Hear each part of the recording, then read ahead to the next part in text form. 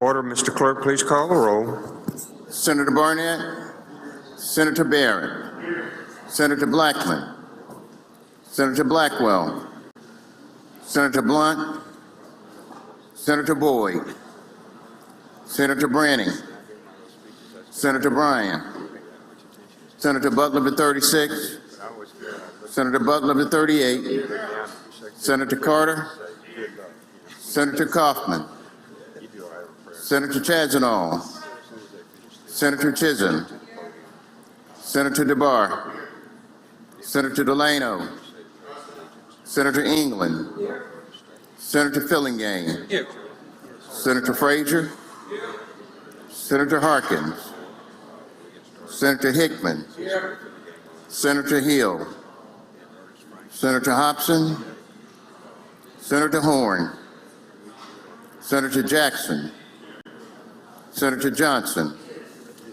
Senator Jordan, Senator Kirby, Senator McCon, Senator McDaniel, Senator McLendon, Senator McMahon, Senator Michelle, Senator Moran, Senator Norwood, Senator Parker, Senator Parks, Senator Polk, Senator Seymour, Senator Simmons of the 12th, Senator Simmons of the 13th, Senator Sojourner, Senator Sparks, Senator Suber, Senator Tate, Senator Thomas, Senator Thompson, Senator Turner Ford, Senator Whaley, Senator Wiggins, Senator Williams, Senator Younger. Mr. President, quorum is present. Thank you, Mr. Clerk. Will the senators and guests in the gallery please rise for the invocation to be given by the Reverend Clint Bourne, who is the senior pastor at the First Pentecostal Church in Summerall, Mississippi, be followed by the Pledge of Allegiance by Senator Fillingane. Reverend Bourne. Why don't we bow our heads and pray? God, we thank you for this wonderful nation that we're a part of today. A nation that is founded on trust in you, God. I thank you, Lord Jesus, that we still have freedoms and liberties, God, that others aren't privileged to have. God, I ask you, Lord Jesus, to anoint every person in this room, every government official, Lord. I thank you for their service, for their dedication to our state, God, to form its policies, God, and to lead our people, God. I pray that you would anoint each of them, Lord, to make decisions that would honor you, that would honor your word, God, and be a strength and a help to our wonderful state. Thank you in advance for all that you will do. In Jesus' name we pray. Amen. Amen. Please join me in the pledge. I pledge allegiance to the flag of the United States of America and to the republic for which it stands, one nation, under God, indivisible, with liberty and justice for all. Thanks, Governor. Yes, sir. Thank you, Reverend Bourne. Now the reading of the journal. Senator Polk, you're recognized. Thank you, Mr. President. I move that we Senate dispense with the reading of the journal. Senator moves to dispense with the reading of the journal. All in favor signify by saying aye. Aye. Opposed, no. The ayes have it. Message and petitions, Mr. Clerk. Mr. President, there are none. Committee reports. Senator Polk, you're recognized. Thank you, Mr. President. I move the Senate dispense with the reading of the committee reports. Senator moves to dispense with the reading of the committee reports. All in favor signify by saying aye. Aye. Opposed, no. Next, the reading of the titles of the bills and resolutions. I recognize Senator Polk. Thank you, Mr. President. I move the Senate dispense with the reading of the titles of the bills and resolutions. Senator moves to dispense with the reading of the titles and bills and resolutions. All in favor signify by saying aye. Aye. Opposed, no. The ayes have it. We go to introductions. Introductions. Senator Fillingane, you're recognized for introduction, sir. Thank you, Mr. President. At our visitors table over here to my right, we have Brother Bourne's family. which is his wife Wendy, and 2 of his 3 sons, Parker and Carson, and also in the South Gallery, some of the students of the Summerall Christian Academy are here. So if you'll welcome them all to the Senate, if y'all will stand and let us welcome you.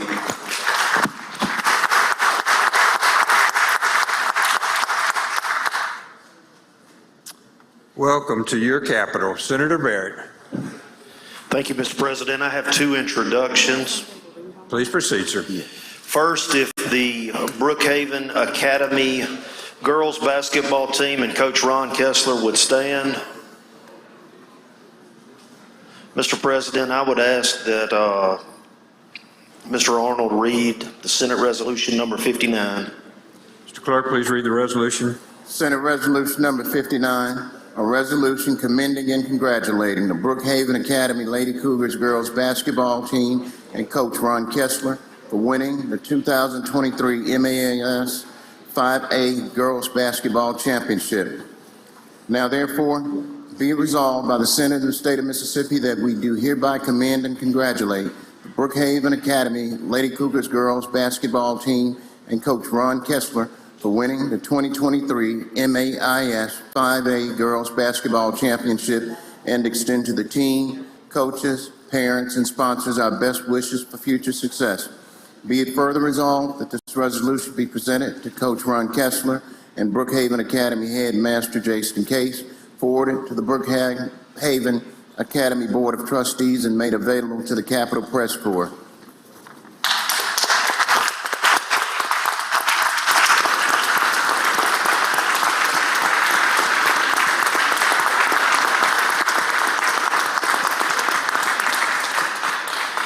Thank you, Mr. President. And Congratulations, ladies.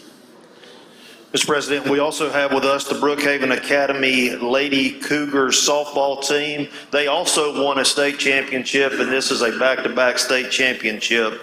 I would ask that Mr. Arnold read Senate Concurrent Resolution number 546. Mr. Clerk, please read the title.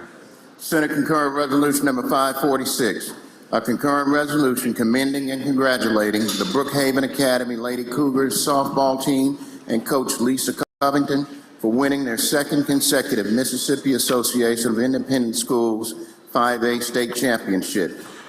Now therefore, be it resolved by the Senate of the State of Mississippi, the House of Representatives concurring therein, that we do hereby commend and congratulate the Brookhaven Academy Lady Cougars softball team and Coach Lisa Covington for winning their 2nd consecutive Mississippi Association of Independent Schools 5A state championship and extend to the team, coaches, parents, and sponsors our best wishes for future success. Be it further resolved that this resolution be presented to Coach Lisa Covington for the team, forwarded to Brookhaven Academy Head Master Jason Case and the Board of Trustees, and made available to the Capitol Press Corps.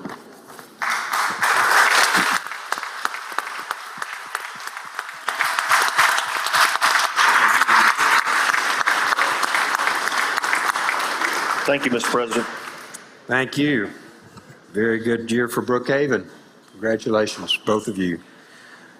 Okay, Senator Moran, you're recognized for a special introduction, sir.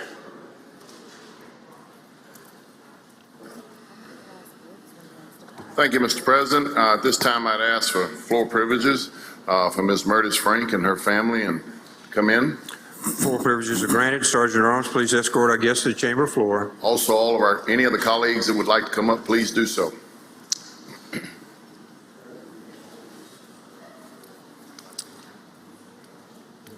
Mr. Bordeaux and Mr. Tyndall, Mayor Hughes, welcome, all of you.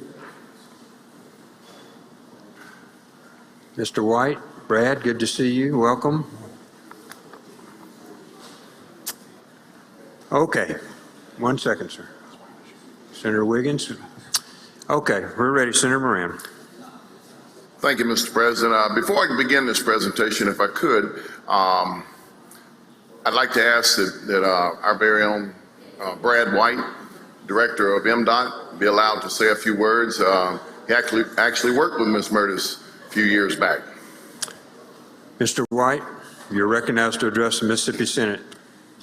Thank you, Mr. President, and thank you, Senator Moran, for leading this effort to pay tribute to a person that I believe is one of the best behind-the-scenes public servants in Mississippi. And I wanted to get my remarks exactly right, so I've typed them out here. But for the last few decades, Murtis Frank has overseen the South Mississippi District Office for 3 consecutive United States senators. She is the 911 call that many have turned to when they came to an impossible bend in the road when dealing with our federal government or even foreign governments. Speaking of Murtis, Senator Trent Lott once said, "If Murtis hasn't made a federal bureaucrat cry by lunch, she's had an off day." Every time I saw people tell Senator Thad Cochran their own story about Murtis, Senator Cochran would end it smiling and saying, "I'm sure glad she's on our side." And I want to tell you a quick story that I think illustrates Murtis. Years ago, there was a hurricane that hit Central America and was very damaging to one of the countries there. And General Joe Spraggins was over the Air Guard at the time on the coast. And Murtis called him. She said, "I need one of your C-130s. We're going to load it up with rabbits and chickens to take down to these people to help feed them and help them overcome the disaster that has befallen them." He said, "Murtis, I can't do that." And she said, "What do you mean you can't do that? I'm using one of the C-130s to take these animals down there to help feed these people." He said, "I can't do that." She said, "You're telling me you won't do it?" He said, "I'm telling you I can't do it." She said, "You wait right there." About an hour later, General Spraggins' secretary ran into the office and said, "General, quick, pick up on line 1. It's the Secretary of Defense's office." General answered and said, "Joe Spraggins." And the voice on the other end barked back, said, "General, get those rabbits and chickens on that C-130 and down to Central America." So she got her way. I have the honor of reading a statement for Senator Cindy Hyde-Smith. She hated Murtis. She couldn't be with us today, but this is her statement she asked me to read. "I thank the Mississippi Senate for recognition of this totally amazing woman. When I followed behind Senator Cochran in the U.S. Senate, I had the awesome benefit of retaining Ms. Murtis Frank in the Gulfport office. I'd heard of this lady and had been told that she was a force to be reckoned with, and boy, was that ever correct information. Some would say to me, 'I'm scared of Murtis,' to which the senator would respond, 'I am too.' I've never worked with anyone with more tenacity, vigor, or true grit than this lady, whether it's the FBI, EPA, or the poor State Department when handling passports. This lady knows them all by name, and I assure you they know her. Her effectiveness is unsurpassed. She's definitely the matriarch of the Mississippi Gulf Coast, but her reputation is worldwide. I will always be grateful for her total dedication and commitment and look forward to many more years of serving with the infamous Murtis Frank." And Murtis, I will just close and say, and your admirers are many, count me forever among them. I think that we all could use a Murtis Frank in our life, and I think we're very blessed to have the real one in ours. So thank you very much. Thank you, Mr. White. Mr. Clerk, would you please read? Mr. Clerk, would you please read the resolution? Senate Concurrent Resolution Number 516, a concurrent resolution commending, congratulating, and thanking Murtis Frank for her lifetime of service to the state of Mississippi. Now therefore, be it resolved by the Senate of the State of Mississippi, the House of Representatives concurring therein, that we do hereby commend and congratulate and thank Murtis Frank for her lifetime of service to the state of Mississippi. We extend to Ms. Frank our gratitude and our best wishes for her future endeavors and successes. Be it further resolved that this resolution be presented to Murtis Frank and made available to the Capitol Press Corps.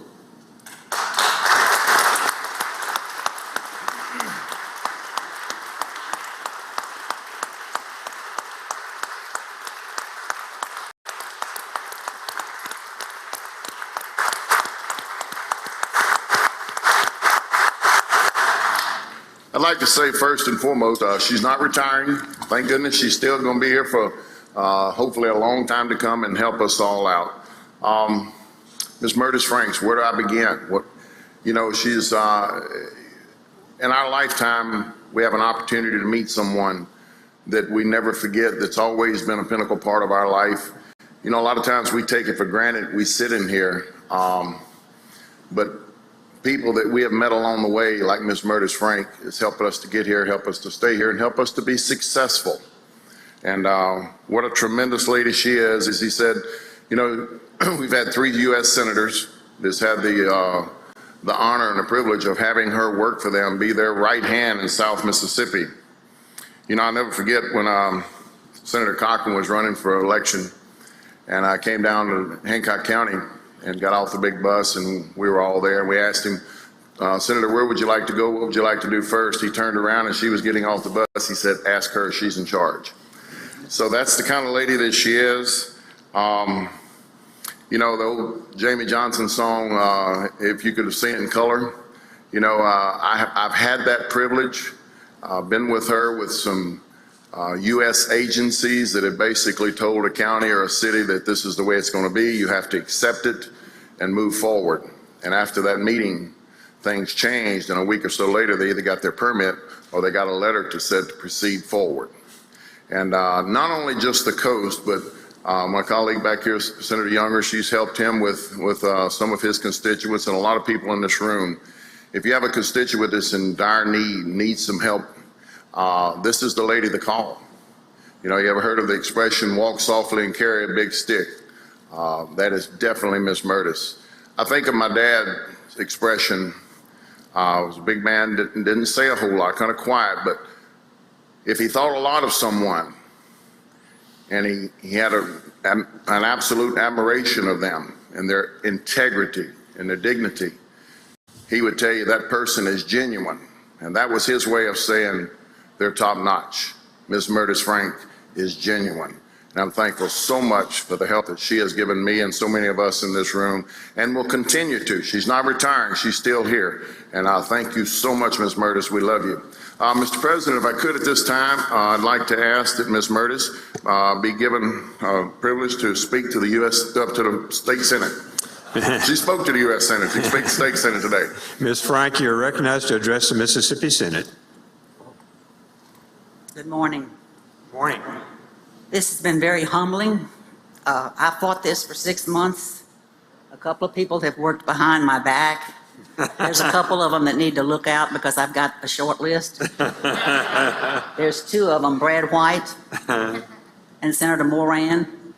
Y'all may want to find cover. I happen to enjoy what I do, taking on the government when people can't. It doesn't matter what your walk of life is, what your statute is.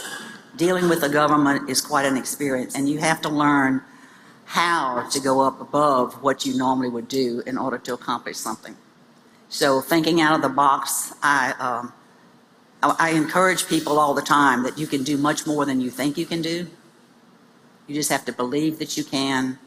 And life for me, I hit a lot of walls, but you back up, it's like a maze, there's another way to go.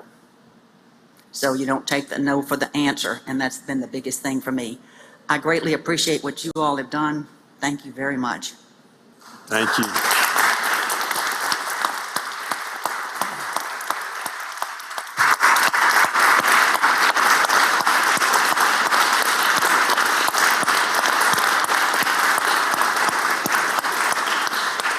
Mr. President, before we do the presentation of the resolution, I'd also like to mention that we're fortunate enough that we have her husband and her daughter and children, her husband, and our Mayor Hughes from Gulfport, and also Brad's already spoke, but you know, what a tremendous day.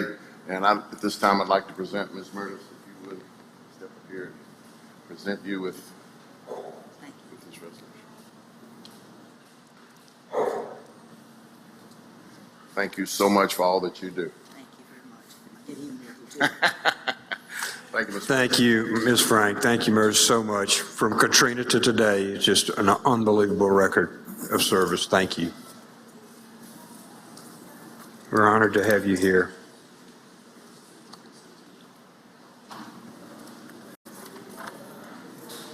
Senator Jackson.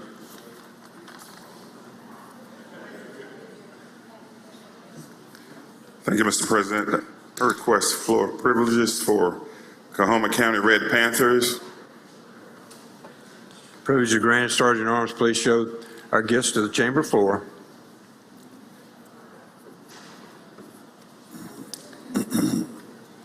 Coach Derek Moore, Superintendent Virginia Young, Principal Deshaun Murtis, and Representative Orlando Payton is accompanying them. We'll try to make this as quickly as possible. They're supposed to be at the house right about now.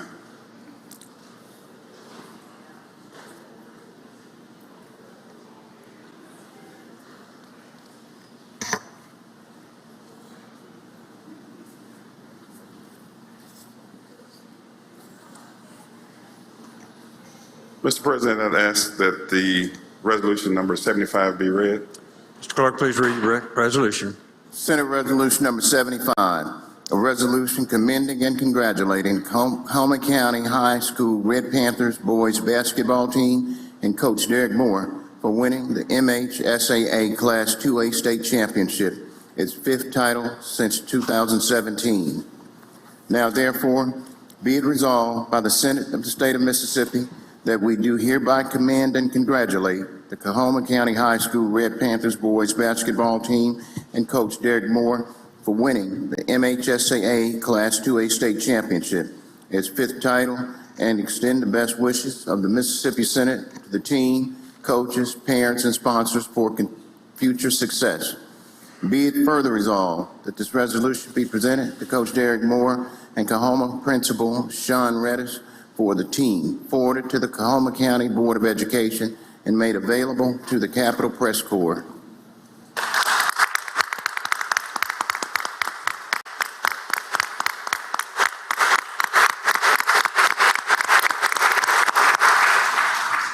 Thank you.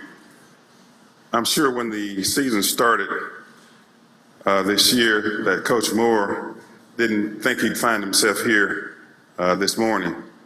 They started off with a 0-2 record, but they ended the season winning 30 straight games that find themselves here this morning.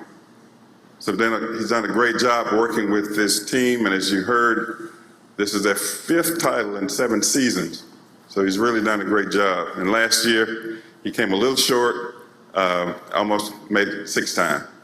So Mr. President, I'd ask if you would let Coach Moore address the State Senate. Coach Moore, you're recognized to address the Senate. Good morning. Good morning. Thank you all for allowing us to be here. It is a blessing to be in your presence. Just want to say before I say anything is that we are praying for those that are affected by this tornado, and it is a tragedy. We are praying for those. But thank you all for inviting us. Thank my superintendent for allowing us to, of course, make this journey. Also, I got a great bunch of guys behind me, and they're very respectful. They play hard. We represent the Mississippi Delta very well as every time we go out, and that's our goal. And again, we just thank you all for allowing us to be in your presence this morning. Have a great day.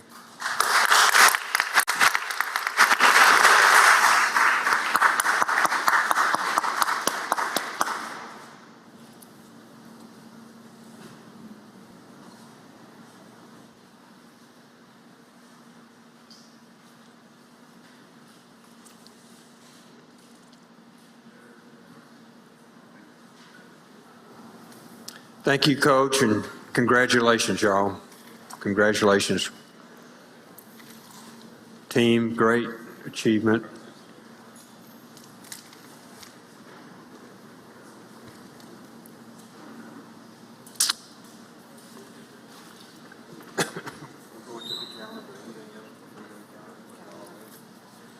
Are we going to do that? Okay, we'll go to the calendar and start on the day. Chairman Harkins. Chairman Harkins, pass. Chairman Kirby. Senator Kirby, you're recognized. Senate, we're on number 3. 1 and 2 retain their place on the calendar. Yes. Thank you, Mr. President. The gentleman was tall. Let's see.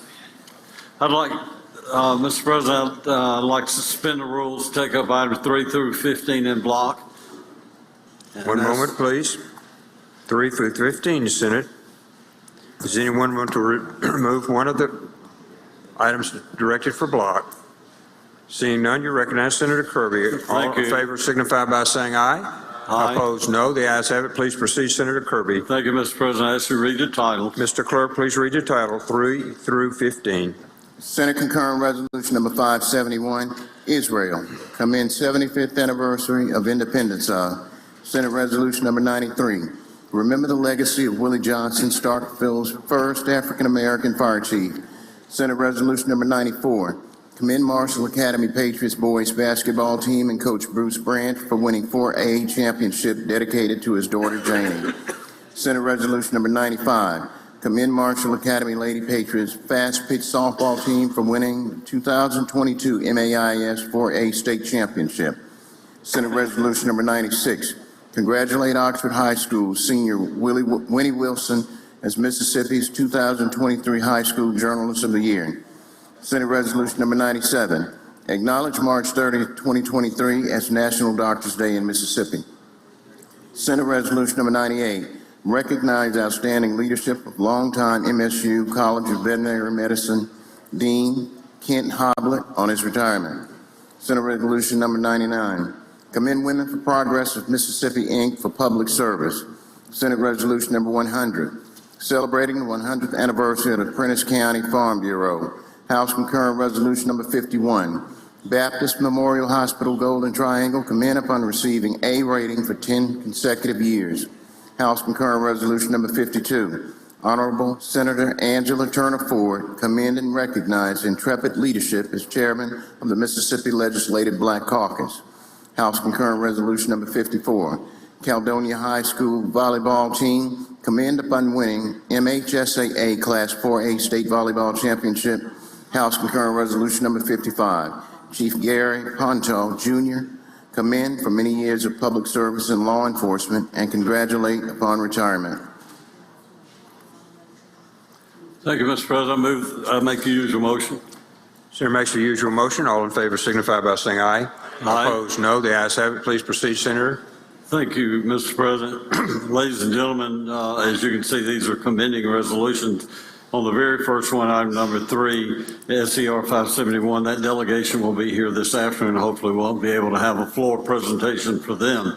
All the others have been reviewed at length by the Rules Committee and are all very qualified. And if there are no questions, Mr. President, I ask for use of morning roll call for final passage. This morning roll call has been requested. Anyone object to procedure? Court is voting no. Present. Seeing none, passes. Senator Kirby, you're recognized. Thank you, Mr. President. I'd like to suspend the rules and take up the resolution that came out of the rules today. It's Senate Concurrent Resolution 572. Okay, Mr. Clerk. Senate concurrent resolution number 572, a concurrent resolution suspending deadlines for the purpose of permitting further consideration, filing, and adoption of conflict reports on Senate concurrent resolution number 533, 2023, regular session. Usual motion, Mr. President. We suspend the rules. Motion, Senator. All in favor signify by saying aye. All opposed, no. The ayes have it. Senator, now we're ready. Okay. Thank you, Mr. President. Ladies and gentlemen of the Senate, I'd like to explain this to you. I think we did the usual motion now, Senator. I'm sorry. The usual motion. All in favor signify by saying aye. Opposed, no. The ayes have it. Please proceed, Senator. We're getting there. We're getting there. We're there. Thank you, Mr. President. Ladies and gentlemen of the Senate, all this resolution does is ask that we suspend the rules, Joint Rule 40, suspended for the purpose of permitting further consideration of Senate Concurrent Resolution number 533 that failed, and we hope to be able to bring that back up, and that issue is the ballot initiative.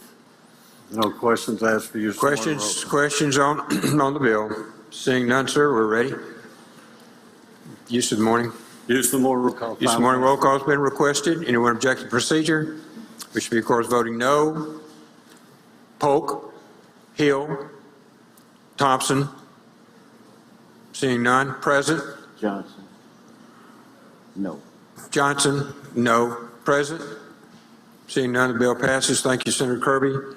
We're on motions to reconsider. I'm sorry. I'd ask for immediate release on all of those items. Immediate release, seeing no objection, granted. Thank you, Senator. Motions to reconsider 16, please. 17, Senator McDaniel. 16 retains his place on the calendar. We'll go to 17. Senator McDaniel, you're recognized. Thank you, Mr. President. My motion is that we move to reconsider the vote by which this nomination was confirmed, and I'd like to be asked to recognized to explain. You're recognized to? You've got to read the title, I think. Yeah, I'm sorry. My apologies. I'd like to read the title on Senate nomination number 21, please. Mr. Clerk, please read the title. Senate nomination number 21, Brenda Joyce Lathan, Columbus, Mississippi, Mississippi Commission on Environmental Quality, represents the second conditional district, 7-year term effective July 1st, 2022, and ending June 30th, 2029. Move to reconsider the vote by which this nomination was confirmed. Motion is to reconsider. All in favor signify by saying aye. Opposed, no. The ayes have it, Senator. Mr. President, in short, we had a few people that wanted to change their votes on this matter, and that's the only reason it's being reconsidered. So my motion now is to that we do advise the consent based on the morning roll call. Based upon the morning roll call, does anyone object to the procedure? Anyone wish to be recorded as voting no? Present? Seeing none? Advising consent is granted. 18, Secretary of State Clark. That's Chairman Moran. Pass. 19, 20, 21. So we have filed on 22. That is Senator Hobson. Thank you, Mr. President. I move, first of all, that we suspend the rules for the immediate consideration of an item that was on yesterday's calendar, item 117 on yesterday's calendar. Motion is to suspend the rules. All in favor signify by saying aye. Aye. Opposed, no. The ayes have it. Senator, proceed. Now my motion is that we reconsider the vote by which number 117 on yesterday's calendar passed. You need to read the title, sir. Senate Bill number 3052, Coronavirus State Fiscal Recovery Fund, fiscal year 2024, reappropriate to certain agencies. My motion would be that we reconsider the vote by which item 117 passed. Motion is to reconsider the vote. All in favor signify by saying aye. Aye. Opposed, no. The ayes have it. Please proceed, Now Senator my motion Hobson. is that we recommit that item for further conference. Motion to recommit. All in favor signify by saying aye. Opposed, no. Recommitted. 23, Senator. Mr. President, if I may make an announcement before we proceed with a few bills. We've got some conference reports that have been signed this morning between the House Chairman and myself. So members that are conferees on the House and Senate bills and appropriations, if you would just be on the alert, I think someone will be bringing them around. But if you'll check in with Christy and Chandra downstairs too, this is going to be a stop and start day all day long. But if you can get those signed, we can start bringing some of those bills up as we go through the day. So please be alert to that. Don't get away from the Capitol without making sure that you've looked at all your conference reports to make sure they're appropriate. Thank you, Mr. President. Thank you, Senator. We'll go back to the calendar. Senator, I believe you're up on 23, sir. Thank you, Mr. President. I ask that we go, what number did you say, Mr. President? I think it's 23, sir. I think you just recommitted 22, sir. No. Actually, we recommitted from yesterday. We're on number 22 today. That's correct, 22. Yes, sir. I'd ask that the title be read. Mr. Clerk, please read the title. House Bill number 1608, Appropriation Real Estate Appraisal Licensing and Certification Board. Most of you know that there has been a proposal which is now passed to split the real estate appraiser, or at least the conference report's been signed, to split the real estate appraiser licensing board and the real estate commission. So we've got two separate appropriations items here. They're both special fund agencies. Final action for the real estate appraiser licensing and certification board is $461,335. Questions? Yield for questions if there are any. Questions? If none, I move adoption of the conference report by use of the morning roll call. Use of the morning roll call has been requested. Anyone object to the procedure? Court is voting no. Present. Seeing none, passes. Thank you, Senator. Thank you. As we go to item 23 on the calendar. Yes, 23, that's correct. Item 23, Mr. Clerk. House Bill number 1609, Appropriation Real Estate Commission. Final action on the Real Estate Commission, also a special fund agency, is $1,733,660. And that's the split that they will have on the appropriations if this measure is passed. I'll yield for questions. If none, I move adoption of the conference report by use of the morning roll Questions? call. Seeing none, use of the morning roll call has been requested. Anyone object to the procedure? Court is voting no. Present.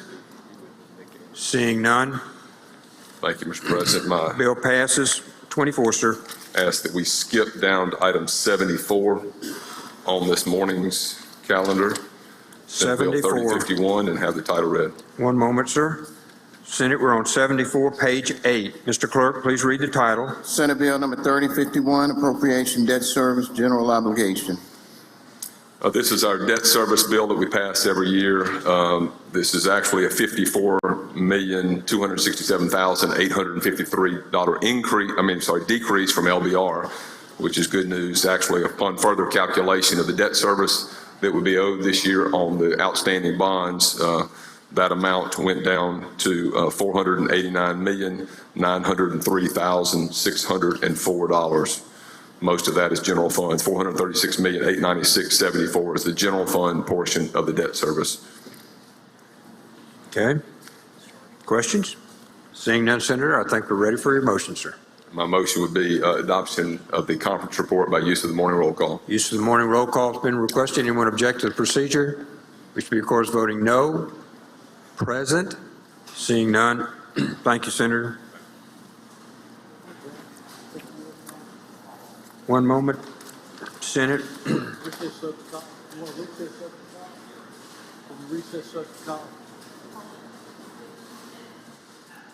Okay, Senate, we're going to move to the Finance in Conference and to give committee's chair and vice chair just a moment.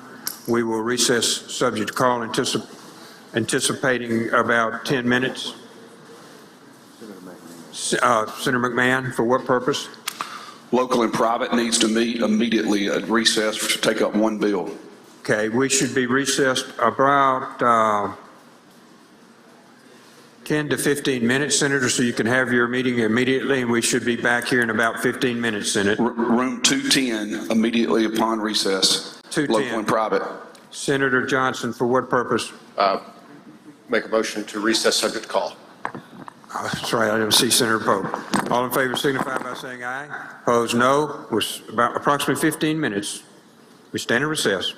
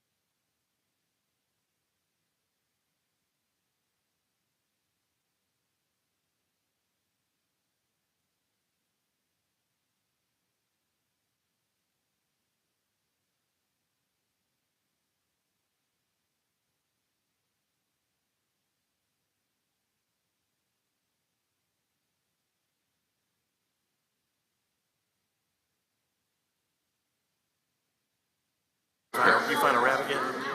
A little one. Come on. Senators, if you're a conferee on appropriations bill, make sure that you are checking in. Christie's up here right now with a few bills. Corbin is bringing some more up to the floor, so please.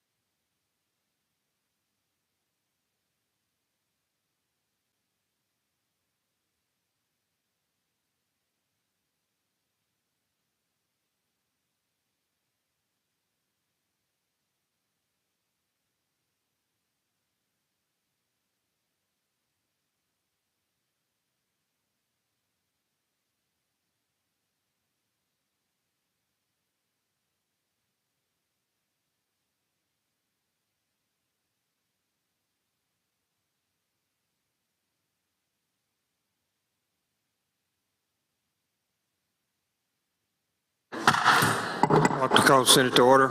Senator Hobson, you're recognized for announcement out of order. Thank you, Mr. President. While we're waiting on the finance folks to get ready, I'd like to recognize a young man who's had a quite successful college football career, and he's a native of Vicksburg, and I would request floor privileges for Nicholas Anderson of Vicksburg. Seeing no objection are granted, Sergeant at Arms, please show our guest to the floor of the Senate.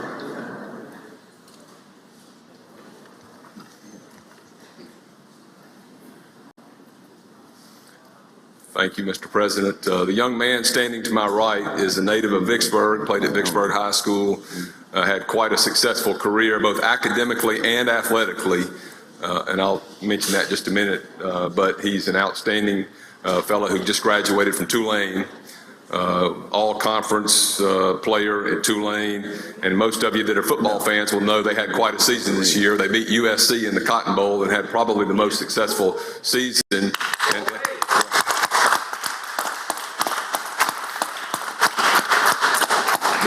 They had quite a successful season. Of course, Senator Wiggins is standing next to him, a proud graduate of Tulane. But Nicholas Anderson has a lot of things, has done a lot of things of which he can be proud and our state can be proud.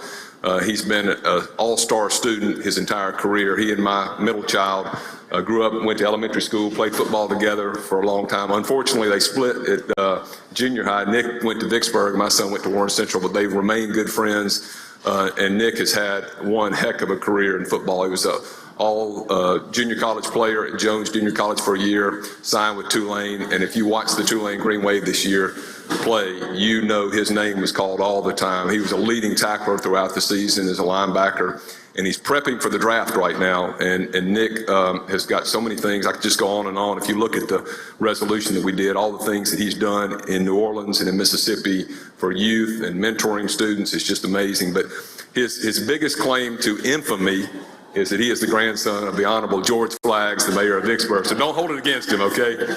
But Nick's an outstanding fellow, and I'm just proud to recognize him today. And I would ask, Mr. President, if you would have the resolution. I hope, let me see if the desk has it. Hold on. One moment, please, Senator. Mr. Clerk, would you please read the resolution?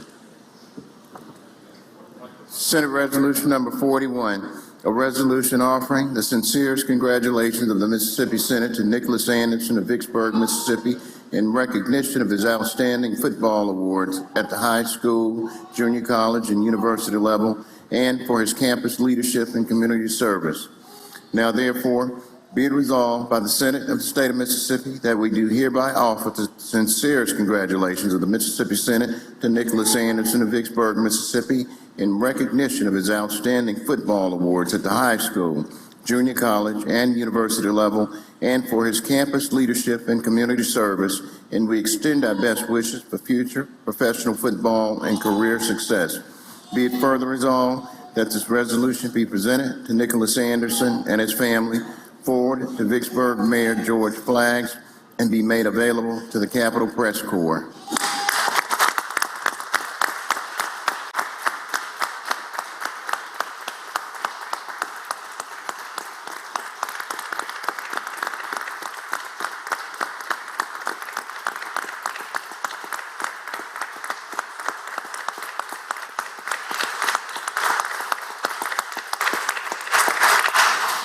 Mr. President, before I ask if you would recognize Nick, I do want to add that he was a 4.61 GPA, had a 4.61 GPA at Vicksburg High School, a 4.0 at Jones Junior College, and he graduated cum laude from Tulane University. So in addition to being a great football player, he's a great student too. So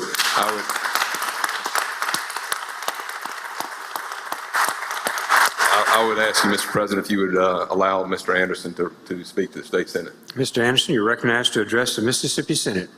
Thank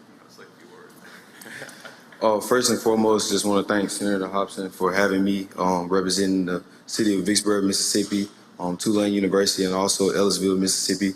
Go Bobcats. But just it's an honor to really just represent the state of Mississippi. Just had a great time at Tulane University. Doing all my endeavors academically, athletically, and socially, helping down there with the community. And I just want to really say that I put God first. Very thankful for my family for being here for me. Thankful for everybody that played a role in my success, and also that could not have been done without the support from my loving state of Mississippi. So God bless, and thank you all for having me today. Thank you.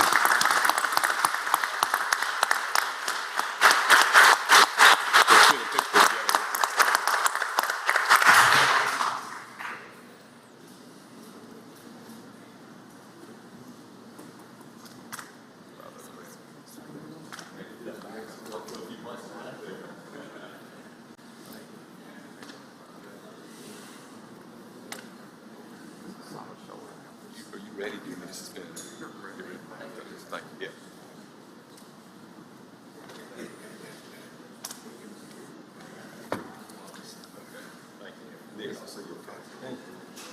Mr. Anderson, thank you very much. Proud of your efforts, proud of you. Particularly proud of beating USC. Thank you. Okay, back on the calendar. Senator Harkins, you're recognized. Thank you, Mr. President. Thank you, Senate, for your indulgence. I'd like to go to item 82 on today's calendar and have the title read. Mr. Clerk, please read the title. House Bill Number 261, Income Tax, extend credit for qualified contributions to an endowed fund and qualified community foundations. Thank you, Mr. President. I'd like to recognize Senator Johnson to explain the conference report. Mr. Johnson, you're Senator Johnson, you're recognized. Thank you, Mr. President. We've passed the endowment fund extension of repeal date a couple of times in this chamber.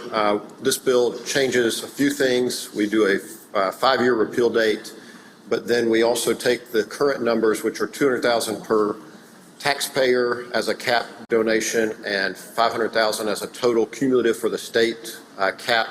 We're changing those to $500,000 per taxpayer and $1 million cap for the state for people who donate to endowments throughout the state. And that's an explanation of the conference report. Questions? Seeing none, Senator, we're ready for your motion, sir. Move adoption using the morning roll call. Use of the morning roll call has been requested. Anyone object to that procedure? Record as voting no. Present. Seeing none, Senator, bill passes. Senator Hawkins. Thank you, Mr. President. I'd like to skip item 83, have it retain its place on the calendar. Skip items 84 and 85 and have them retain their place on the calendar, and go to item 86, House Bill 1671, and read the title. 83, 84 retain place on the calendar. 86, Mr. Clerk, please read the title. House Bill number 1671, tax credits for various existing and authorized additional. The conference report, I'll explain it. I've got a unanimous consent to fix a few things in the first section, but this is the bill that had several of the tax credits. In section 1 is the Crisis Pregnancy Center tax credit, and it is made for eligible charitable organizations, and the Department of Revenue will determine that. It certifies that no more than 20%, or it will be 20% of the contributions received on this section will be spent on administrative purposes. They'll file annually with the Secretary of State organization, publicly available internet Internal Revenue Service filings. It allows for a $10 million income tax or ad valorem tax credit. It's up to 50% of the total tax liability or 50% of the total liability of the ad valorem taxes assessed on the real property. It is a total of $10 million, and no organization can receive more than 25% of the total credits. And I'll go ahead and address the unanimous consent while we're on this section. You have a copy of it? Okay. One moment, Senator. It's on the screen now, sir. All right, so the first is on lines 57 through 60. We're going to delete where it says eligible to receive funding dispersed by Choose Life Advisory Committee, Choose Life Mississippi, or successor under this section, all the way to that period. The Department of Revenue will determine that based on the same criteria. The criteria doesn't change, it's just the Department of Revenue will be the entity that does that. On line 63, it changes the 10% to 20% for the administrative purposes. And on lines 91 through 98, this was a kind of a repetitive section that was in there, and so we just needed to delete that section. And on line 186, following the period, however, credits that are not allocated before June 1st may be allocated without regard to such restriction for the same calendar year. What that means is we have a $10 million cap on the amount of tax credits allowed. If there's only been $5 or $6 million that's been allocated and through June, then we're saying we're opening it up to everybody, back up. So everybody's capped at 25%, gives a chance for everybody to try to raise some money and do some, use this tax credit. But if the money has not been fully utilized by that date, then it's going to open it back up to anybody can apply for it. So that is my unanimous consent request for that section. Senator Sparks, for what purpose, sir? A question, Mr. Were you President. here for a question, Senator Hawkins? I do. Senator Sparks is recognized for a question. And is this an amendment you're asking? It's just a unanimous consent to fix a few things. The 10% to 20% for administrative expenses, is that for the organizations themselves? Or? Yes. Okay. And then I may have a question after this on the bill. Thank you. Thank you. Okay. All in favor, signify by saying aye. Aye. Opposed, no. The ayes have it. Okay. All right, so section 2 of the bill, or the next section, deals with the QCOs and the foster care organizations, the qualifying charitable organizations. The definitions are there. This one allows for an individual income tax credit from $400 to $1,200 and from $800 to $1,200 for the qualified charitable organizations, and the qualified foster care organizations goes from $500 to $1,500, and from $1,000 to $3,000 for married filing their taxes. And it also allows for the ad valorem tax exemption of 50% for this subsection as well. The aggregate is still $1 million. It just wasn't being totally utilized, so we upped the value that each individual can take on that program. The next section, Section 4, is the health care for low-income residents. And let me get to that page real quick.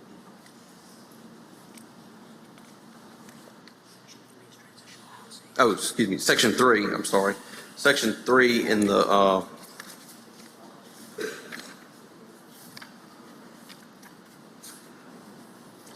Section 3 is transitional housing.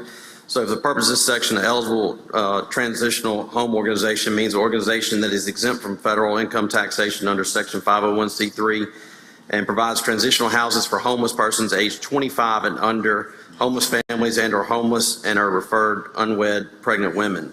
The transitional home organization does not include any entity that provides, pays for, provides coverage for abortions, or financially supports other entities that provide or pays for coverages of abortions. The transition home organization has other listings on there what it does not include, but this tax credit will allow up to 50% of the tax liability of the taxpayer. The eligible transitional home organization shall provide the department with written certification that it meets all criteria to be considered, and the eligible transitional home organization's written certification must be signed by the officer under penalty of perjury, and it lists all the things that verify that it is a transitional home organization. It allows for the tax or the ad valorem tax credit. And like all these, we talk about the tax collector shall, I know this is maybe a question that may be asked, but the tax collector shall forward the tax credit documentation to the Department of Revenue along with the amount of tax credit applied against ad valorem taxes, and the department shall disperse the funds to the tax collector for the amount of tax credit applied against ad valorem taxes, and such payments by the Department of Revenue shall be made from current tax collections. That covers the credit the county is giving to the individual and just reimburses them, makes them whole. This tax credit is a $10 million cap, and no more than 25% of the credit may be allocated for contributions to a single eligible transitional home organization. In Section 4 is the low-income health care tax credit. This is for low-income. The eligible charitable organization means an organization that spends at least 50% of its budget on contracting or making other agreements arrangement for physicians and or nurse practitioners to provide health care to low-income residents of the state, including those who are mothers and to their households. And it lists the eligible charitable organization requirements on line 727 and below.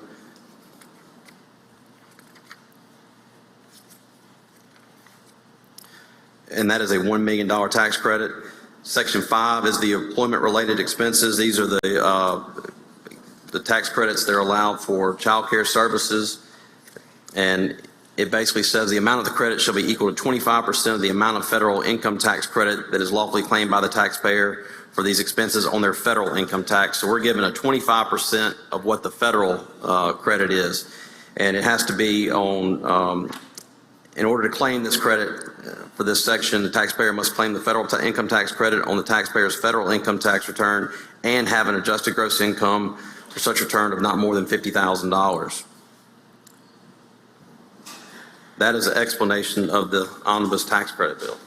I'll yield for any questions. All right, now we're ready for questions. Senator Sparks, you're recognized for what purpose, sir? No question, Mr. President. You have for a question, Senator Harkins? I do. Senator Sparks is recognized for a question. Thank you, Mr. President. Thank you, Mr. Chairman, and thank you for pointing that section out. I think within the bill, if my calculations are right, there's about $22 million of potential tax 24, credits. yeah. Okay. 24. And I'm just wondering if Senator Hobson has accounted for that in the budget, because the $92 million that we set aside for ad valorem tax is for homestead exemption that we fully fund. Is this $22 million accounted for in our budget? According to council last night, it has zero effect on homestead exemption. I know it has zero effect on homestead exemption, but there are tax credits that are similar. And since they're allowed to be ad valorem, then they could walk into, and if they go to DOR and do this, it just lowers your tax liability to the state.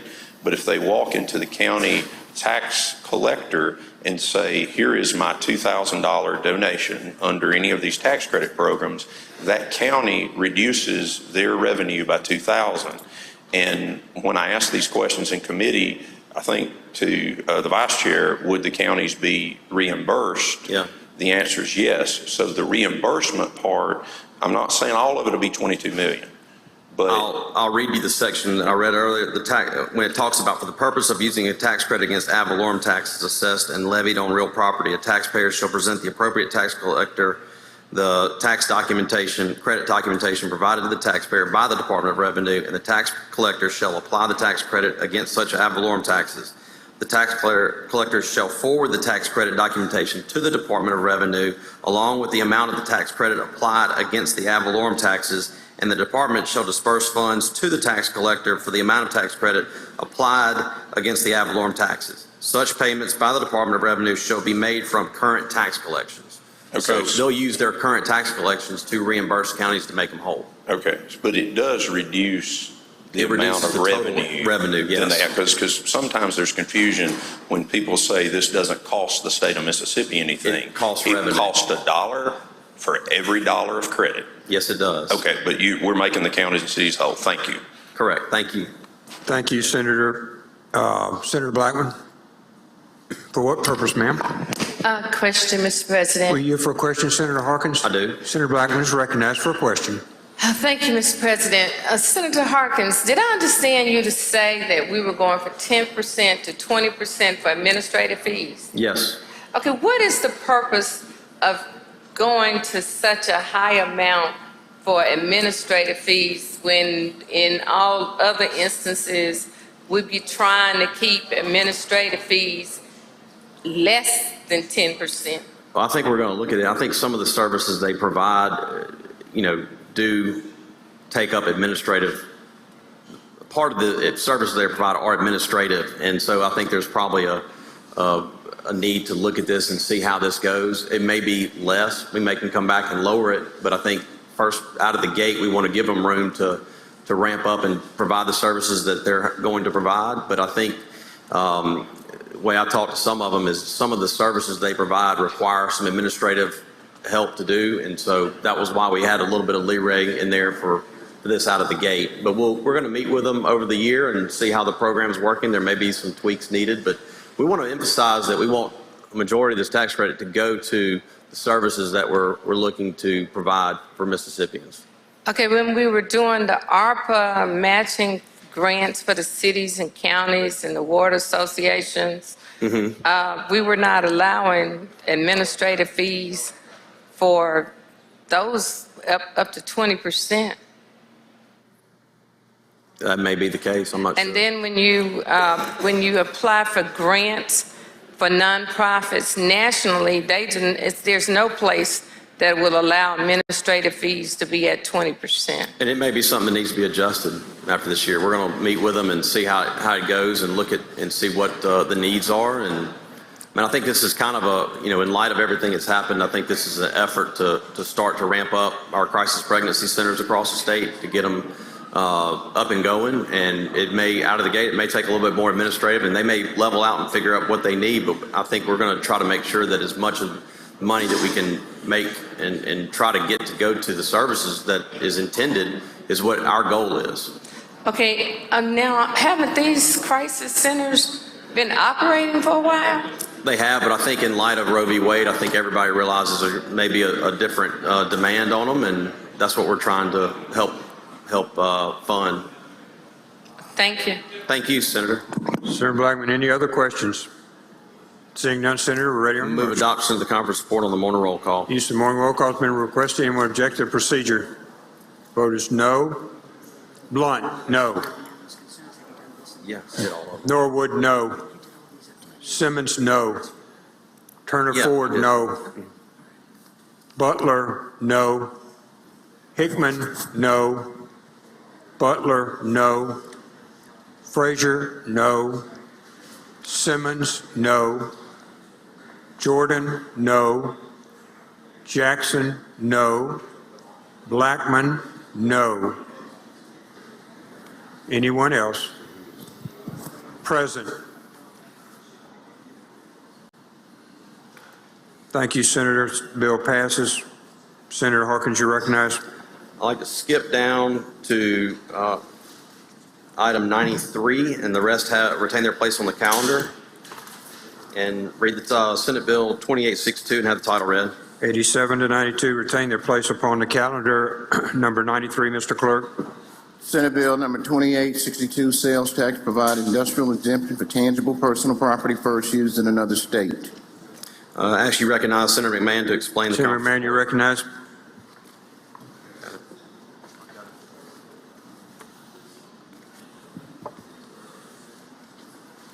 Thank you, Mr. Chairman. This is the gold and silver palladium and palladium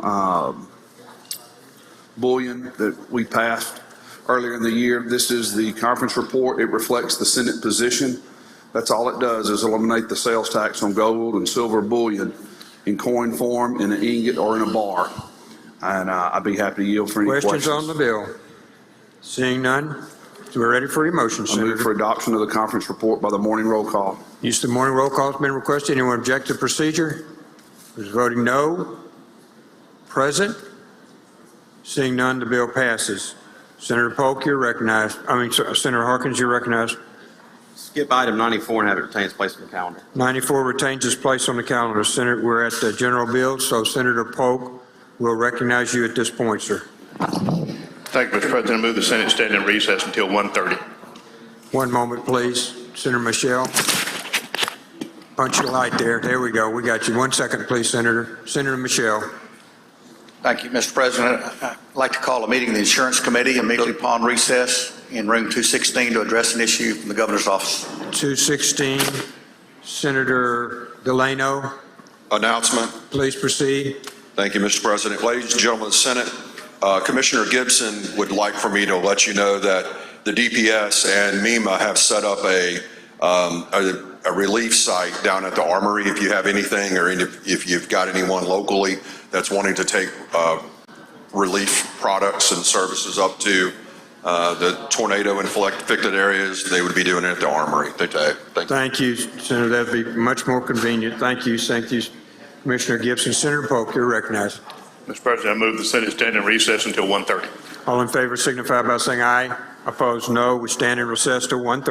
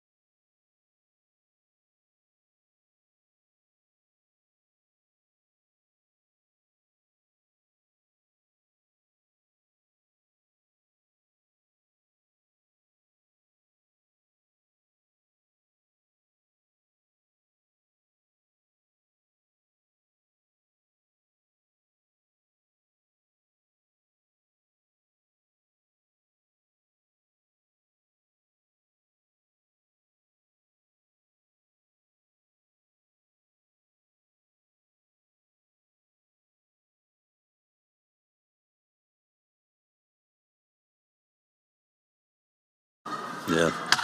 Senate come to order. Senator Polk for a motion. Thank you, Mr. President. I move we recess subject call of the chair. Thank you. Motion is recess subject call of chair. All in favor say aye. All opposed no. The ayes have it. Thank you, Senator Polk.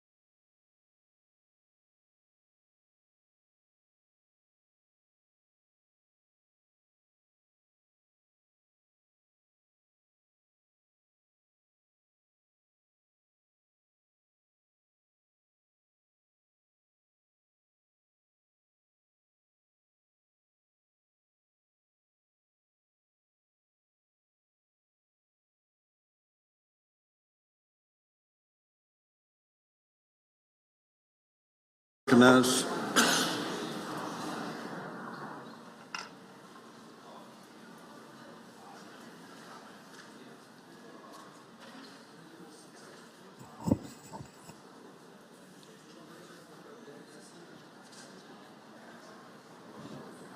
Senator Frazier. Thank you, Mr. Can we call Senator Simmons to the front, please? Senator Derek Simmons to the front. Senator Simmons. Yes, you. This is for real, man. This is for real. No, this is not a joke. Our colleague, Senator Simmons, has been recognized as National Legislator of the Year at the conference of NBCCL in November. And it's a great honor to be bestowed upon this great young man. He came here, bright-eyed, bushy-tailed, willing to work, and he's worked from day one. And that's been recognized not only in our state, but also across the nation. So at this time, I would ask that you read the resolution. Please read the resolution. Senate Resolution number 79, a resolution congratulating Senator Derek Simmons for being recognized as Legislator of the Year by the National Black Caucus of State Legislators. Now therefore, be it resolved by the Senate of the State of Mississippi that we do hereby congratulate Senator Derek Simmons for being recognized as Legislator of the Year by the National Black Caucus of State Legislators and extend our best wishes for Senator Simmons and his family on this auspicious occasion. Be it further resolved that this resolution be presented to Senator Derek Simmons and be made available to the Capitol Press Corps.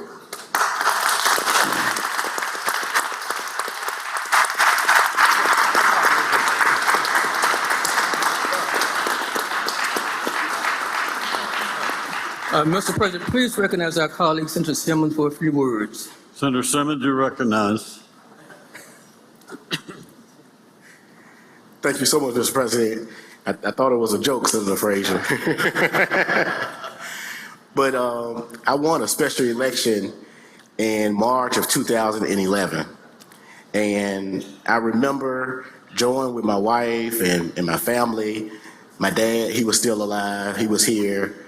My pastor, and so many members from my Senate district and the Mississippi Delta, they joined me when I was actually sworn in. And the person who swore me in was Lieutenant Governor Phil Bryant at the time. And I also remember saying when I got sworn in that a life lived in service to others is a life worth living. And serving in the Mississippi Senate, representing the people of Senate District 12 and the Mississippi Delta was the life that I told this body at that time that I wanted to live. And I have enjoyed 3 terms of office. I look forward to a 4th term of office to do everything that I can to improve the quantity and quality of life of those in the Mississippi Delta. But more importantly, I have really enjoyed my service, serving with each of you in this august body. Thank you all so much.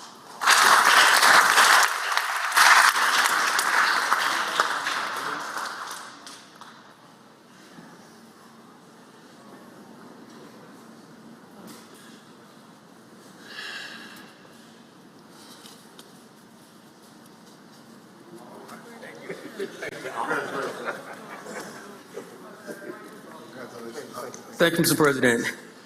Thank you, Senator. Senator Harkins, are you ready?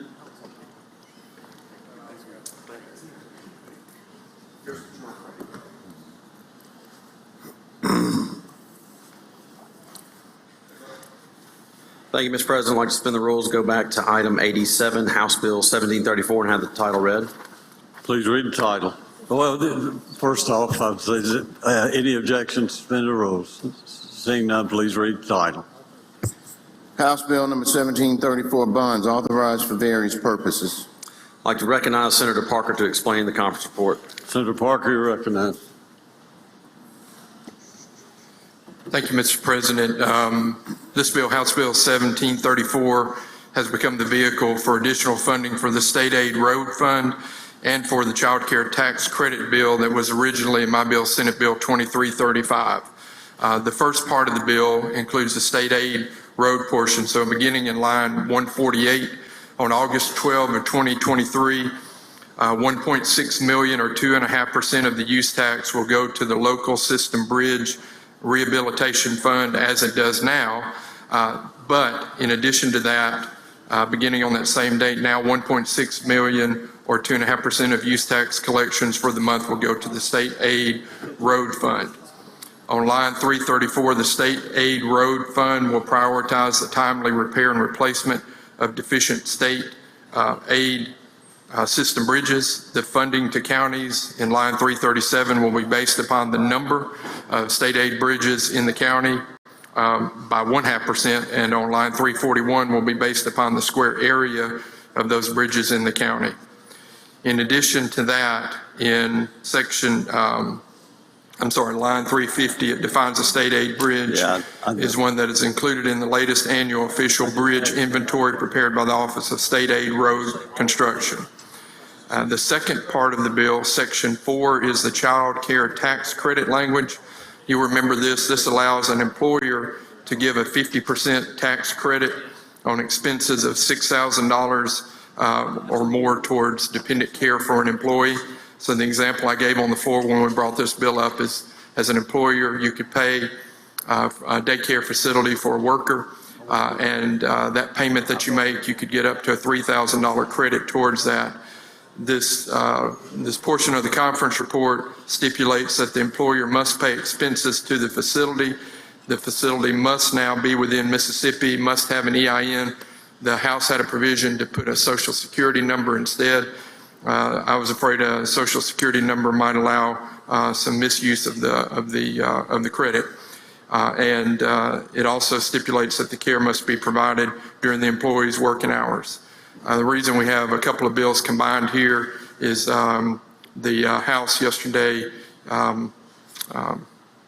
kind of recommitted a bill at the last minute or sent it back, and so we had to do some extra work to bring this back. But that's a brief explanation of the bill. I'll be glad to answer any questions. Are there any questions? See no questions, Senator. My motion would be that we adopt the conference report by the use of the morning roll call. Okay, we do have one person here. Senator Wiggins for a question. Yes, question. You yield, Senator Wiggins. Certainly. Senator Wiggins. On the tax credit, the child care tax credit, so that's going to the employer, right? Correct. And you said a stipend, so do they pay that over to the employee or how does that logistically operate? So the House wanted to use the word stipend. I didn't really think stipend was the best word. The stipend is not going to the employee. It has to go to the facility providing the care. So there will not be some misuse of it that way. And then there are provisions in here that DOR will get reportings of the EIN and how that money was used. And there's some, we're working that out with DOR to find the best reporting of it. Okay, thank you. And it's not a credit for the, I guess, parent if they pay. So in other words, the credit comes by the employer paying it. Right. If there's other expenses, like there's a federal tax credit for parents who pay for daycare expenses. Right. So the kind of the thought behind this, and this is part of what we worked out with Senator Boyd over the summer, is we want to find mothers who maybe find themselves in a situation where the expense of daycare is so high that they have chosen to stay out of the workforce, and instead they just kind of are staying home until the child reaches kind of the school age. So by doing this, my hope would be that we'll have employers be able to provide this care, and then and we'll have more workers actually get back into the workforce a little bit sooner. That's great. And so it wouldn't surprise you that I've actually had people tell me they would rather stay on the government dole, so to speak, because childcare is so expensive. And this is a way that they can get into work, have that addressed, and actually get off the government dole. Right, and if you think about it, so it's a $3,000 credit to the employer, but it's really a $6,000 expense that is being provided for the employee. So during a year, $6,000 will go a pretty good little ways towards getting some daycare type of expenditures. And that might indeed allow some more people to go back to work earlier and address the problem you're describing. Well, based on my numbers, it's certainly at least just over half of what daycare usually costs, from what I understand. So thank you for your work on this. Thank you, Mr. Chairman. All right. Are there any other questions? All right. Seeing no other questions, Senator, request use the morning roll call for final passage. Does anyone object to this procedure? Does anyone wish to be recorded as voting no? Present. Seeing none, please record all present by the use of morning roll call as voting aye. The bill is passed. Senator Harkins. Thank you, Mr. President. I'd like to suspend the rules for immediate consideration of item 88, Senate Bill number 2692. Yeah, the Senator requests that we suspend the rules. Any objection? Anyone wish to be recorded as voting No. All in favor, say aye. Aye. All opposed, no. Ayes have it. Senator Harkins. Like that title read. Please read the title. Senate Bill number 2692, bonds repeal authorization for unissued bonds and replace with cash bonds. My motion is we recommit. Motion is to recommit. Are there any questions? All in favor, say aye. Aye. All opposed, no. The ayes have it. Bill's recommitted. Senator Harkins. Thank you, Mr. President. I'd like to suspend the rules and go to item 90, Senate Bill 2696, and have the title read. Please read the title. Senate Bill number 2696, income tax credit for qualified adoption expenses, increase amount for Mississippi children and remove CPS requirement. Yeah, we had made a motion. All in favor, suspend the rules, say aye. All opposed, no. The ayes have it. Thank you, Mr. President. This is the income tax credit for the adoption services. Currently in Mississippi, we have a $5,000 credit for adopting a child in Mississippi. What we're trying to do is to incentivize adopting Mississippi children. It leaves the out-of-state, out-of-country tax credit $5,000, but it ups the Mississippi resident to $10,000. That is an explanation. This is some of the work that Senator Boyd's been working on, and this was an effort to try to be prepared for maybe a higher number of children being up for adoption. So if we're going to raise the tax credit, we want to incentivize to adopt the children here in Mississippi. That is the explanation of the bill. I'll yield for any questions. If there are none, I'll move adoption of the conference report. Senator Blunt, do you have a question? Yes, Mr. President. Do you yield to Senator Blunt? I do. Senator Blunt. Thank you, Mr. President. Thank you, Mr. Chairman. So the only tax credit here is for the families that are adopting the child? Correct. Okay, thank you. Thank you. Senator Barrett. You have a question? You yield, Senator Barrett. Sure. Mr. Chairman, if a child, do I understand that if a child is adopted out of state from an out-of-state agency, they get the $5,000? If it's an in-state adoption, you get a $10,000 credit. Is that correct? Correct. Okay, thank you. All right. Any other questions? I do have unanimous consent request.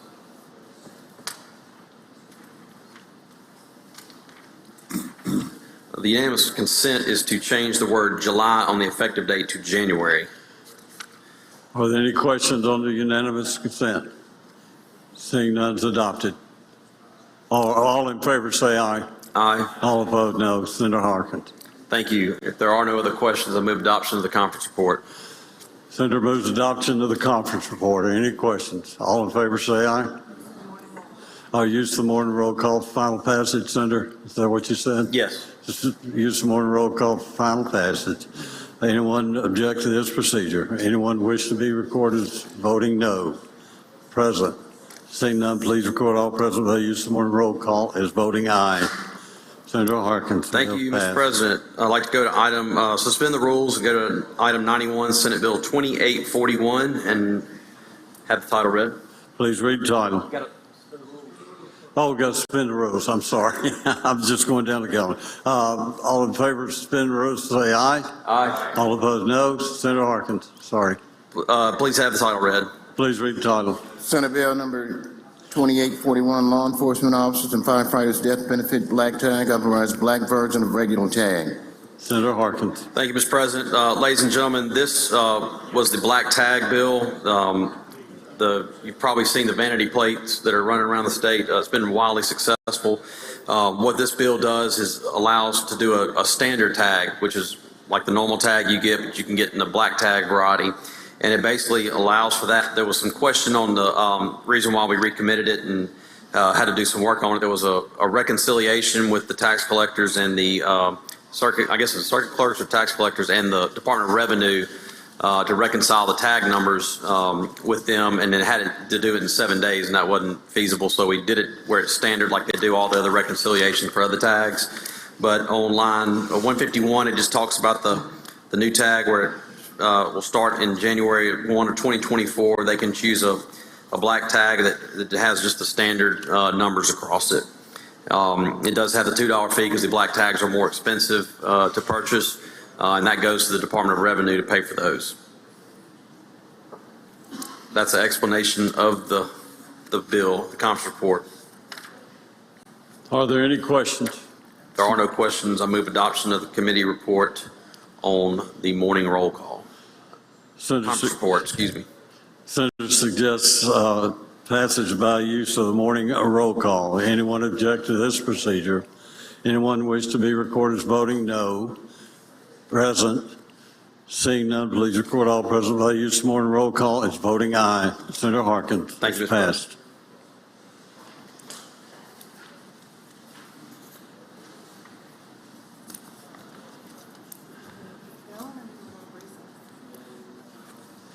Let's keep going.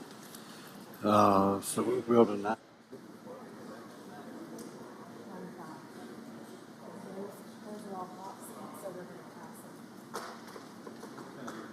We left off with for lunch at item 95. So Senator Hobson's not here, still in a meeting. So.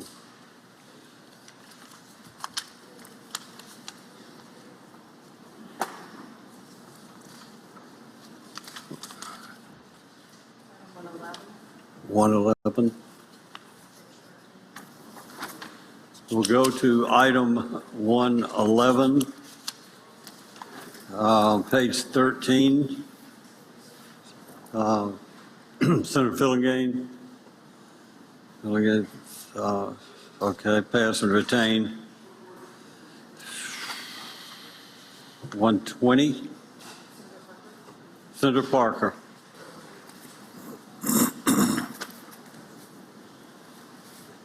Thank you, Mr. President. I'd like to go to item 120, have the title read. Please read the title.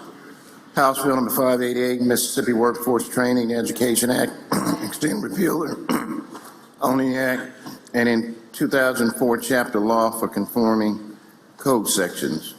I'd like to be recognized to explain the conference report. You're recognized, Senator. Thank you, Mr. President. If you remember yesterday, I talked about how Senate Bill 2810 and House Bill 588 had kind of gotten looped through the process. We were working to have Office of Workforce Development and MDES repealers get reenacted this year and also make some changes to the agencies. We used yesterday's vehicle of 2810 to be kind of the part that we used for the repealers, and we staggered the repealers to prevent that problem again. And so now House Bill 588 has become the bill that makes some changes that we need for the Office of Workforce Development. I'm going to go through the changes again. There are no changes in here that are new. All of these we have brought up on the floor in either 2810 or in 588. I'm just going to refresh you as we kind of go through here. But throughout the bill, we're changing some of the funding to go to the Office of Workforce Development as a named entity instead of the SWIB account as it had been before. There's an establishment of a treasury account called the Workforce Development Fund, beginning in line 139 and throughout the bill. It sets the administrative fee for the UI portion of MDES to be no more than 5%. It gives the authority of the SWIB bank account to the Office of Workforce Development in lines 224 and 226. In line 269, the office will comply with policies and procedures set by the SWIB committee. In line 663, it changes to a quarterly reporting. In line 689, defines the K-12 Workforce Development Grant Fund. Line 723, it gives the Office of Workforce Development direct access to its bank statements. In line 726, it allows entry into non-disclosure agreements.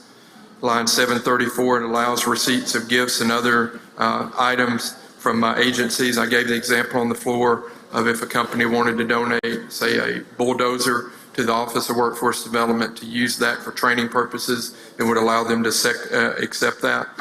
Line 756 allows implementation of the career coaching program.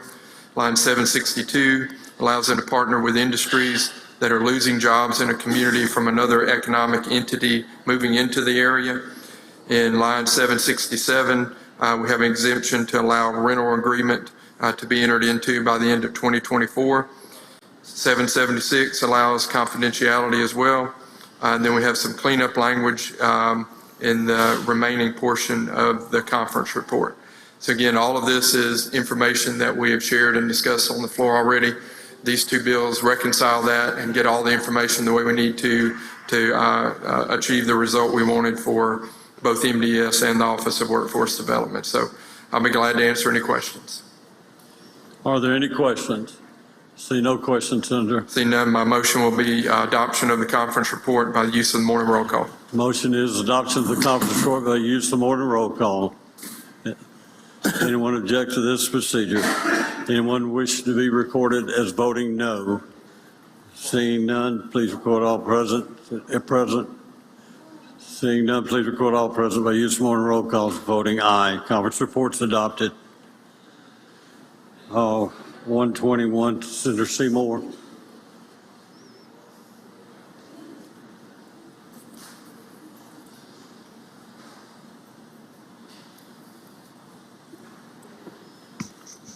Mr. President, I'd like to go to item 121 and have the title read. Please read the title. House Bill number 677, County Veteran Service Officers provide certain qualifications for. Senator Seymour. All we've done in this conference report is that we have removed the reverse repealer. The language and all is still whole and the same as what we had passed during session. If there's no questions, I move for adoption of the conference report by the use of the morning roll call. Are there any questions? Seeing no questions, Senator moves for adoption of the conference report by use of the morning roll call. Anyone object to this procedure? Anyone wish to be recorded as voting no? Present. Seeing none, please record all present by use of morning roll call as voting aye. The conference report's adopted. Go to item, we'll pass and retain 122. Go to item 123, Senator Branning. Pass and retain 123. Anyone 124, 125, 126? Any of those? And we'll go to item 127, Senator Parker. House Bill number 770, Senator Parker. Going to pass and retain that item. Go to, let's see, 129 or 130. Go to 131, Senator DeBar. We will pass and retain that item. We'll go 32, 33, 134, 135, and go to item 136. Others will retain their places on the calendar. Senator Seymour.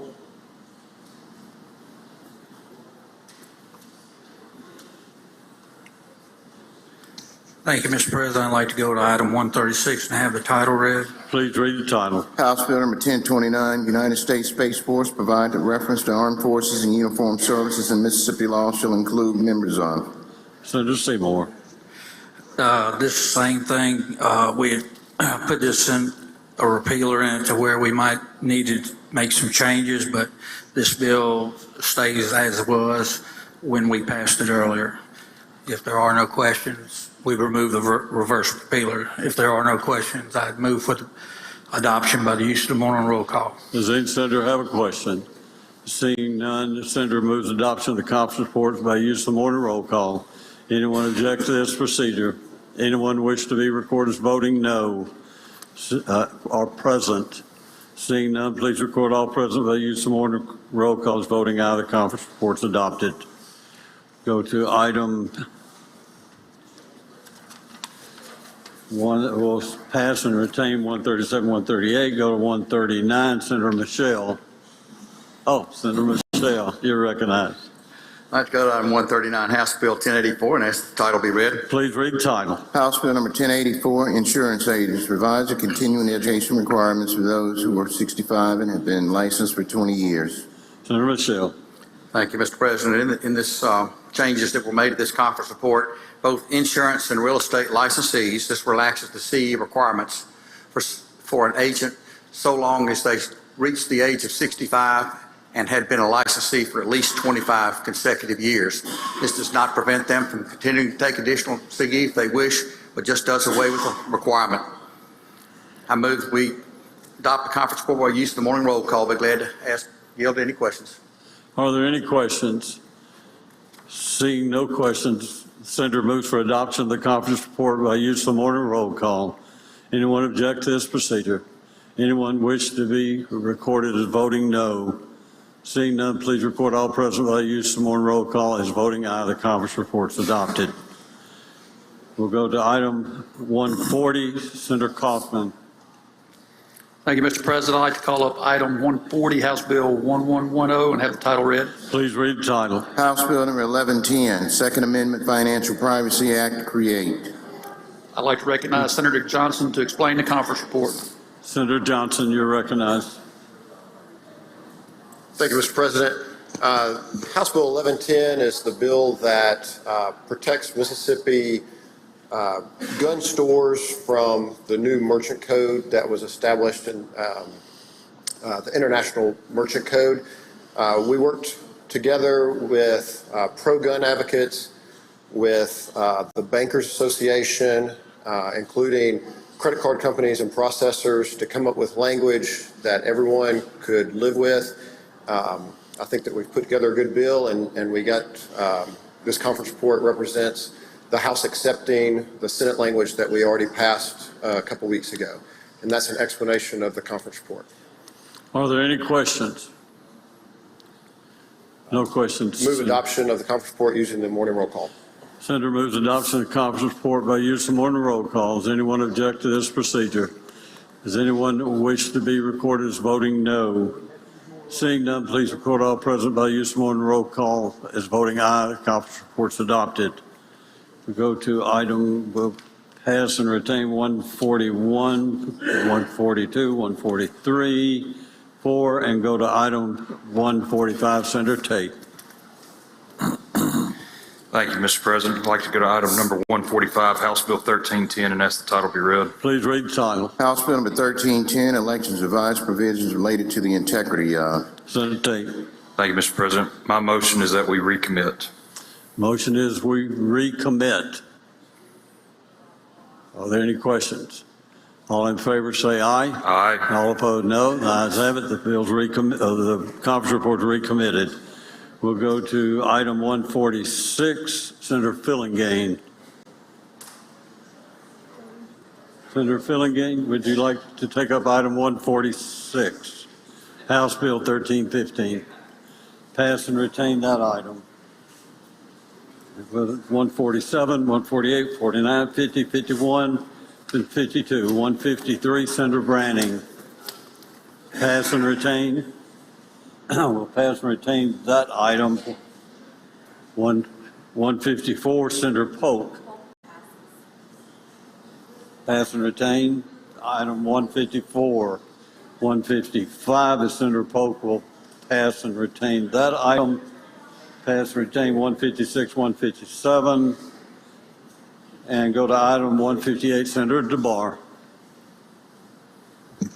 Thank you, Mr. President. Call up 158 and have the title read. Please read the title. Senate Bill number 2079, Mississippi School Protection Act, enact to allow armed educators. Senator DeBar. I ask you to recognize Senator Hill to explain the conference report. Senator Hill, you're recognized. Thank you. This is basically the same bill that we passed through here before. The House only made a couple of minor changes to the bill, whereas we said that the school could pay or may pay between $100 and $500 a month to somebody who participates in this program. The House wanted it to be a minimum of $100, and we agreed to that. And also, the House put in a section that said that elementary and secondary education federal funds could not be used for that stipend, and we agreed to that. And those are basically really the only changes. It's still a strictly voluntary program, has to be approved by the Department of Public Safety. The people that the school would select to be a part of this have to pass the course and get a certification through DPS, which includes shooting proficiency, CPR, first aid, psychological evaluation, very similar to how you would train any person on active shooter or de-escalation techniques. So if there are no questions, I would ask for passage of the conference report on the morning roll call. Senator Blackman, do you have a question? I do, Mr. President. Do you yield to Senator Blackman? I do. Senator Blackman. Thank you, Mr. President. And thank you, Senator Hill. I was reading something either yesterday or today's paper, where the educators, I guess the administrators, they were concerned about where liability rested if something were to occur. So did you all address that? As long as an individual is acting within the scope of this bill, their liability would be waived. If they were outside of the scope of this bill, then an individual would be liable. Thank you. Senator Jordan, do you have a question, Senator? Thank you, Mr. President. You yield Senator Jordan for a question. Madam Chairman, how much training is required? Senator Jordan. I'm sorry, I couldn't hear you, Senator Jordan. How much training is required for these employees that we're talking about? How much training is required? I'm going back to that. DPS would be responsible for the training, and they would have to be recertified once a year, and that would include the training program at a minimum would include an instructional course developed by the DPS, a criminal background check, psychological screening, shooting proficiency test, annual recertification training through a certified law enforcement academy, and they would already have to hold an enhanced concealed permit to be able to start this additional training. Okay, that first one you read was trained by whom? Department of Public Safety, our law enforcement, Highway Patrol, Malota. Yeah. Yes. And how much training, how much? Whatever training that they traditionally give on shooting proficiency, psychological evaluations, basically the same way that they train law enforcement now. And they would have to be recertified once a year on these specific techniques. And for the first job, how much time is needed?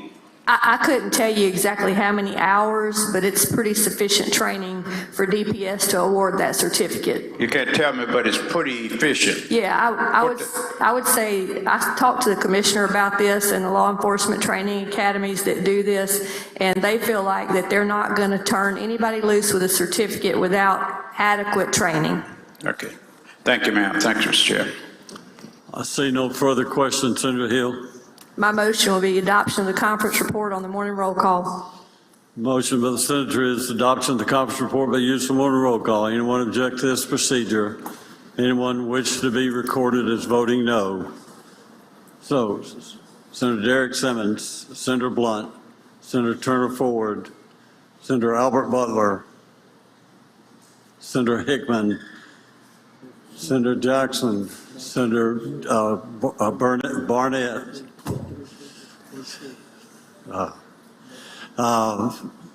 Senator Norwood, Senator Thomas, Senator, I'm having a blank here, Butler, Senator Frazier, other Senator Simmons, Teresa Simmons, and Senator Jordan, and Senator Blackman.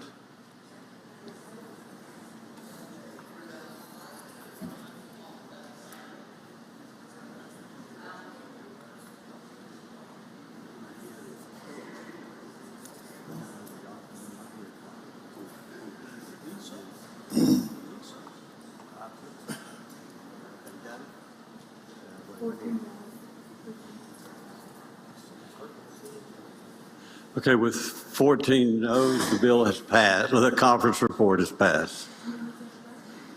Yeah, we'll go to next page, items 159, 60, 61, 2, 3 will retain their place on the calendar. Go to item 164, Senator Lano. Pass and retain, Senator. 165, pass and retain. Item 166, Senator Fillingham. Pass and retain 166. We'll pass and retain 167, 168, go to 169. Senate Bill 2335, Senator Parker. Thank you, Mr. President. I'd like to go to that item and have the title read. Please read the title. Senate Bill number 2335, income tax credit allow for employee making direct payments to entity for dependent child care on behalf of employee. Senator Parker. My motion is going to be to recommit. We considered this bill and another bill that I spoke about earlier. Are there any questions? Motion is to recommit. All in favor say aye. Aye. All opposed, no. The ayes has it. Thank you, Senator Parker. Thank you, Mr. President. I'd like to request unanimous consent to go back to item number 127 on today's calendar. Senator requesting that unanimous consent to go back to item 127. Any objection? No objection. Senator Parker. I'd like to call it up, have title read. Please read title.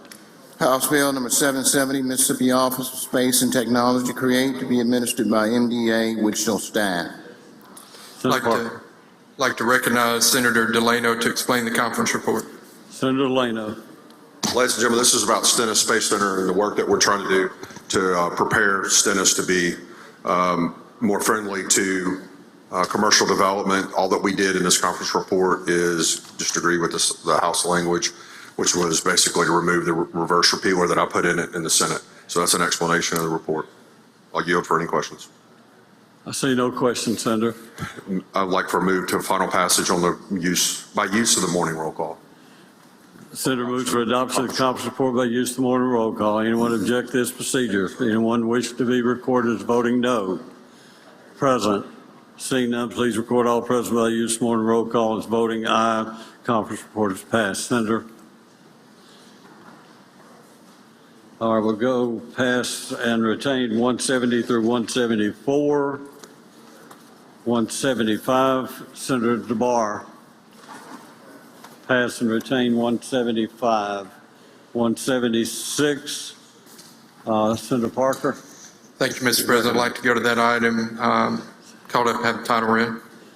Please read title. Senate Bill number 2371, American Rescue Plan Act, ARPA, Nurse, Allied Health, Workforce Development and Retention Act, create. I'd like to be recognized to explain the conference report.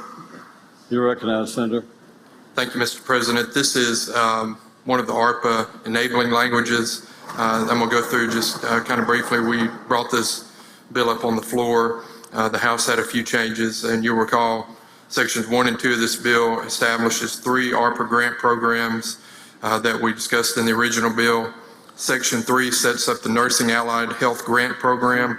The only change we made in conference was to include paramedic programs as an additional field that is eligible for the grant program. This will be administered by the Office of Workforce Development, and at least 75% of the funds will go directly to the CJCs. Like we had in the original bill, up to 25% can go past through the economic developers and then on to the CJCs, just like as we had in the version that passed the Senate. Section 4 is the Mississippi Physician and Fellowship Grant Program. This will be used to create the new or expanded residency opportunities in our hospitals. In conference, we added a provision to prioritize high-demand fields, allow the Office of Workforce Development to establish application deadlines, and to allow all applicant programs to have an equal chance at obtaining funding. Section 5 is the Mississippi Career Navigator Program. This program will allow the hiring of experienced nurses to serve as navigators in the nursing field. Their role will be to try to help retain and graduate nursing and allied health students that are currently in our CJCs. For a nurse to serve in this capacity, they will have to have at least 2 years of experience as a nurse. Section 6 allows Office of Workforce Development to use up to 2% of the proceeds for administration of the program. And Section 7, 8, 9, and 10 deal with certification reporting and compliance for the programs. Again, this is what we discussed. The dollar amount for this program is still up in the appropriation kind of conversations. At one time, we had thought it was going to be $15 million for one part and then $3 million for the residency program. I'm hoping that number will be moved further forward, but I will certainly keep you up to date with that when we get to the appropriation bill. I will be glad to yield for any questions. Are there any questions? See no questions, Senator. My motion will be adoption of the conference report by use of morning roll call. Senator moves that we adopt the conference report by use of morning roll call. Anyone object to this procedure? Anyone wish to be recorded as voting no? Anyone present? Seeing none, please record all present by use of morning roll call as voting aye. The conference report has passed. All right, we'll pass and retain items 177 through 181. We'll go to 182. Senator Polk. Pass and retain 82, 183. We'll go to pass and retain 184, 85, and go to 186. Senator Moran. Thank you, Mr. President. Ask that title be pulled up and the bill number be pulled up and title read, please. Please read the title. Senate Bill Number 2544, Regulation of Oyster Beds from Water Bottoms by the Mississippi Department of Marine Resources, bring forward authority. Ask that Senator Thompson be allowed to explain. Senator Thompson, you're recognized to explain. Thank you, Mr. President. Thank you, Mr. Chairman. Senate Bill 2544 is our oyster bill for this year. What we're doing is creating a lease program whereby DMR can lease out oyster bottoms throughout the Mississippi Sound. The bill had to pull forward a number of code sections to accomplish this. If you take a look at it, 17 of those code sections are simply technical changes to empower the department to do that as opposed to the former commission. Section 6 of the bill creates the Oyster Preserve Fund under or within the existing seafood fund. This allows the department to expend monies created by the lease program or received from other public sources to culch and maintain the state-owned reefs that the department will retain under the program. The bulk of the bill is in Section 9, which is the lease program, which creates an application process, a protest process, provides for the lease terms or duration, as well as rent. Section 15 creates Sections 15 and 16 create the state-owned oyster reefs, which are reefs that the department will maintain to be open to the public for fishing, as well as allow the department to do the things that it needs to do to maintain those reefs. Section 21, there's some revisions to the existing licensing section, basically making any out-of-state boat that's going to fish in Mississippi to have a reciprocal license program with whatever that boat's state. For example, Texas charges Mississippi boats $3,000 for a permit to go over there to fish. If a Texas boat comes to Mississippi, that boat will have to have that boat's license will be $3,000. And Section 23 repeals sections or existing code sections relating to Tongan reefs and the pilot program that we passed last year. That's an explanation of the bill or the conference report, and I'm happy to answer any questions. Otherwise, I move for adoption of the conference report on the morning roll call. Senator Hobson, you have a question? Question, Mr. President. You yield, Senator Hobson. Of course. Senator Hobson. Thank you, Senator Thompson. Is there any cost to this to DMR? No, sir, there's no cost other than the administrative cost of administering the program. However, there is a $50 application fee per the application, and then we did pull forward the code sections regarding licensing, but those fees have remained unchanged except for adding the reciprocity provision I explained a moment ago. Okay. No special funds are needed either for this? No special funds are needed, no. Okay. Okay. The lease rental fees and the application fees are deposited into the seafood fund, and the department can use that fund to maintain their state-owned reefs. So let me make sure I understand it correctly. The fees that are utilized under this program will go to DMR, and DMR can use those fees to keep the program going? There's no outside, no general funds are needed? That's correct, yes. And do you know the value of the special funds that would be needed, or is it just based on the usage? It would be based on how many acres are actually leased out. Okay. The rental fee. Do you know if there'd be any addition that would lapse into the general fund, or is this all supposed to match up, the amount that's used for special funds matching up with the amount that's paid for usage or fees? I mean, do those two equal? If my question's not clear, let me see if I can rephrase it.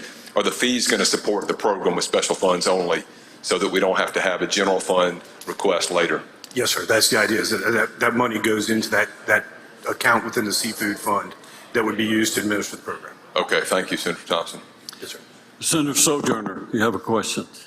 A question. Do you yield Senator Sojourner? Of course. Senator Sojourner. Thank you, Chairman. Vice Do we, Chairman. yes, do we currently have a lease program for oyster beds in Mississippi? So currently, we have a very, I would call it a bare bones lease program where the department can promulgate rules and regulations and lease. However, in order to keep the lease program sort of fair for everyone, we went ahead and did it by statute, so that there was no ambiguity about what the department's obligations were and what the rules and regulations and requirements of the program would be. I get, so for the fishermen who are using the reefs to harvest oysters now, what this bill would be requiring of them wouldn't be anything different than they're currently That's correct. being required to do. It's just that we're going to put it in statute. That's correct. And there's no increases to the cost of doing business for those fishermen in this bill. Actually, we've reduced the lease rental rate from $5 an acre to $3 an acre to bring us into accordance with the other coastal states. Thank you. Gulf states. Thank you. Thank you. No more questions. Okay, excuse me. Any other questions? No questions, Senator. Move for adoption of the conference report on the morning roll call. Senator moves for adoption of the conference report by use of morning roll call. Anyone object to this procedure? Anyone wish to be recorded as voting no or present? Seeing none, please record all present by use of morning roll call as voting aye. The conference report's adopted. We'll pass and retain items 187, 188, 189, go to 190. Senator DeBar, you're recognized. Call that item up, have the title read. Please read title. Computer science curriculum clarify terminology to specify who may provide instruction in. Senator DeBar. Thank you, Mr. President. This is the computer science bill we passed out of education that passed out of the Senate earlier. The House added a reverse repealer. They have receded from their amendment, and it is the bill that we passed earlier. What it does is it allows for greater flexibility for school districts to hire and retain and cross-train teachers and other professionals to teach these computer science courses that we have now asked the school districts and schools to teach. And so with that, that's an explanation, Mr. President. I'll yield for any questions. Are there any questions? Seeing none, Senator DeBar for a motion. Motion is adopt the conference report by use of the morning roll call. Senator moves adoption of the conference report by use of morning roll call. Anyone object to this procedure? Anyone wish to be recorded as voting no? Present. Seeing none, please record all present by use of morning roll call as voting aye. Conference report is passed. Okay, we go to, we'll pass and retain 191, 192, 93, then we go to 194. Senator Polk. Pass and retain that item. 195, Senator Delano. Senator Delano, would you like to take up pass and retain 195, 196? We'll go to item 197, Senator Wiggins. Senator Wiggins, would you like to pass and retain? And we'll pass and retain 198, 199, Senator Polk. Pass and retain that one as well. 200, Senator Polk, pass and retain. Okay, then we go to the general calendar. So Senator Carter. Thank you, Mr. President. I ask we call up item 201, have title read. Please read title. Senate nomination number 13, Trevia Lee Rogers, Grenada, Mississippi Commercial Mobile Radio Service Board, remainder of a 4-year term effective May 4th, 2022 and ending June 30th, 2023, representing the Northern Public Service Commission District Vice Tanya Felder. Senator Carter. I move we do advise and consent and be recognized to explain. You're recognized to explain. They will vote. Thank you, Mr. President. This is a reappointment from the governor. I was waiting on the ethics to be filed, the ethics of the statement of economic interest to be filed. It was filed as of yesterday.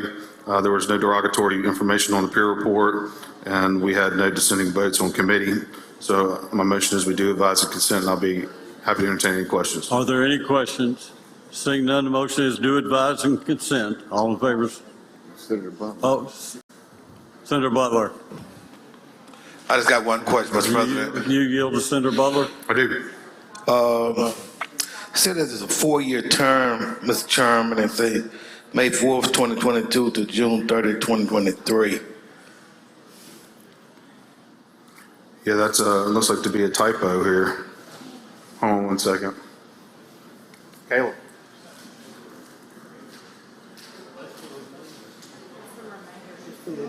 Yeah, so she's a reappointment, so she's currently on the board, so it's fulfilling the remainder of a term. Oh, it's a remainder of the term. Yeah. Thank you, Mr. President. Are there any other questions? Seeing none, the motion is that we do advise consent by use of morning roll call. Anyone object to this procedure? Anyone wish to be recorded as voting no? Present. Seeing none, please record all present by use of morning roll call. That's voting aye. The bill is, the bill's passed. Senator Kaufman. Thank you, Mr. President. I'd like to call up items 202 through 205 and have them in block. Read the title. Suspend the rules and take off in block? Yes. Anyone object? Anyone wish to set one aside? Seeing none, take off in blocks. All in favor say aye. All opposed no. The ayes have it. Senator, you're recognized. I'd like to have the titles read. Please read the title. Senate nomination number 49, James David McAfee Griffith, Cleveland, Mississippi. Mississippi Real Estate Appraiser Licensing and Certification Board, 4-year term beginning January 1st, 2023 and ending December 31st, 2026, representing the 2nd Congressional District. Senate nomination number 83, Kimberly Janice Kim Bedford, Pontotoc, Mississippi State Board of Funeral Services, a funeral director representative from 3rd Supreme Court District, 4-year term effective February 23rd, 2023 and ending January 23rd, 2027. Senate nomination number 79, Ricky Jude Cox, Gulfport, Mississippi State Board of Banking Review, 5-year term effective March 24th, 2023 and ending March 23rd, 2028, representing the 2nd Supreme Court District.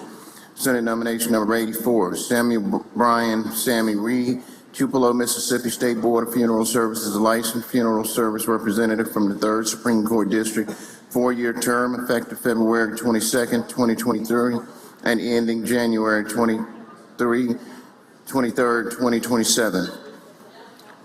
Thank you, Mr. President. All of these ladies and gentlemen appeared before our committee and answered all the questions that the committee had. Again, they were all well qualified and they were all unanimously approved in the committee. So my motion would be that we would advise and consent on the morning roll call if there's no questions. Are there any questions? See no questions. Motion is do advise and consent by use of morning roll call. Anyone object to this procedure? Anyone wish to be recorded as voting no? Present. Seeing none, please record all present by use of morning roll call as voting aye. The nomination is approved.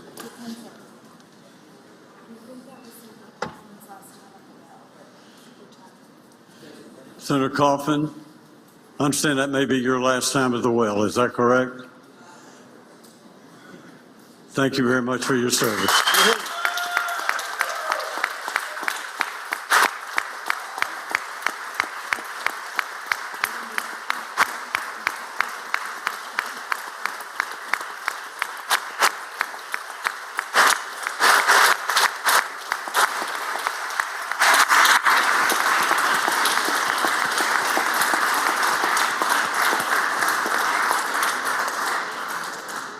Okay, Senator Moran, for what purpose? Thank you, Mr. President. I'd like to go back on unanimous consent on item number 186 that we just passed. Yes, sir. And make sure that we ask for immediate release. It's time sensitive. Immediately it's been requested. Anyone object? Seeing no objections granted. Thank you, Senator. What else? And one other thing, if I may, if you all heard me talk this morning talking about Miss Murtis and her being genuine, I'd like to say that our dear colleague here, Senator Kaufman, He's absolutely genuine. We're gonna lose a good one. Thank you. Thank you, Senator. Very true. Okay, we're on, let's see, item 204, is that correct? Yes, 204. That would be, we've done 204, 205, I'm sorry, 206. Chairman Fillingham.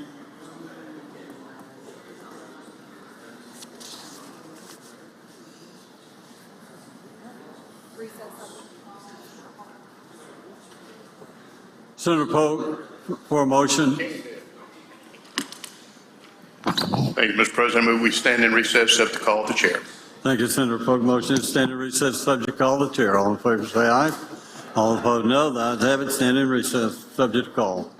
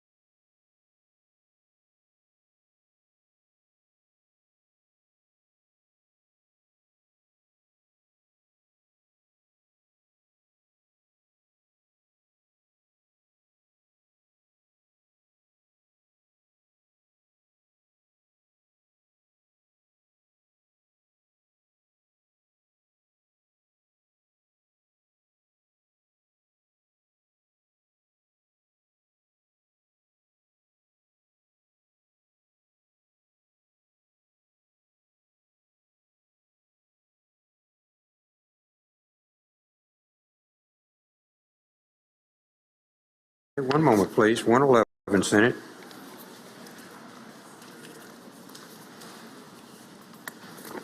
Okay. Mr. Clerk, please read the title. House Bill number 400, Election Crimes, revised.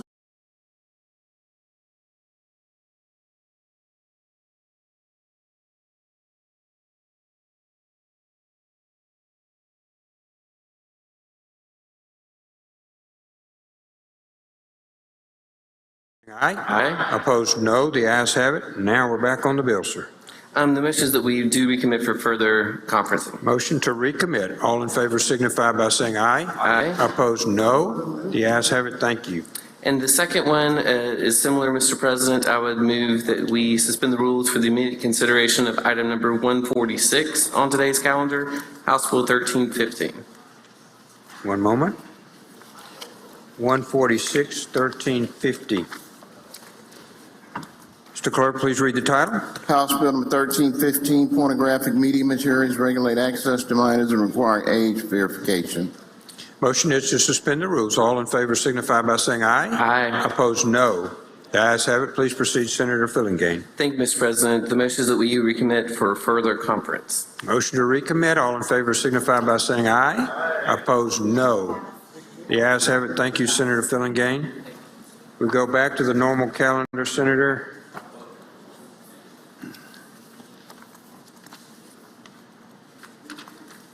Chairman Fillingane, pass and retain 2.6 to 2.12. Chairman Branning, pass and retain 2.13, 2.14, 2.15. Chairman Bryan, pass and retain 2.15 to 2.17. Chairman DeBar, passes 2.18 to 2.20. Thank you, Senate. We'll now go to the supplemental calendar. You should have it before you. Senator Hobson, you recognize. Mr. President, before we go to the supplemental calendar, I would move to suspend the rules for immediate consideration of item 102 on yesterday's calendar. That's Senate Bill 3037. And ask that the title be read at the appropriate time. One moment. 102.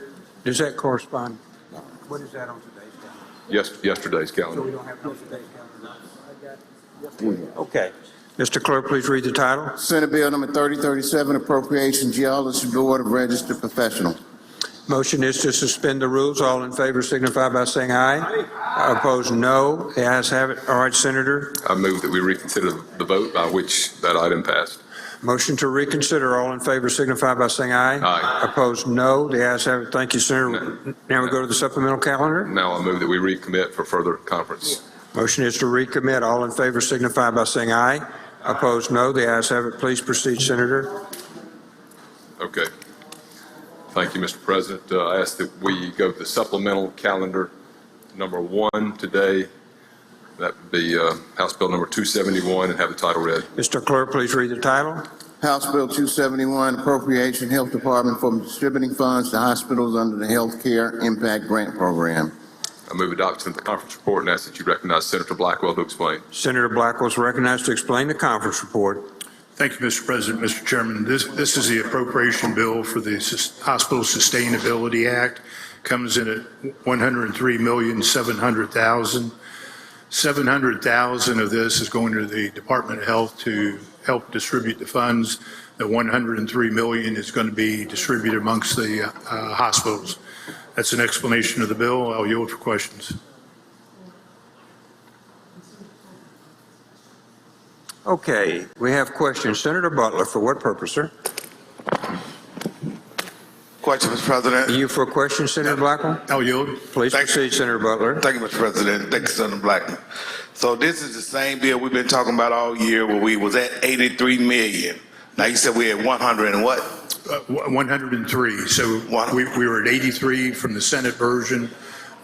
We moved up to the House version to 103. Okay, so we still have the same criteria as far as the... Actually, we don't have the same criteria, and I'll go through that tomorrow when we go through the bill. But there's, and I'll be happy to get with you between now and then and show you what your hospital... Okay. All right, thank you, Mr. Chairman. Thank you, Mr. President. Senator Hill, for what purpose, ma'am? Question. Do we yield for a question, Senator Blackwell? Yes. Senator Hill's recognized. That was going to be my same question, is what are the criteria on this loan? Well, in the other bill, we have the criteria set out, so we have it defined, and we could kind of use different buckets. So let's say if you're a hospital with greater than 100 beds, you got a certain amount. If you were a rural hospital or a critical access hospital, let's say, with an ER, you got an X amount. So Okay, is anybody going to look at the census? Because I understand we got hospitals within pretty close proximity of each other that don't have pretty much anybody in the hospital, or their census stays very low. So is anybody going to look at that so that we're not just handing out money just to keep something floating that's not really serving the population? not in this particular deal. This is just the approach bill. Tomorrow I'll go through and be happy to detail with you. So this is just the money part of it? This is just the money Thank part. you. So, Senator Suber, for what purpose, sir? Question. You for a question, Senator Blackwell? I'll yield. Please proceed. Thank you, Mr. President. Senator Blackwell, you and I have talked about this, I guess, the other bill a few times. You said something about emergency rooms. Are emergency rooms or hospitals that have emergency rooms going to be included in this money? Absolutely. We got 108 hospitals in this package that we're doing. Do you know how many hospitals are not included? None of them are.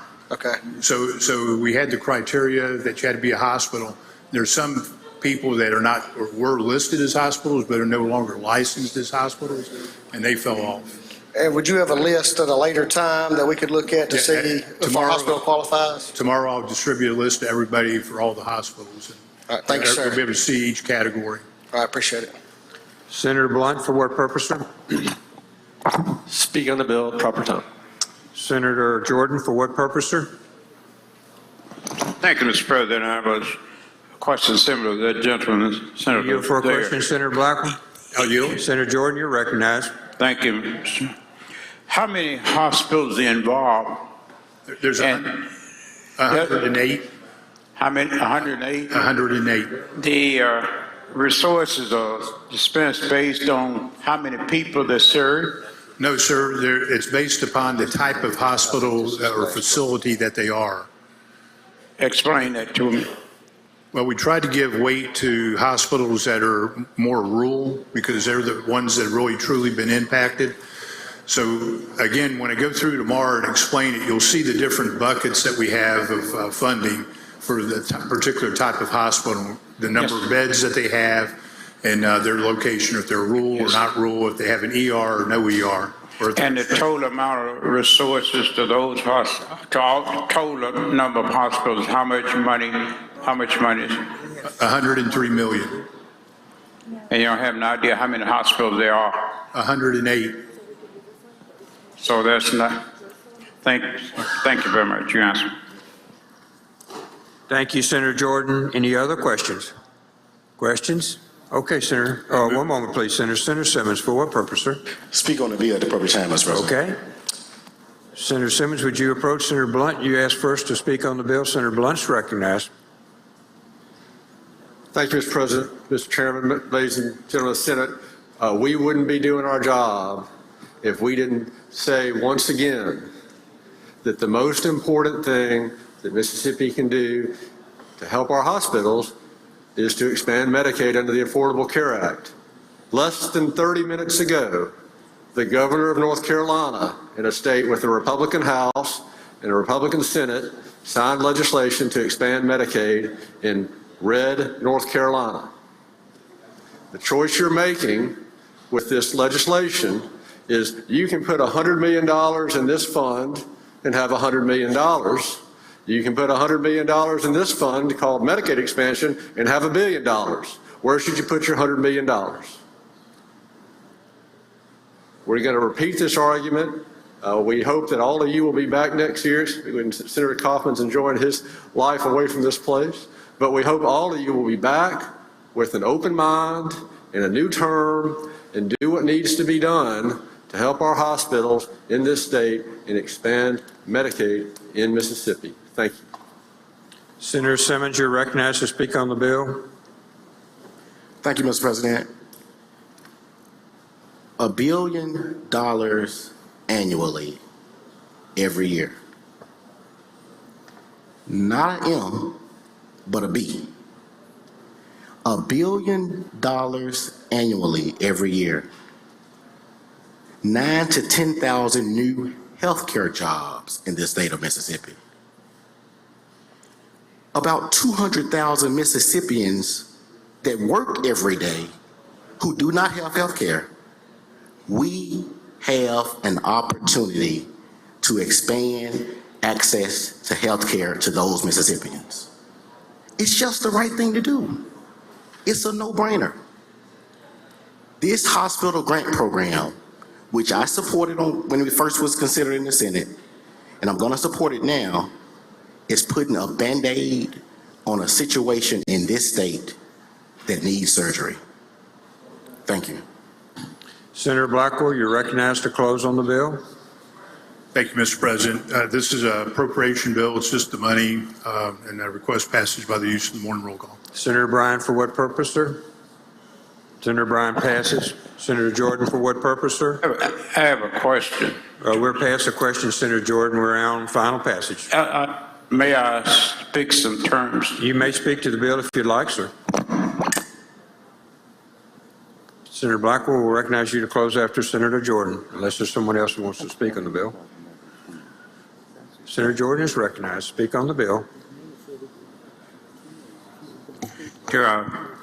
Mr. President, and to my colleague, this $114 million, billion with a B, how much we've lost, how much we've turned down taxpayers' money for Mississippians. And the poorest state in the nation is turning down $14 billion for hospitals for poor Mississippians. That doesn't make any sense at all. In fact, I know people can't read and write have better judgment than that. It is disgraceful that the poorest state in the union, people go die in mountain numbers, and we want to accept money that Mississippians, like myself and others, have paid federal tax for. And we turn it down and people die. Why? How could, and we get up in church and we say, what a friend we have in Jesus. We just can do better. This is a serious situation, and it ought not to be. 2.3 million of us totally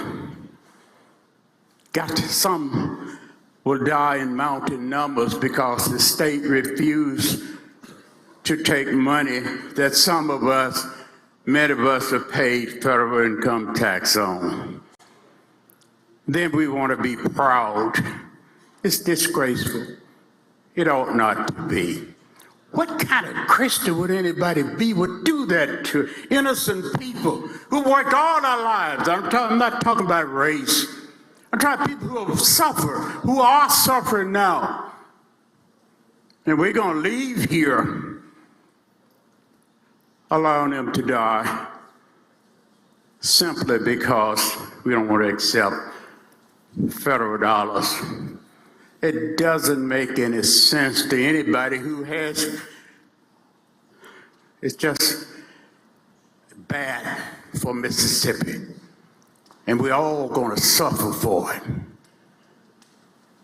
We go to more funerals, the biggest activity in the communities of color are funerals. We die in mountain numbers simply because of who we are. And to turn down 14 billion is wrong. May God have mercy on us as a state, but we are as wrong as two left shoes. Thank you. May God bless. Thank you, Senator Jordan. Senator Bryan, for what purpose? Speak on the bill. Senator Bryan's recognized to speak on the bill.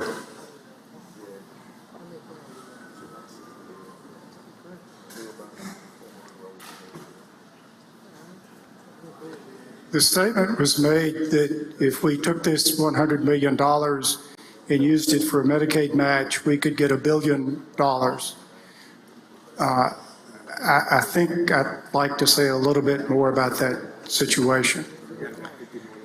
It's true that the Mississippi's share of the money that we're talking about is 10%, but think with me, as they used to say. We will be putting into the Mississippi economy hundreds of millions of dollars that are not there now. If we put that much money into the economy, the multiplier effect alone will produce additional revenue through our sales tax and income tax that will work its way back to the state. The most recent example of that is the money that the United States government's been sending to the state.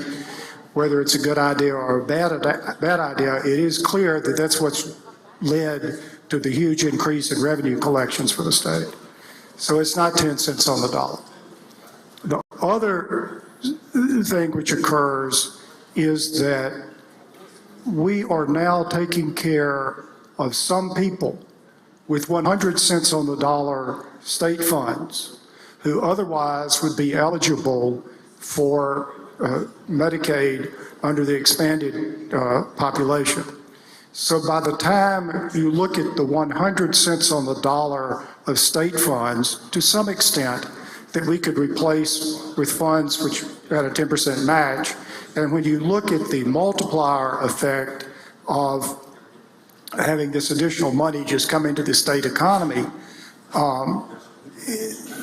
it's the case that the state treasury would make money if we expanded Medicaid. The match is there in theory, but in practice, it's not a match at all. In practice, we are doing without additional revenue in the state treasury in order to prohibit Medicaid expansion. And I would just say one other thing to think about.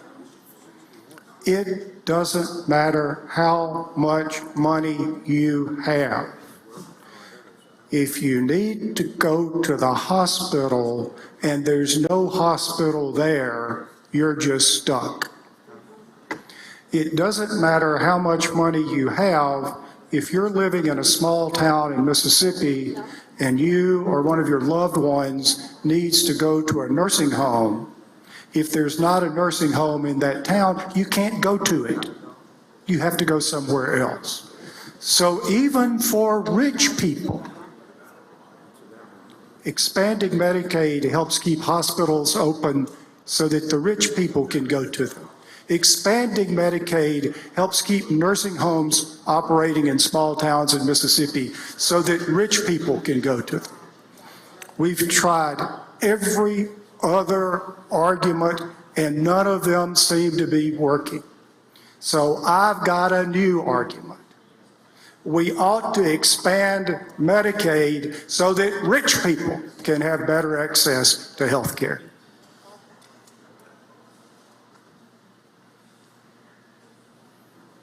Senator Blackwell, you recognize. Senator Barnett. Senator Barnett, yes, sir. For what purpose? I want to speak on the bill, Mr. President. Please proceed.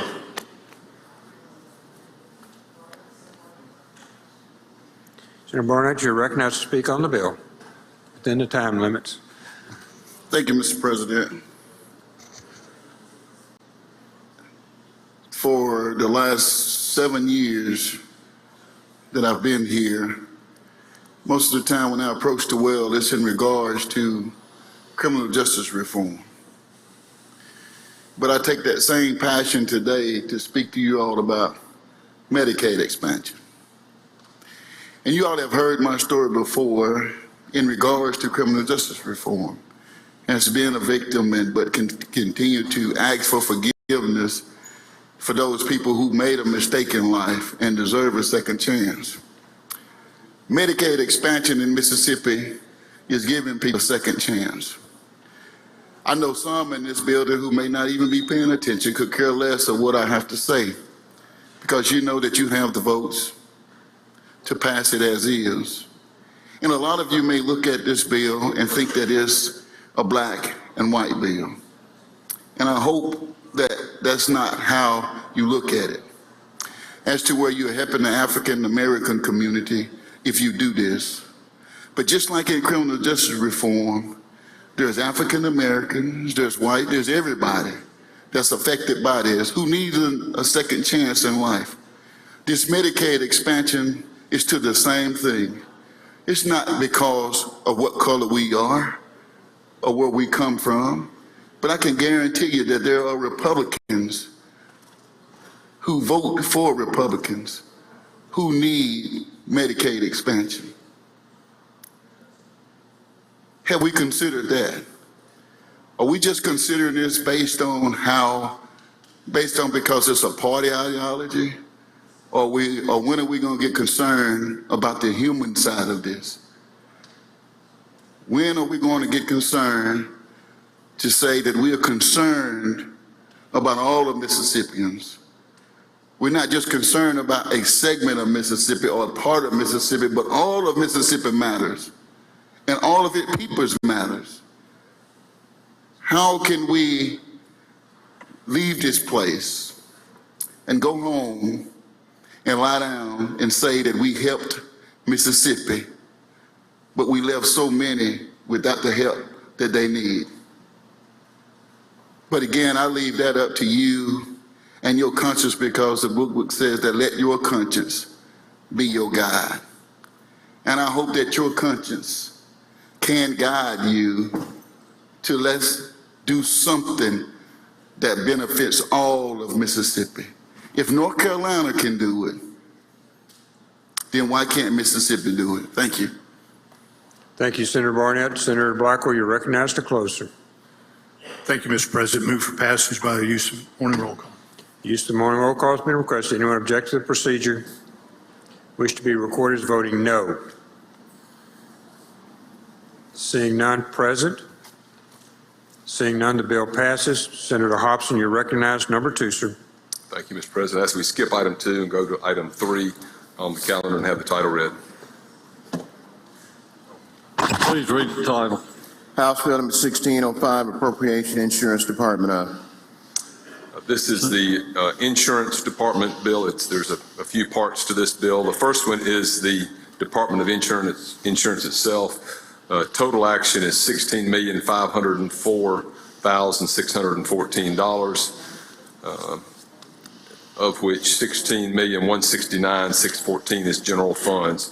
This includes the general fund increase to the commissioner's salary related to pay raise last year. It also includes hiring a training specialist to run the LOSAP program. That's the volunteer firefighter supplemental retirement program. It includes $19,760 in agency operations.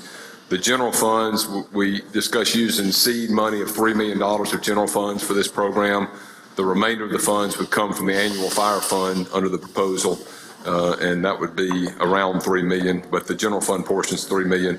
Also, the actuarial and legal fees that were requested by the commissioner are $302,000, and then a capital expense fund expenditure of $205,000 for some new vehicles for the fire marshal and the elevator divisions. So a total amount of increases is $3,593,637 on general funds, $205,000 on capital expense funds. In addition, there's also the rural fire truck acquisition program. There's $11 million in that, and that includes special funds, $4 million for the annual fire fund to cover the previous year obligations, $2 million special funds for the rural fire truck matching assistance program, and $3 million for the increase for the LOSAP program that I mentioned a minute ago. And so those are the 2 budget items under the Department of Insurance, and I will yield for questions. Are there any questions? See no questions, Senator. No questions. The motion is adoption of the conference report by use of the morning roll call. Senator moves adoption of the conference report by use of morning roll call. Anyone object to this procedure? Anyone wish to be recorded as voting no or present? Seeing none, please record all present by the use of morning roll call as voting aye. The conference report's adopted. Senator Hobson. Thank you. Go to item 4 and have the title read. Please read the title. House Bill number 1611, Appropriation Arts Commission. Senator Hopkins. Final action on the Arts Commission is $10,134,901. The general fund portion is $1,528,431. This includes a subsidy for the National Endowment for the Arts, $130,970. Also, the building fund for the arts, which we've done for many years, it's capital expense funds, that's $5 million. And then a $1 million subsidy for the Mississippi Museum of Art. Total increase over LBR, general and capital expense would be $6,329,218. I'll yield for questions. Are there any questions? See no questions, Senator. No, and the motion would be adopt the conference report by use of the morning roll call. The chairman moves adoption of the conference report by use of morning roll call. Anyone object to this procedure? Anyone wish to be recorded as voting no? Anyone present? Seeing none, please record all present by use of morning roll call as voting aye. The conference report is adopted. Senator Hobson. Ask that we skip items 5, 6, 7, move to item 8 on the calendar, and have the title read. Please read the title. House Bill number 1616, Appropriation Environmental Quality Department. Senator Hobson. Final action for DEQ is $264,593,134. The general fund portion is $15,500,411. This includes the restoration of some salary, some cuts that were made at LBR for 5 vacancies. That's $500,000. A $2,635,000 clean water grant match, which is something we've done for a long time, and then the $104,785 increase in general funds for operational expenditures. Total $4,369,909 total over LBR. I'll yield for questions if there are any. Are there any questions? Seeing none, Senator Hobson. Motion to be adopted. The conference report by use of the morning roll call. Senator moves adoption of conference report by use of morning roll call. Anyone object to this procedure? Anyone wish to be recorded as voting no? Present. Seeing none, please record all present by use of morning roll call as voting aye. The conference report is adopted. Senator Hobson. Thank you. I ask we'll go to item 9 on the calendar and have the title read. Please read the title. House Bill number 1617, Appropriation Wildlife, Fisheries, and Parks Department. Senator Hobson. Thank you, Mr. President. Final action on wildlife budget is $101,074,912. The general fund portion, $9,882,374. This includes they need additional employees at the parks. You know, we've commissioned them with them doing some additional work in the parks. Last year we started that, and we put funds in through ARPA and the general funds bill. We've also got some plugged in this year for additional operations, but the salary positions, we created 9 new positions at the park, $645,000. Reportedly, they're doing good work getting our cabins fixed up and getting our parks fixed up, and we want to have them continue on that trend. Their operational expenses increase would be $29,355. This does include $13 million for the LaFleur's Bluff, that's capital expense funds, and $7 million for repair and renovation at the parks capital expense fund, $1,100,000 of equipment, also utilizing capital expense funds for some. I think they need some tractors and backhoes and a few things there at the parks. So that's the explanation of the conference report. I'll yield for questions. Are there any questions? See no questions, Senator. Motion will be adoption of the conference report by use of the morning roll call. The chairman moves adoption of the conference report by use of morning roll call. Anyone object to this procedure? Anyone wish to be recorded as voting no? Present. Seeing none, please record all present by use of morning roll call as voting aye. The conference report is adopted. Ask to go to item 10 for president. Have the title read. Please read the title. House Bill number 1618, Appropriation Grand Gulf Military Monument Commission. Senator Hobson. Thank you, Mr. President. Final action on Grand Gulf is $831,587. The general fund portion, $322,777.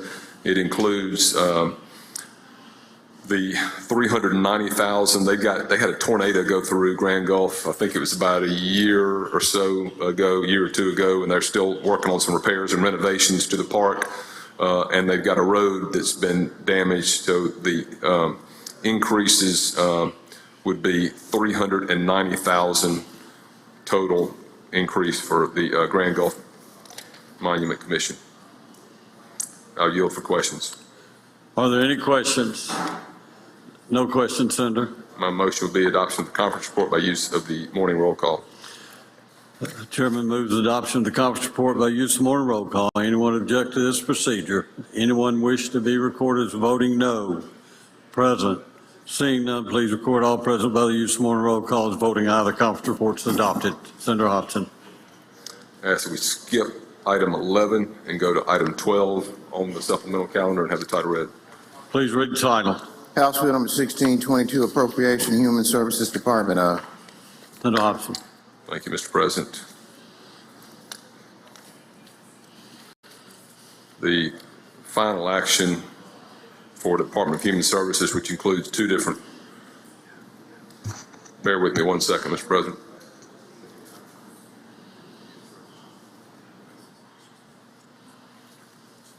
Thank you, Mr. President. And thank you, Corbin.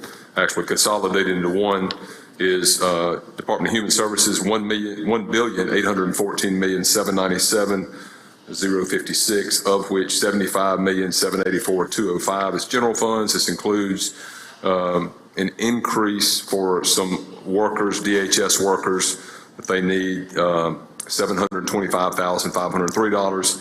IT infrastructure and equipment that's needed there, $550,000. Some authority spending, special fund authority to utilize $472,812, $356,644 for operational expenditures at DHS.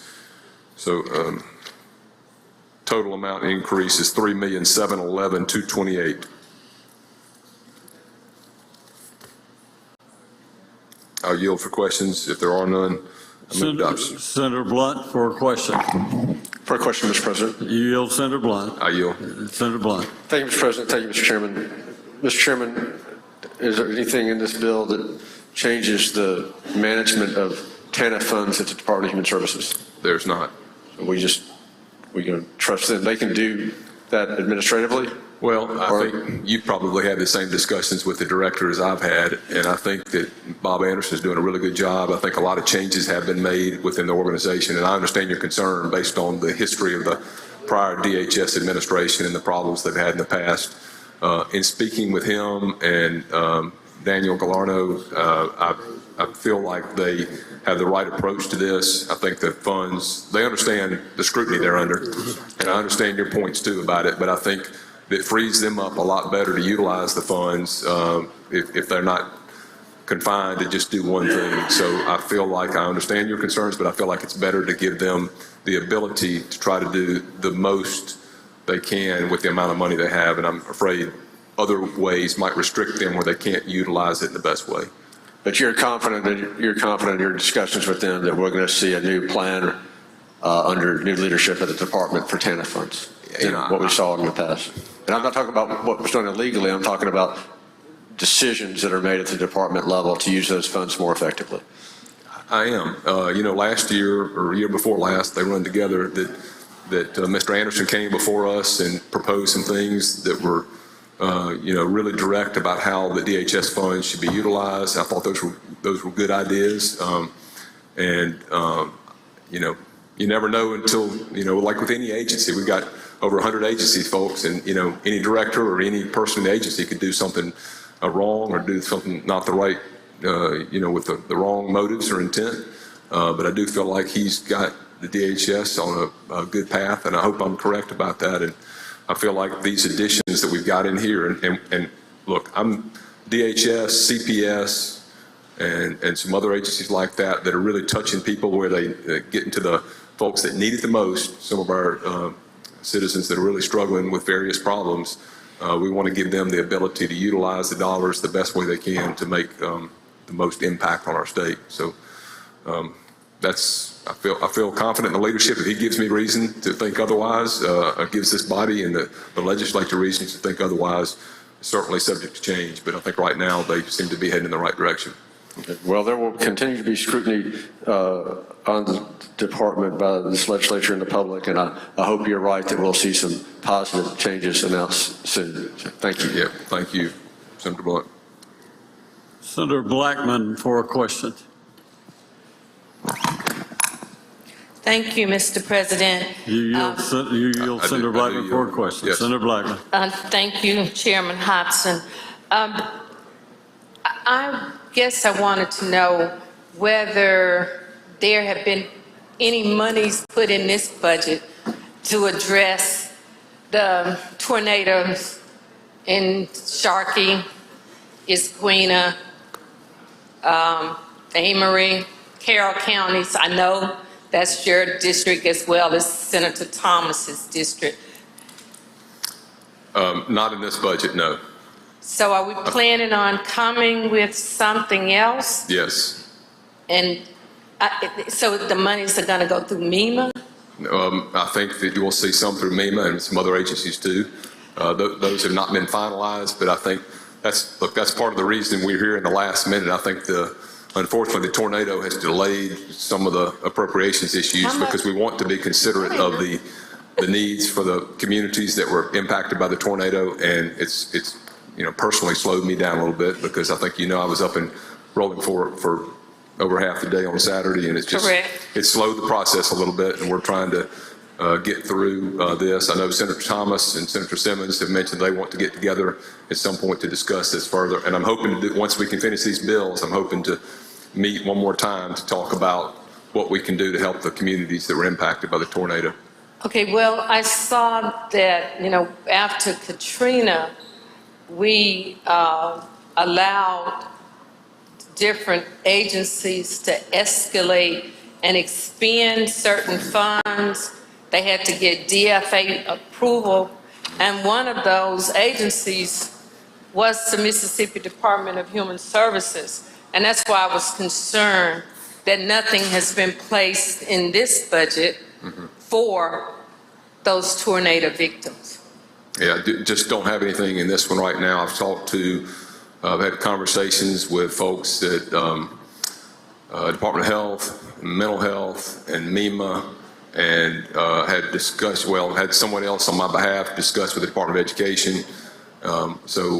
DHS, I have not spoken with the director, Bob Anderson, or anyone else at DHS, but I think they are not one of the agencies that we were thinking to be able to utilize the funds directly to reach the people that were impacted. Okay, DHS wouldn't be the one that would be providing like housing vouchers or food vouchers? Could be, but I think MEMA is going to largely cover what you're talking about, Senator Blackman. Okay, thank you. Senator Jordan, do you have a question? Thank you, Mr. President. Do you yield Senator Jordan for a question, Senator Hobson? I do, Mr. Senator President. Jordan. Thank you, Mr. Chairman. How much TANF money is in this bill?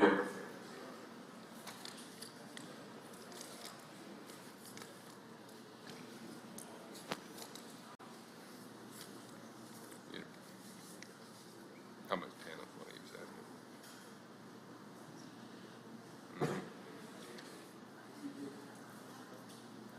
Let's see. Do you think that's the exact amount? About 89 million. 89 million. Yes, sir. Is there any effort to try to, as you know, retain the TANF money that have been misused?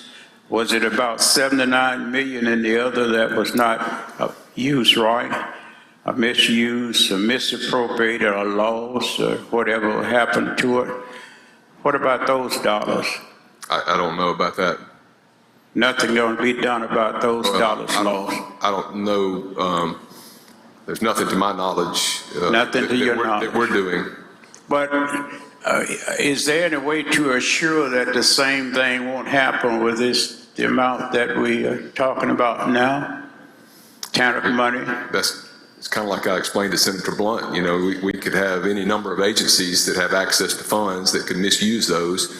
We try to hire, the governor tries to appoint, and we try to confirm the best people that can run those agencies. And so, you never know what can happen. You hope it doesn't happen. Yeah. But these are federal funds, right? Yes. That's your taxpayers' money and mine's to the federal government. We've got general funds in here too, in this agency, but. How much general funds? 75 million, roughly. Roughly 75 million. How much was in the other default TANF funds that were state money? How much was in what, Senator Jordan? How much of the 79 million was state funds? I don't recall. I could probably get an accounting of that, but I don't have it handy right now. But even if it's state funds, we pay tax everywhere. I pay all kind of tax. But it's just something is wrong with how things are being happening that are affecting those.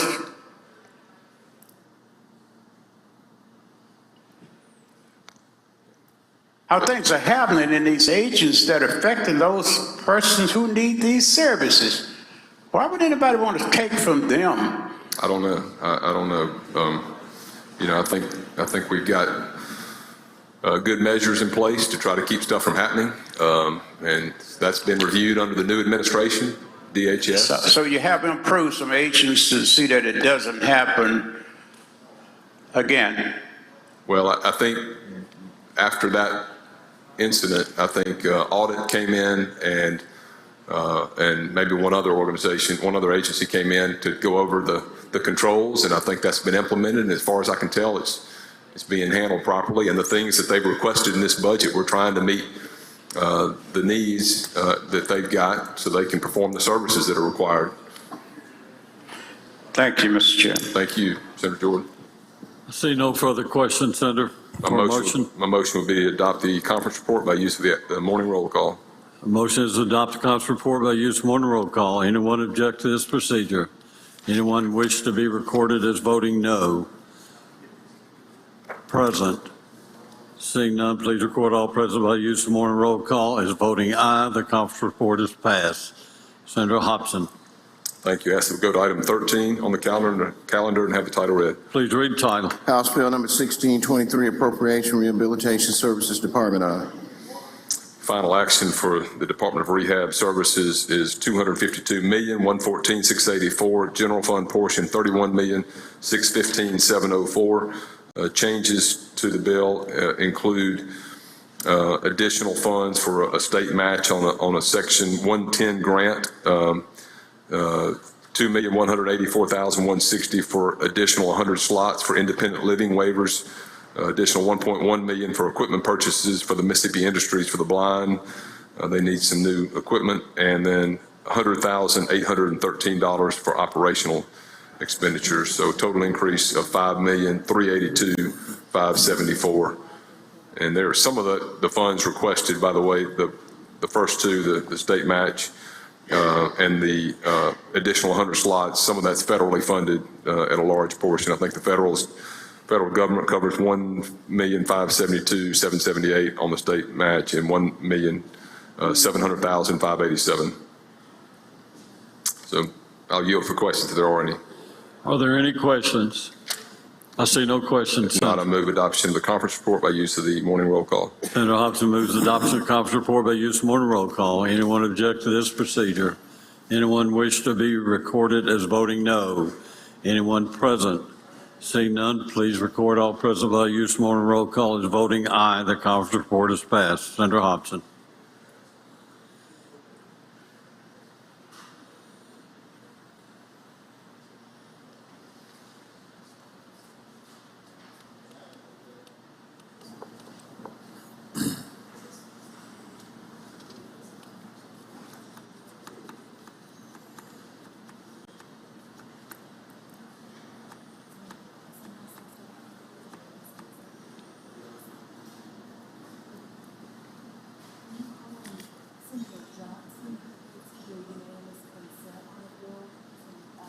Okay.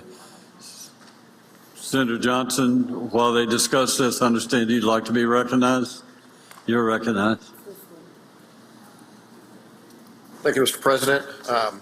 Ask for unanimous consent to go back to a conference report we passed this morning. It is House Bill 1734, and ask for unanimous consent to bring that back up. Unanimous consent to bring it back up. All in favor say aye. All opposed no. The ayes have it. Senator. Thank you. And I believe we have on the screen I would like to ask for unanimous consent to make changes to that bill to conform it with Senate Bill 2734, which was signed by the governor on March 14th. We wanted to make sure that the language in this conference report for 1734 does not eliminate the language that we put in and passed with Senate Bill 2734. That language references or allows for supervisors to spend ARPA money at the end of their term, and that passed unanimously in the House, and we just want to make sure that we don't do anything to undo that. And so the things that you see on your screen, the changes would just protect that bill and make sure that it is still intact, and that's an explanation of the changes. Okay, any questions? I see no questions, Senator. Ask for unanimous consent to make those changes to House Bill 1734 in the conference. Senator, ask for unanimous consent. All in favor say aye. All opposed no. The ayes have it.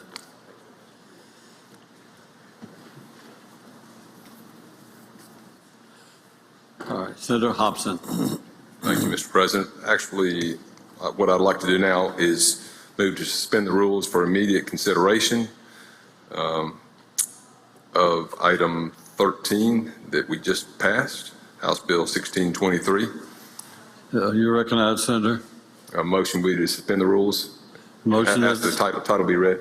Suspend the rules. The motion to go back to item 13 that we just passed. Correct. All in favor say aye. Aye. All opposed no. The ayes have it. Senator Hobson. Now I move that we reconsider the vote by which. Yeah, read the title, please. Bill number 1623, Appropriation Rehabilitation Services Department of. Senator Hobson. Thank you, Mr. President. I move that we reconsider the vote by which House Bill 1623. Motion is reconsider the vote by which House Bill 1623 passed. All in favor say aye. Aye. All opposed no. The ayes have it. Senator Hobson, you're back on the bill. We found a technical error in the bill, so we need to move to recommit 1623 for further conference. Motion is recommit to item 13. Corbin found a technical error. Let me give credit where credit's due. Corbin found a technical error. 1623. All in favor say aye. Aye. All opposed no. The ayes have it. Bill's recommitted. Thank you, Senator. Thank you, Mr. President.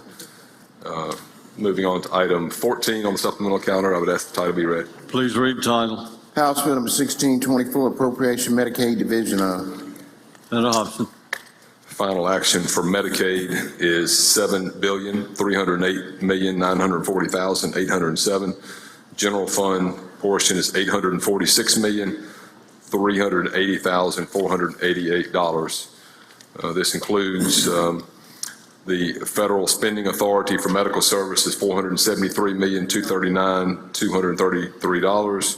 Postpartum extension funding, $32,071,432.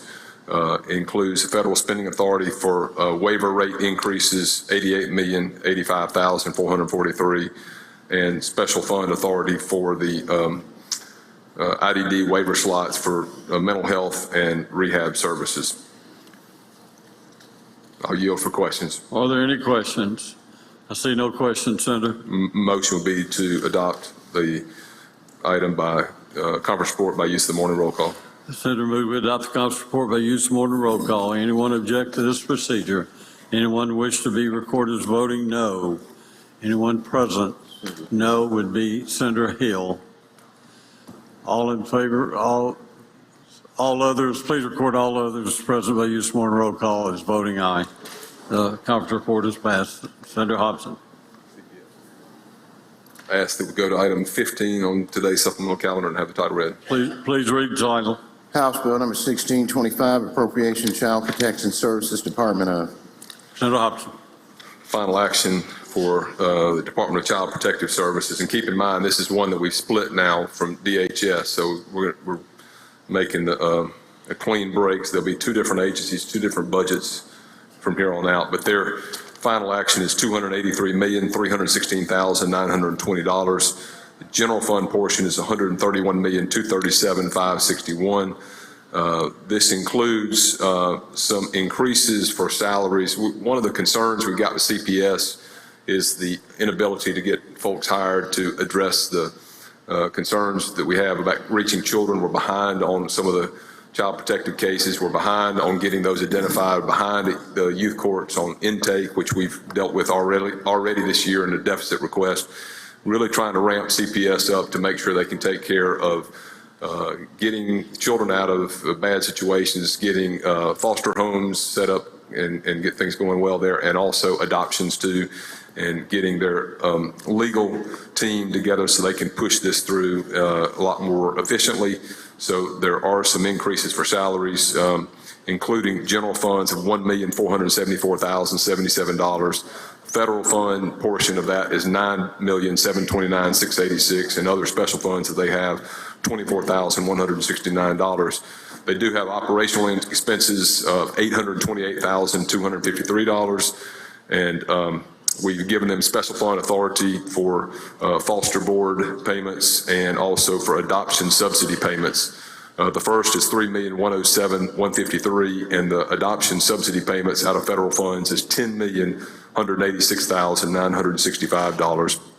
We also have given them special fund authority for their congregate care homes where they have children that are in congregate care, and that authority is $5,426,970. So a pretty significant increase in addressing some of the concerns that we've had at CPS to make sure we can give them the tools they need to be efficient. I'll yield for questions. Senator Norwood, do you have a question? Thank you, Mr. President. Do you yield Senator Norwood for a question? I do yield. Senator Norwood. Thank you, Senator Hobson. Senator Hobson, the performance measures, do we have the performance measures? I'm sure we have greater expectation as to the reason that they have broken off. And are there a great difference in the performance measures?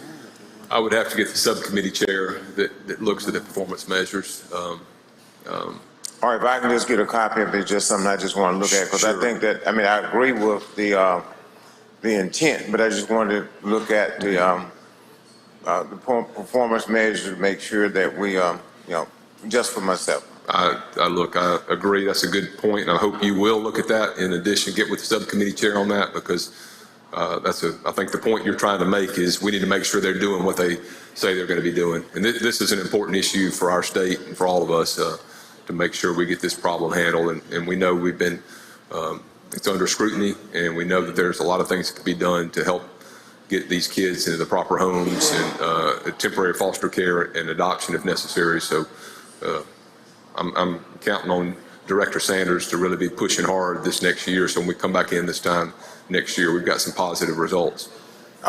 And Mr. President, one last question. And we are out from under the consent decree now, aren't we? No, we're still under Olivia Y. We are? Yes. And it's, how much is that per? That's, as far as cost, I know it cost us something. I'll have to get that figure. Let me see if I've got it. If not, Charlie may be able to get it for me. We don't want to slow you down. I can get that for you, Senator Norwood. I can let you know what that is. Thank you, Mr. President. Thank you, Mr. Chairman. See no further questions, Senator. My motion would be adoption of the conference report by use of the morning roll call. The Senator moves for adoption of the conference report by use of morning roll call. Does anyone object to this procedure? Anyone wish to be recorded as voting no? Anyone present? Seeing none, please record all present by use of morning roll call as voting aye. Conference report is passed. Senator Hobson. Thank you, Mr. President. As we go to item, we skip item 16 and go to item 17 on today's supplemental calendar. Please read the title. House Bill number 1628, Appropriation Forestry Commission. Senator Hobson. Final action for the Forestry Commission is $29,332,579, of which $15,732,212 is general funds. Changes in their budget include the operational expenses of $21,581, equipment purchases that they needed, $655,884, vehicle purchases $200,000, and then some office building equipment would be $50,203, and some additional travel expense is $1,845. That's federal funds, and that's an explanation of the bill. Are there any questions? No questions, Senator. And my motion will be adoption of the conference report by use of the morning roll call. Senator moves adoption of conference report by use of one roll call. Does anyone object to this procedure? Anyone wish to be recorded as voting no? Present. Seeing none, please record all present by the use of one roll call as voting aye. The conference report has passed. Senator Hobson. I ask that we skip item 18, go to item 19 on the calendar. Have the title read. Please read the title. House Bill number 1637, Appropriations, District Attorneys and Staff. Senator Hobson. Thank you, Mr. President. Final action for the district attorneys and staff is $30,655,636. This is $30,168,704 of general funds. This one had some increases. If you'll recall that when this first came before us, there was a proposal to add 43 ADAs to their budget after much study and review of the caseloads, both regular cases and violent crimes. And I want to thank Senator Wiggins on this too, because he worked hard to analyze the kind of a breakdown of because every district just about was asking for additional ADAs. Some were asking for 2. One district, I think, asked for 6 ADAs, but we were trying to make sure there was some equity and balance in how many ADAs could be added based, of course, within the parameters of what funds are available. And this would include 13 additional ADAs. That expense is $1,817,764. Keep in mind, we've got a lot of DAs around the state that are really backed up on criminal cases, and we're having backlogs in criminal cases, which means more people sitting in jail, which means more people that we can't get victims the relief that they want and the justice they deserve with certain crimes. So this needs to be expedited. We also included an office allowance that had been requested. That's $52,000 for the full-time legal assistants, and then an increase for the DA office allowance of $345,000. And then we added 4 additional criminal investigators, $336,092. Some of the judicial districts needed additional criminal investigators. So total increase in funding for the DAs is $2,550,856. I do want to add this one thing, because I've had a lot of DAs call me. I'm sure some of your DAs have called you too about this. Again, Senator Wiggins and I both, and I know the House too, look specifically at numbers, and we try to be very systematic and fair about this process. And a lot of them have said, oh, we need more. But one thing to keep in mind is we want it to be equitable, and next year there will be redistricting.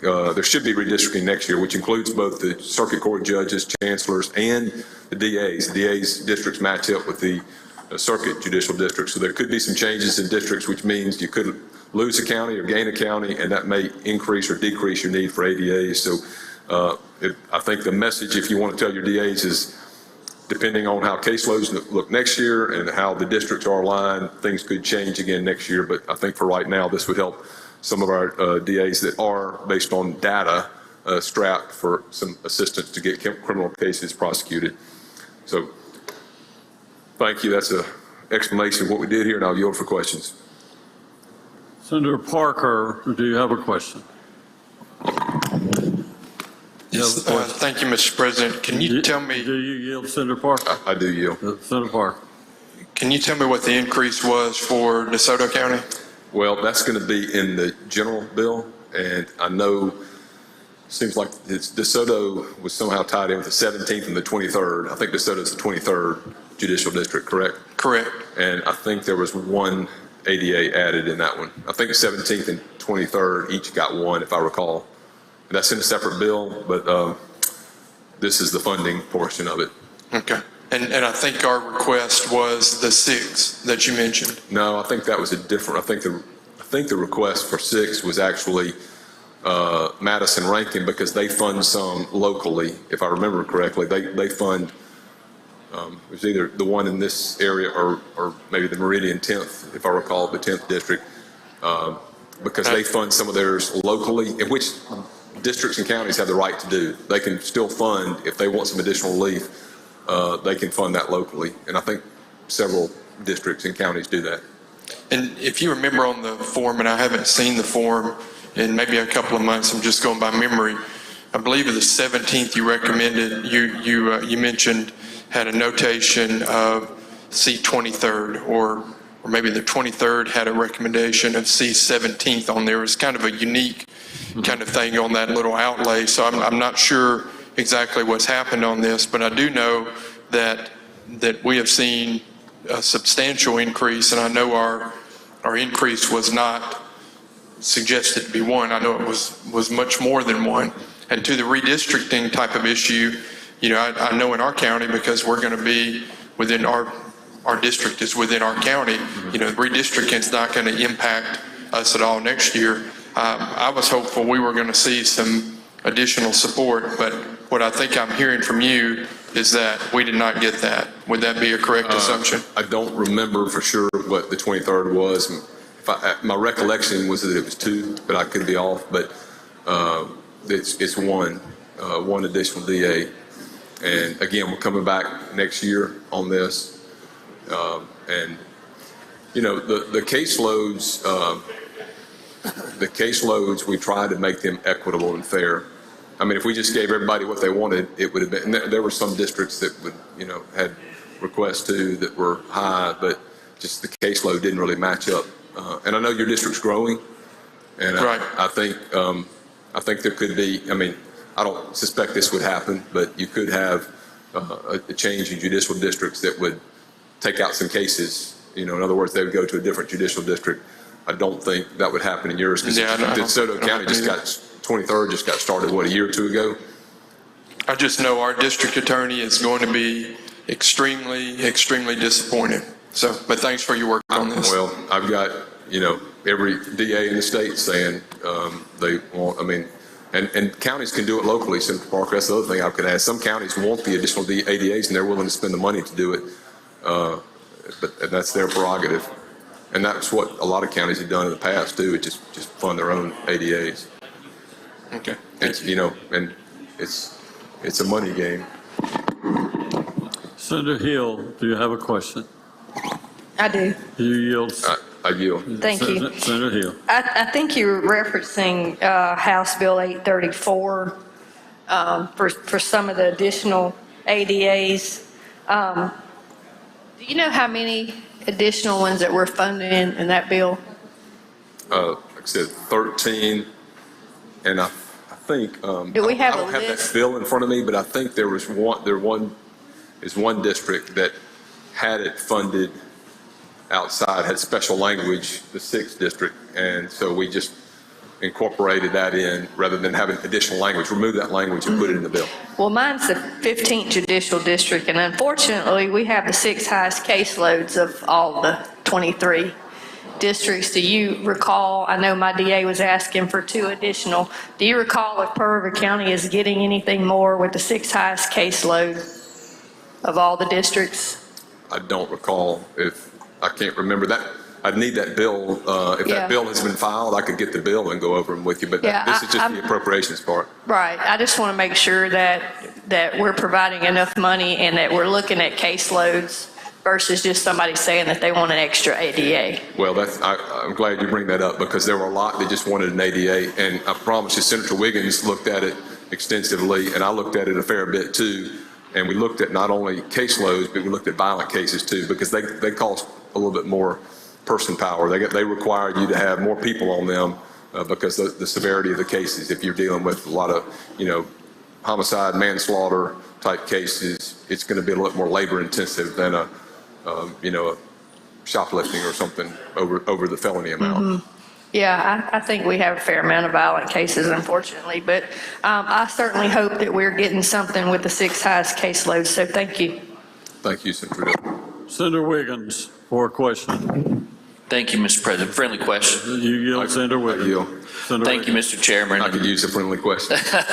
Thank you for your comments too. So, and you kind of touched on it, but did we not use some multiple factors, including caseload, population, violent offenses, as you referenced, in looking at the ones for this year that were to and how we came to determine the cost. And so I have the second question, which is, there was a certain amount of money that was available, so that also factored in for this year because we're going to do it next year. Correct. Yeah, I mean, it's not as though there's an unlimited budget on these things. And so to your point, I mean, we could add a jillion ADAs if the funds were unless sourced. You know, we could just say, pick the money off the trees. We could add all the ADAs you ever wanted. Keep in mind, this is something very important I want folks to hear.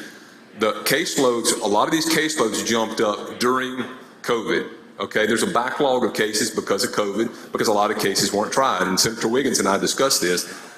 Traditionally, they had relatively good caseloads. We even talked about at one point, I think, maybe doing some temporary ADAs. That was an idea I had. Let's do some temporary ADAs. But a lot of people said, no, we don't want that, because who are you going to get to hire if you have a temporary ADA to take care of this backlog and these caseloads? And we actually had put some money into temporaries for backlogs that the Supreme Court handled.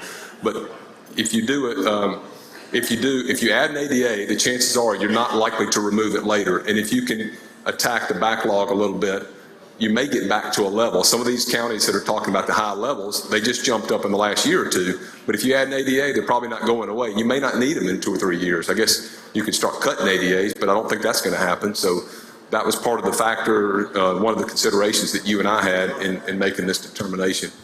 Yeah, in fact, on that, we actually communicated and based looking at the data that there were places that probably deserved a cut if you're basing on that, but we didn't do that, did we? No.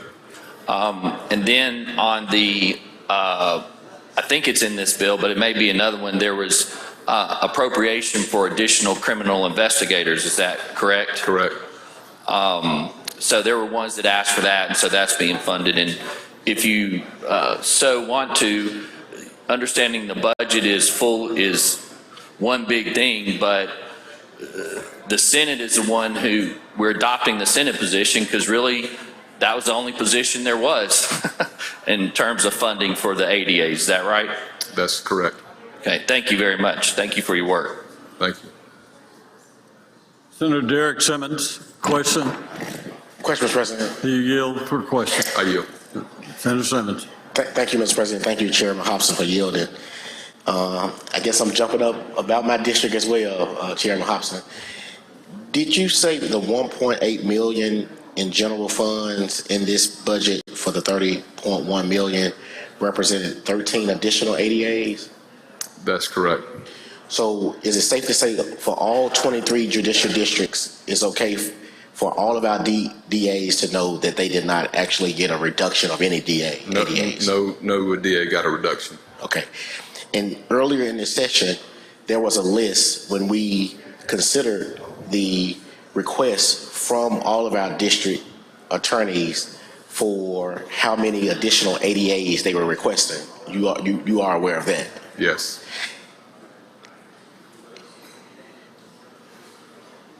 Is the 4th judicial district receiving, because my DA, of course, apparently they all getting texts now, but he just texted me and said he wanted me to ask, did the 4th judicial district receive the 2 additional ADAs that they requested? I know they wouldn't have received 2. I can't recall if the 4th got one or not, because again, that's not this is just the spending part of the bill. It's just adding the money to the budget.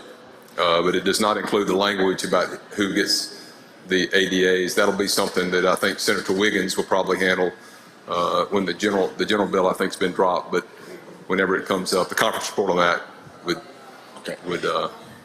come later. But even though this is the spending portion of it, this at some point will correspond with the general language in another bill.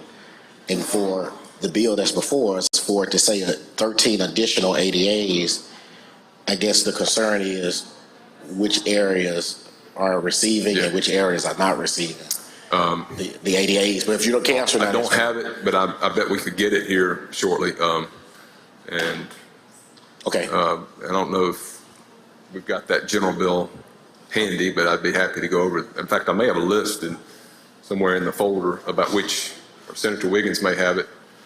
And I'd be happy to read out the districts that were allocated ADAs. And while he gets that, if he's able to, earlier in the session, we also talked about the 7th judicial district. Did the 7th judicial district in this appropriation, did they receive any additional ADAs?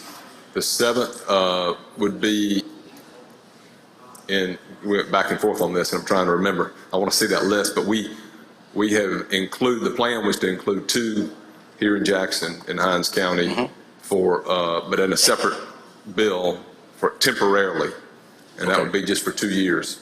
That was the plan. So they would get the backlog here as opposed to, or it may be in the capital, the 1020 bill, either way. That has not been decided. So it could be there or in another bill to reflect the temporary. But it would be, those would be temporary as opposed to, these are all permanent. These are all permanent. Thank you, Chairman Hobson, for your work. Thank you, Mr. President. Senator Simmons. Senator Hickman for questions. Question, Mr. President. Do you yield, Senator? I yield, Mr. President. Most of my questions were actually along the same lines as Senator Simmons, but of course regarding my judicial districts. And I guess the only question I have left is when can we get a copy of the list of like who was included? And I'm guessing we would maybe deal with the general bill to ask questions how we came up with the number of extra ADAs we have, juxtaposed with the data that was given us and what the ADAs specifically asked for themselves, and how did we curl down the numbers to the numbers that we have now? It's again based on the data, based on information we had about number of cases and violent cases, trying to use some multiple or consideration of the violent cases being heavier than just the regular cases. And then look, I even had on the original list, I even had some people from those areas say, we really don't need an ADA. So, I mean, stop and think about that. They put it on a list. That was essentially, I hate to say it this way, that was simply people getting together and say, would you like an additional ADA, I think. And it's no offense to the DAs. I'd love to have, if I was the DA, I'd love to have some additional assistance. And I'm not saying sometimes they don't need some additional assistance, but, you know, if the budget was unlimited, if money grew on trees, we could do whatever they wanted. Nobody would care. But that's something people have to understand is, you know, we've got a limit on what you can do there. And those are forever expenses. They're not one-time expenses. They're forever expenses. And again, I appreciate all the hard work you've done on this. Because I don't have the list, I mean, in theory, all of my judicial district could be completely taken care of as they need to be. But I guess my question is, at some point, will we be provided like the formula that we use? We looked at caseloads, we gave that this way. We looked at population, we gave that this way. Violent crimes, we gave that this way. And that is the formula that produced these districts. Yeah, there's not a scientific formula. It reminds me a little bit of judicial redistricting, which I did 10 years ago. And you look at the caseload, you look at population growth, you look at expectation. I think you look at all those factors. And I know Senator Wiggins did all that, looking at the factors that might be involved. Here's the thing I want to say again and again and again. We're going to be back here next year again, likely doing the same thing. And this is not the end of the road for anybody that's upset because they didn't have an additional ADA. I don't think this is the end of the road. In fact, there was some discussion about the just waiting, not doing any this year. In fact, that's what I thought was going to happen at the beginning of session. Don't do any ADAs. Wait until the districts may be new next year because they may change some. And you can look at the whole shooting match. The whole idea would be to get population and trends in population where you think it might go for the next 10 years. Violent cases, some districts have more violent cases than others. Some have more cases than others. And you try to be fair as best you can. You try the best you can to be fair. And that's what I know Senator Wiggins and I tried to do based on the dollars we had available. And again, I appreciate the work you've done. And again, I'm asking these questions kind of blind because we don't have the list. But whenever the list is available, if you would, I'd like to look over it. And my questions come from a place of the same thing you just said. I want to make sure that whatever we use to determine who got what, it was fair and equitable. And that's all we can ask. Thank you. Thank you, Senator Hickman. Senator Wiggins advises that we're still waiting on the conference report on that. So, okay. Senator, I see no more questions. Motion. Motion would be adoption of the conference report by use of the morning roll call. The chairman moves we adopt the conference report by use of morning roll call. Anyone object to that procedure? Anyone wish to be recorded as voting no? Senator Parker, no. Senator McClellan, no. Senator Blackwell, no. And anyone else? Anyone wish to be recorded as voting present? Seeing none, please record all others as voting aye. I'll use the morning roll call. At this time, no, all right, we'll keep, okay. Not yet, Senator Moran, but I understand. Okay, Senator Hobson. Oh, wait, no, we had Senator Blunt. Do you have your button punched, did you? Only if we're about to recess, Mr. President. Not yet. Okay. Thank you, Senator. Okay, Senator Hobson.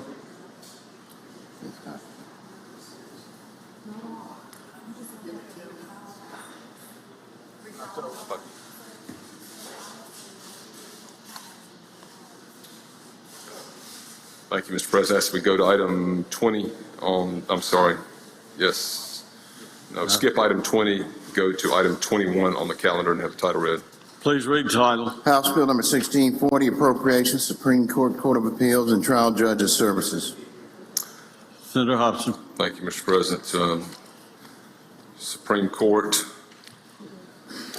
budget consists of several different budgets, and the Office of Supreme Court Services is $8,361,916, of which $7,400,165 is general funds. This includes an increase of $7,845 in agency operations. The trial judges are at $35,227,207. The majority of that's general funds, $31,034,839. This includes $335,000 for special judges, for additional expenses for special judges, $2,180,000 for an increase in the judges for their support staff. Their increase for office supplies, $654,000, and an increase for office space and rent, $81,000. So a total increase of $3,250,000. Those increases were requested. I think it's been many years since they've had any increase in the office expense, and for their support staff, including administrators, clerks, court reporters, et cetera. And so those have been requested. There was also an AOC budget, which is $44,376,313. The general fund portion is $16,072,101. This included $118,937 for agency operations, capital expense funds, federal match for the youth court computers. And we talked about that a bunch, about trying to get youth court stood up better to make sure we're not having any CPS cases that are getting delayed. That's $310,000. $500,000 for temporary intake officers to get the backlog corrected. It may take a while. $625,000 for youth court operations.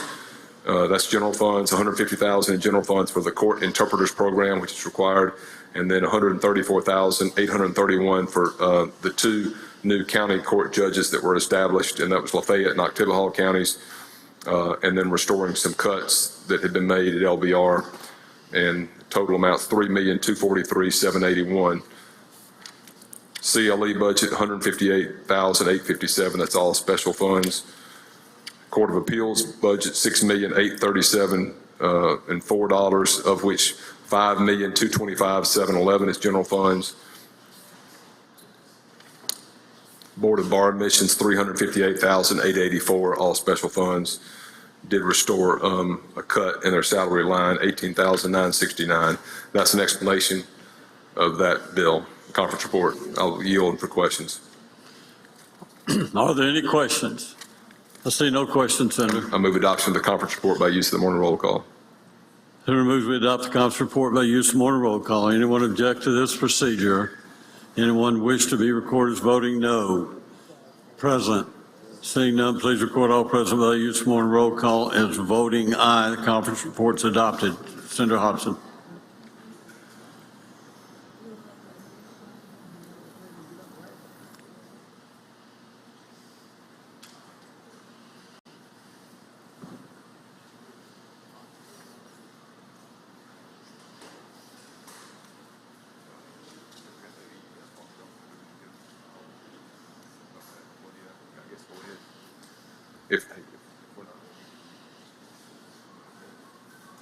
Thank you, Mr. President. As we go to item 23, 23 and have the title read. I'm sorry.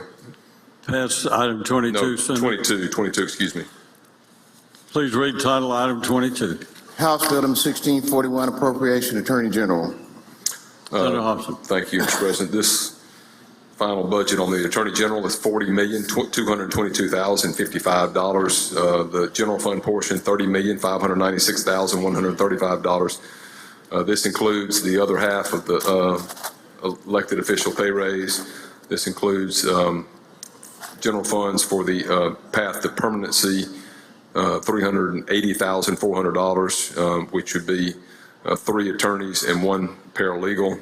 This includes an additional 2 attorneys and investigator for officer-involved shootings. Unfortunately, we've had an significant increase in officer-involved shootings.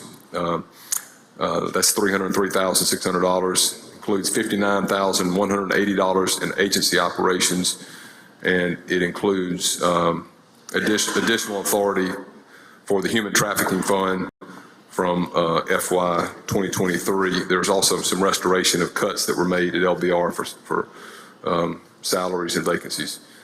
That's the explanation of the conference report. I will yield for questions. Are there any questions? See no questions, Senator. I move adoption of the conference report by use of the morning roll call. Senator moves adoption of the conference report by use of morning roll call. Anyone object to this procedure? Anyone wish to be recorded as voting no? As present. Seeing none, please record all present by use of morning roll call as voting aye. Senator Hobson, the conference report is passed. Thank you, Mr. President. I ask that we go to item 23 and have the title read. Please read the title. House Bill number 1642, appropriation, Transportation Department of. Senator Hobson. Final action for Department of Transportation be $433,696,755. This is all special funds. This does not include the separate capacity and maintenance projects that have been discussed.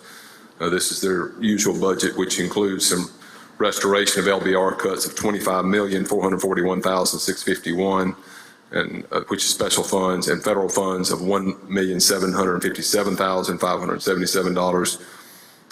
And that's an explanation of the conference report. Okay, are there any questions? See no questions. If none, I move adoption of the conference report by use of the morning roll call. Senator requests use, sorry.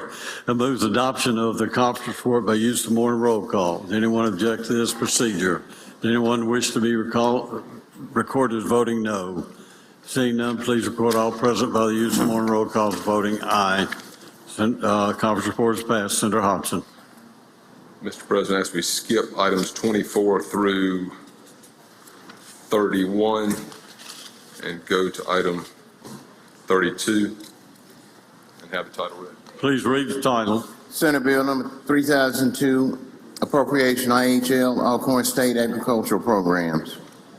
Senator Hobson. Thank you. Final action for Alcorn State Ag Program is $7,271,895. General fund portion, $6,936,895. This includes $125,000 for operational expenses, and as the other agencies, it does include salary progressions.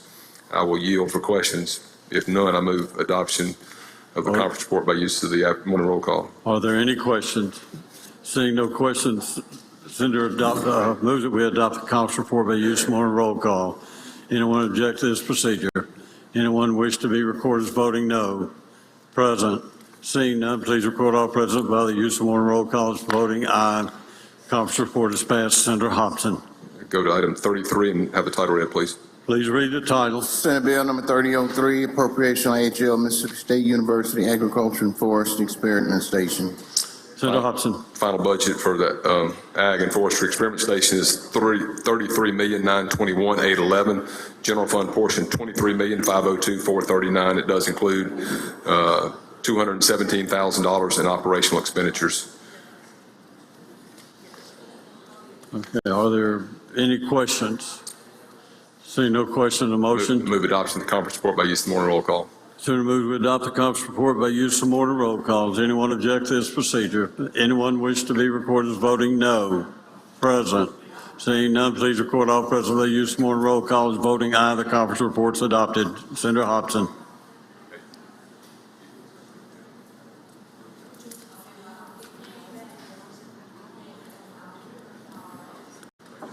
Come back to the minute. Is it on the computer? It's on, okay. Mr. President, as we move, my motion would be to suspend the rules for the immediate consideration of item 5 on the supplemental calendar. Motion is suspend the rules, go back to item 5.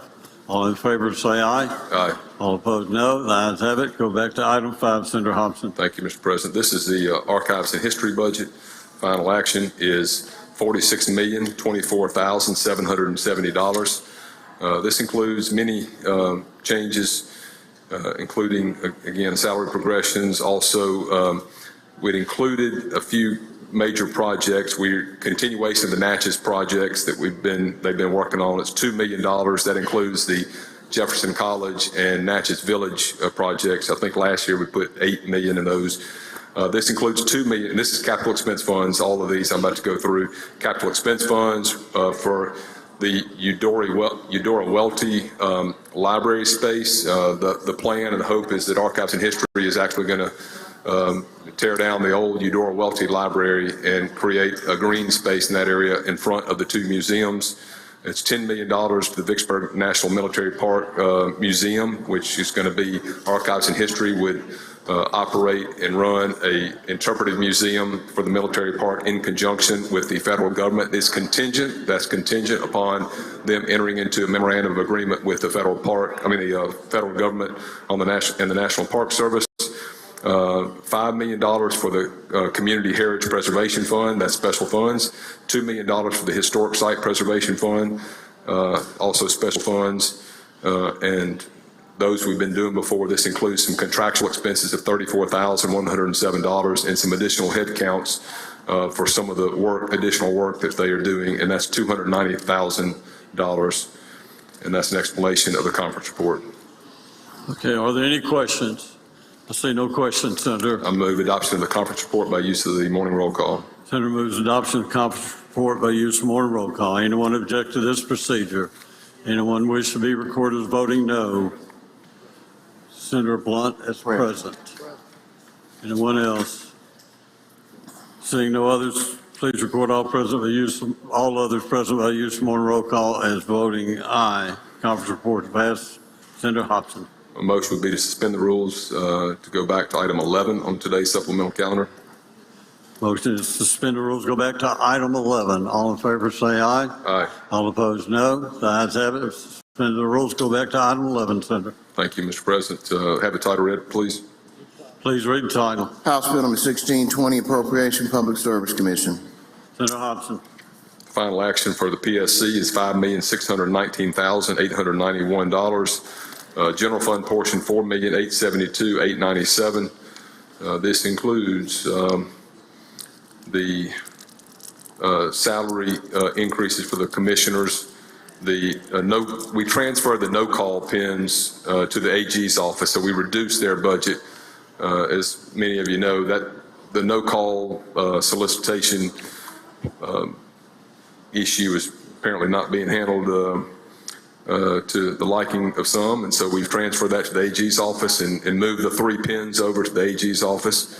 We also have the $78,000 for some software and hardware for a maintenance case tracking system as part of this overall new case tracking system, which is going to be purchased at $282,500 and then $4,830 in operational expenses. I'll yield for questions if there are any. Senator Butler, question. Do you yield, Senator Butler, for a question? I yield.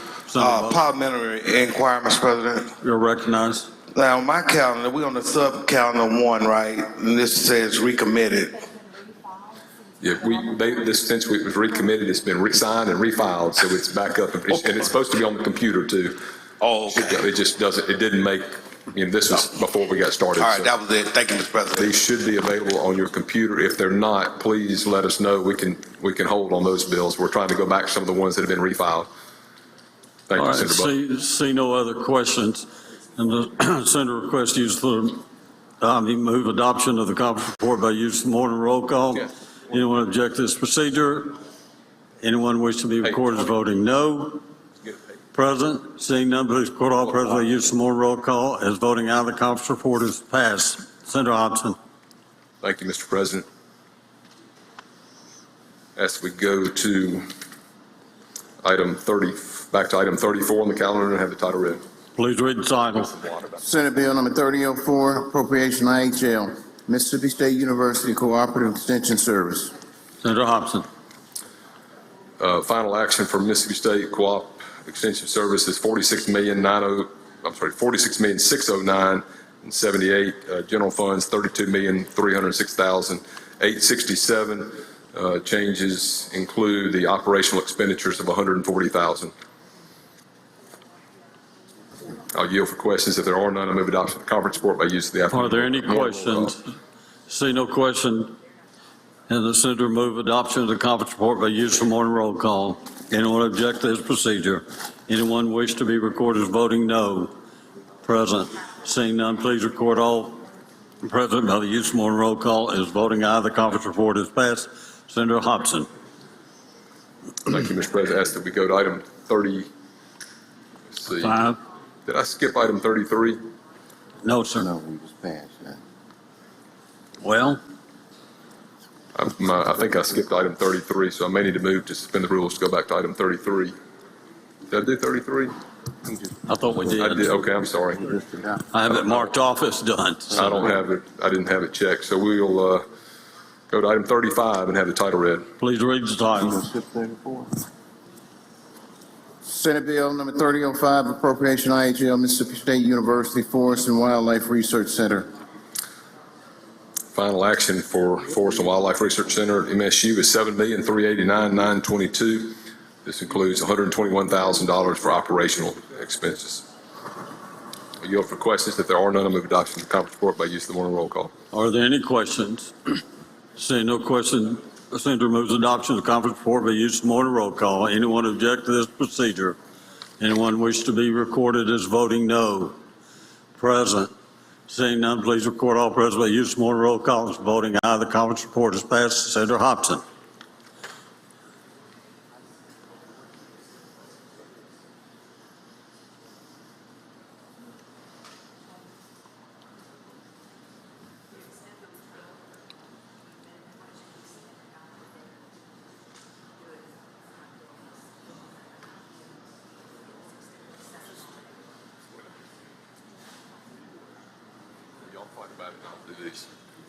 All right, we go to item 36 on the calendar and have the title read, please. Please read the title. Appropriation IHL, Mississippi State University Veterinary Medicine College of. Senator Hobson. Final action, $52,002,567. General fund portion, $19,238,518. It includes additional operational expenses of $282,000. I'll yield for questions. If there are none, move adoption of the conference report by use of the morning roll call. Seeing no questions, the senator moves for adoption of the conference report by use of morning roll call. Anyone object to this procedure? Anyone wish to be recorded as voting no? Present. Seeing none, please record all present by use of morning roll call. As voting aye, the conference report is passed. Senator Hobson. Go to item 37, have the title read. Please read the title. Senate Bill 3007, appropriation IHL, student financial aid. Senator Hobson. The final action for student financial aid is $55,389,256. The general fund portion, $50,649,256. I think the only change was salary progressions, that $14,943. This bill is one that was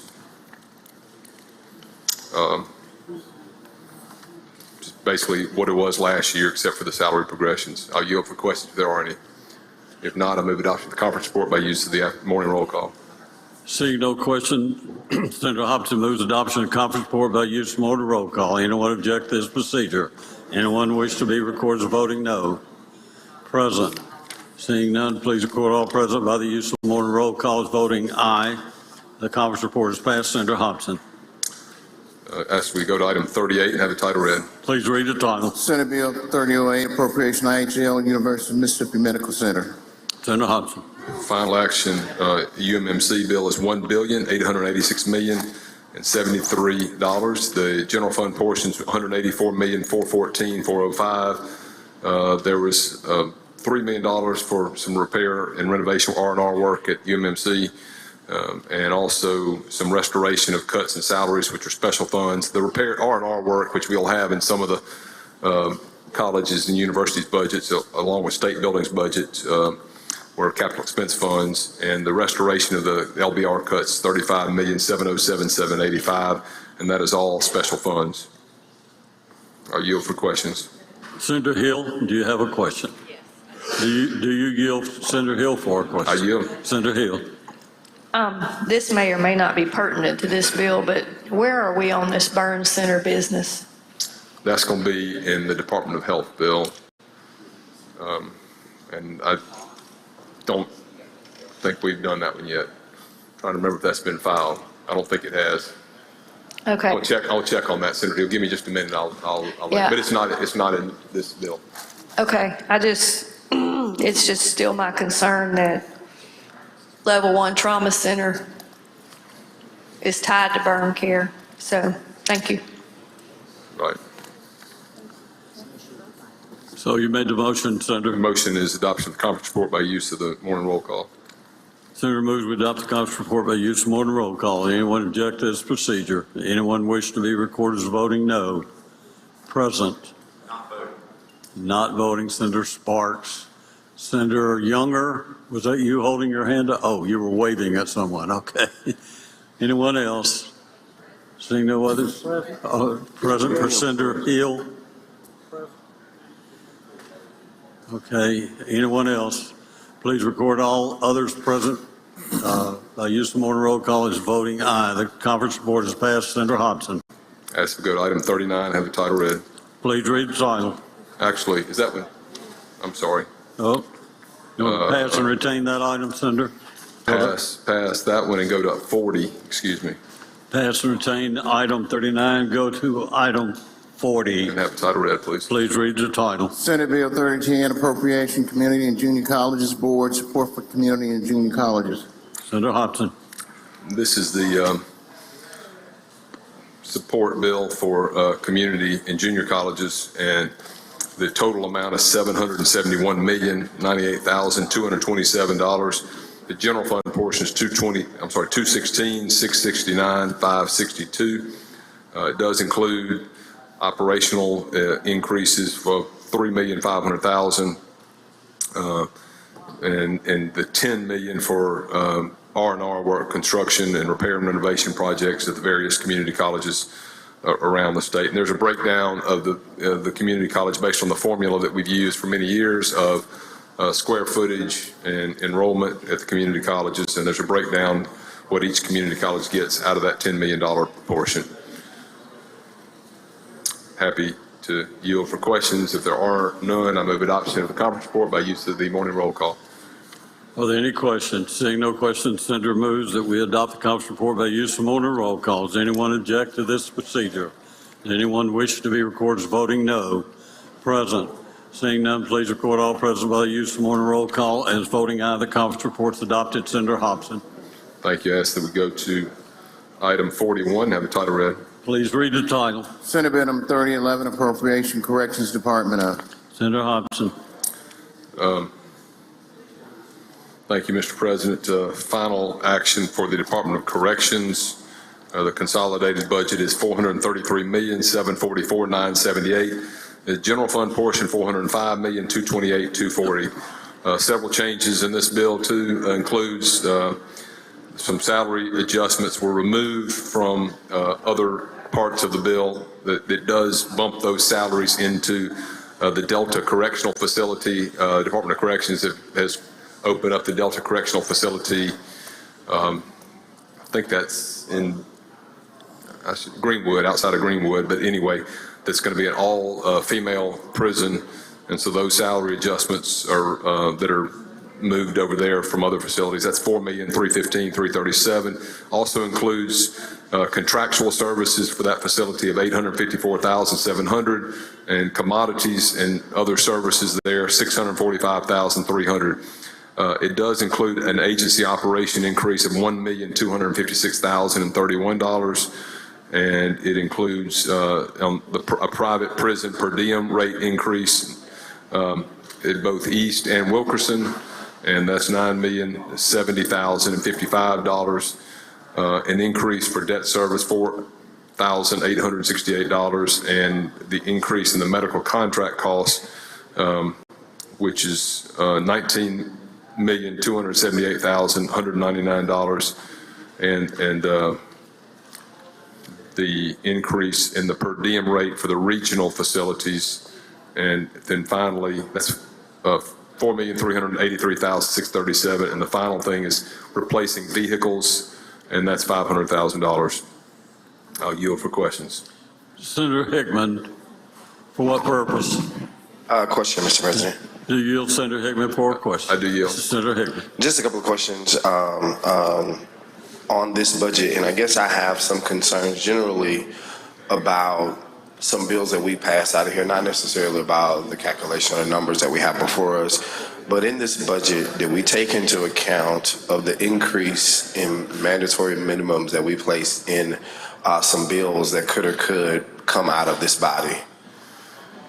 I did not. I think Senator Wiggins, who's the subcommittee chair, may have some questions. I mean, maybe I'll respond to that, but I don't recall there being any discussion about the funding aspect. This is just the funding, not a general bill, but the funding aspect, that was not part of the discussion. And I guess I'm just asking because I think I've asked questions about this kind of throughout the session, that each year MDOC seems to be one of our agencies that come back for deficit appropriations. I think in 21, they asked for somewhere around 21 million. For this last fiscal year, they asked for like 28 million. I think the year before that, it was like a 5 million deficit appropriation.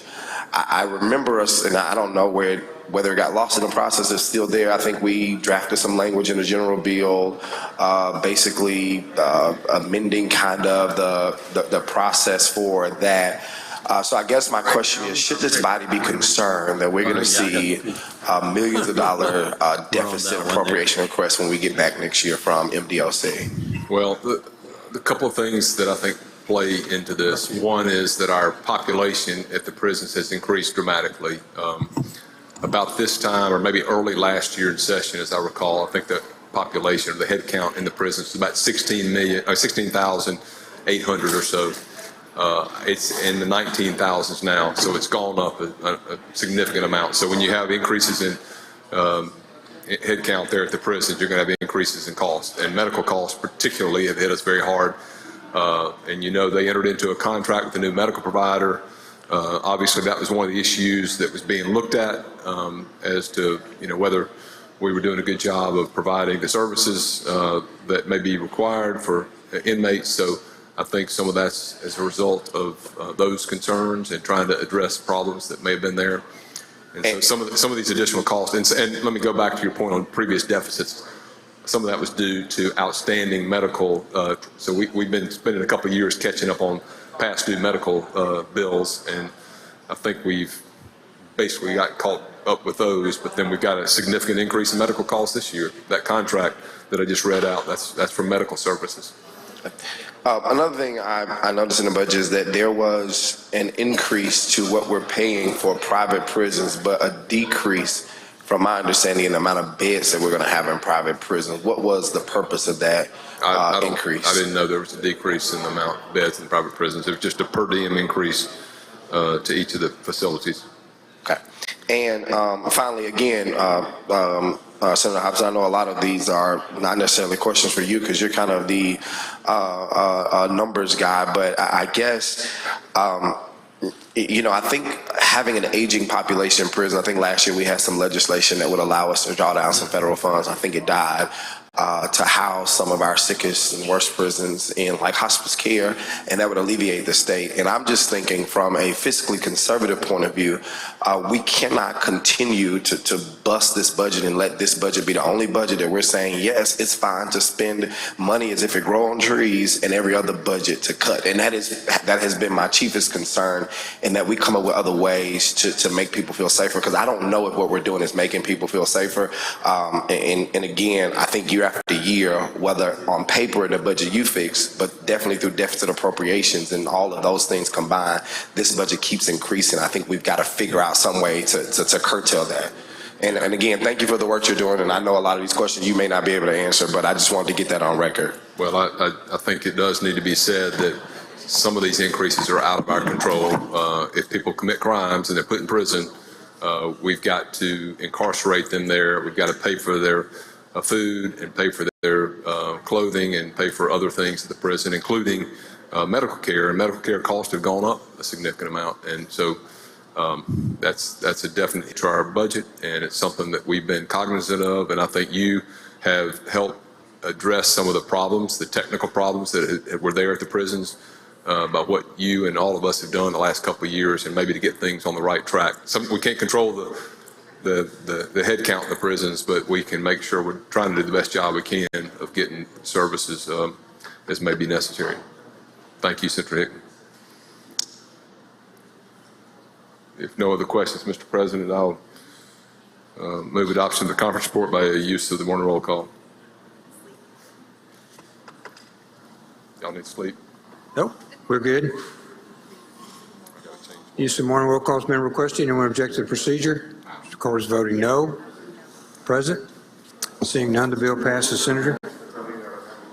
Present? No. Simmons? Present? Sparks? No, just no Simmons. No Simmons. Derek? Anyone else? Anyone else? Okay. Senator? Thank you, Mr. President. I ask we move to suspend the rules to go back to item 5 on today's calendar. Motion is to suspend the rules. All in favor signify by saying aye. Aye. Opposed, no. The ayes have it. Please proceed, Senator. Thank you. I move that we reconsider the vote by which House Bill 1612 passed. Motion is to reconsider the vote. All in favor signify by saying aye. Aye. Opposed, no. The ayes have it. Please proceed, Senator. I move that we recommit for further conference. Motion is to recommit. All in favor signify by saying aye. Opposed, no. The ayes have it. Please proceed, Senator. Ask that we go back to item 43. We skip item 42, go to item 43 Yes, on today's calendar. Mr. Clerk, please read the title. Senate Bill number 3013, Appropriation Agriculture and Commerce Department. Final action for the Department of Ag and Commerce is $25,091,783. General fund portion is $9,136,416. Changes are $355,177 for salary progressions, which we've talked about already. Commissioner's other half of the year for his increase. We added $116,498 for an ag theft position. That's general funds, includes the equipment, salary, and vehicle. Also, $200,000 for some updates and increases in wireless capabilities at the fairgrounds. $156,809 for commodity increase related to nuisance wildlife. $273,000 for new equipment, security cameras, HVAC, and components of those HVACs. By the way, that's special fund, and so is the commodity increase for the nuisance wildlife. And the other special fund increase is $750,000 to purchase vehicles, and I think they need a large Freightliner for their, I think it's the scales or weights program that they utilize. That's an explanation of the conference report. I'll yield for questions. Questions? Seeing none, Senator, we're ready for your motion. The motion will be to adopt the conference report by use of the morning roll call. Use of the morning roll call has been requested. Anyone object to procedure? The court is voting no. Present? Seeing none, the bill passed. Senator, you're recognized. As we go to item 44 on today's calendar, have the title, supplemental calendar, have the title. Clerk, please read the title. Senate Bill number 3015, Appropriation Animal Health Board. Final action for the Board of Animal Health is $2,895,523. General fund portion $1,641,833. It includes the new veterinarian position, general funds, that's $91,000 with benefits, $3,246 in operational expenses, $250,000 that will be part of a disease response fund. That is special funds. Y'all remember they had an outbreak of avian flu, and this will be some seed funds in their disaster response or disease response fund to assist with any other kind of outbreaks. And then $3,000 of capital expense, $112,500 for 3 vehicles that'll be capital expense funds. I'll go for questions. If none, I move adoption of the conference report by use of the morning roll call. Questions? Seeing none, use of the morning roll call has been requested. Anyone object to procedure? Opposed, voting no. Present? Seeing none, please proceed. Bill passes. Senator, 45, I believe.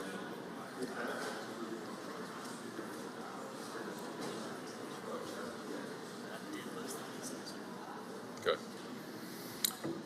All right, thank you, Mr. President. As we go to item 45 and have the title read. Mr. Clerk, please read the title. Senate Bill 3016, Appropriation Emergency Management Agency. One moment, Mr. President. Please take your time.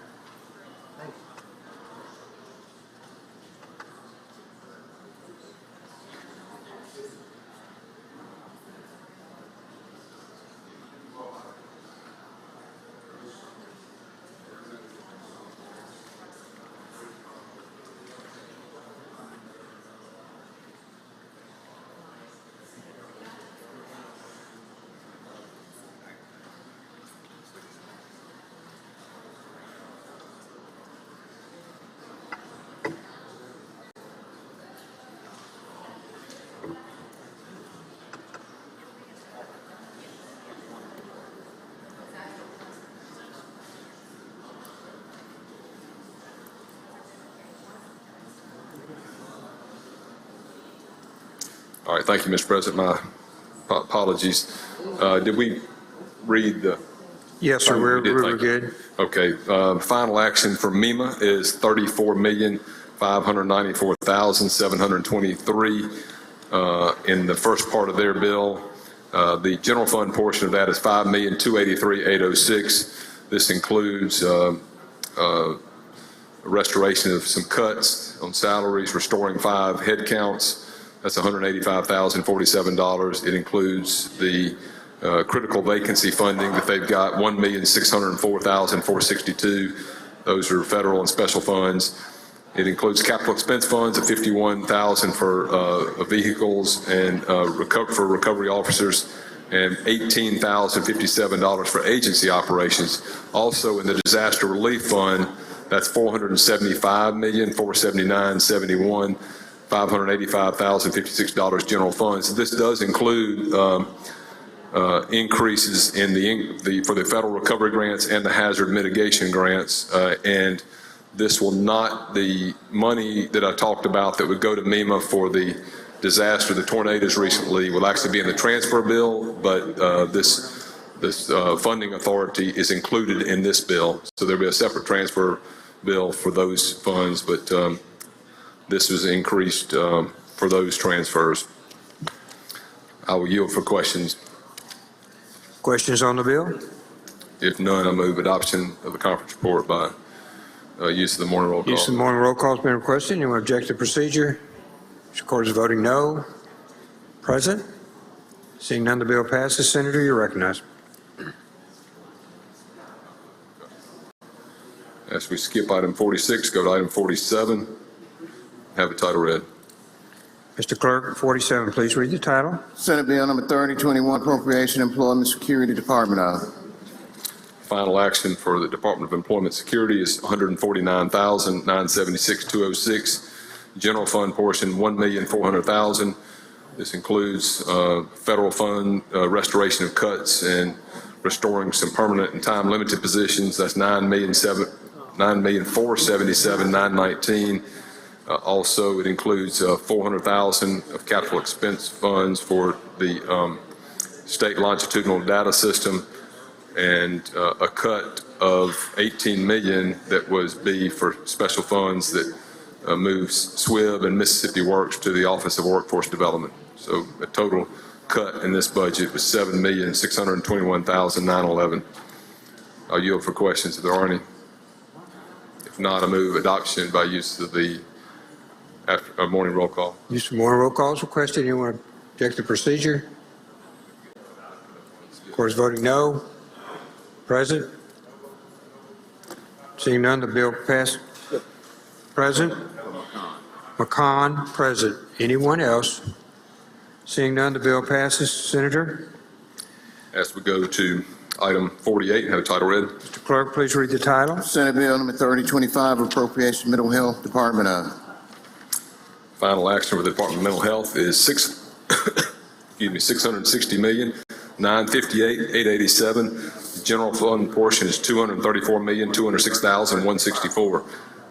Several changes to this bill too, which would include primarily an increase, in addition to salary progression, some increases for direct care workers. That mental health has got some significant concerns about inability to get direct care workers at the mental health institutions, and that makes it impossible to be able to house people there and keep people in. So that's one of the problems we got. There may be a bed available, but we've got nobody to work the bed.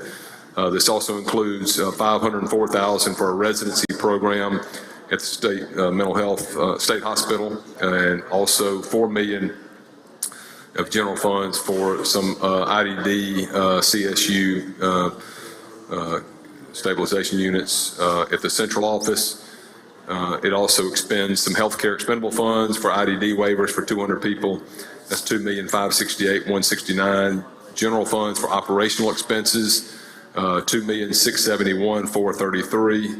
And then $1 million for the healthcare, out of the healthcare expendable fund for fentanyl awareness that was contained in House Bill 231, and also $1 million for the mental health collaboratives that were in House Bill 1222. I'll yield for questions. Senator Jordan, for what purpose, sir? I have a question, Mr. President, to the chairman. Just, Chairman, will you yield for questions? I yield. Senator Jordan is ready. Yes, thank you, Mr. Chairman. All of the original mental health programs, including Whitfield, this is the total budget I'm looking at for all of those different ages? Yes, sir, Senator Jordan. This is the consolidated budget for all the mental health agencies. Now, how much do you say have for fentanyl? The fentanyl awareness was $1 million. $1 million, that total amount for those services for all of these originals plus Whitfield? What is the total amount? Is that the total amount, $6 million? The total amount for everything is $600. No, for fentanyl. Oh, the fentanyl awareness is $1 million. $1 million. Yes, sir. Thank you. Thank you.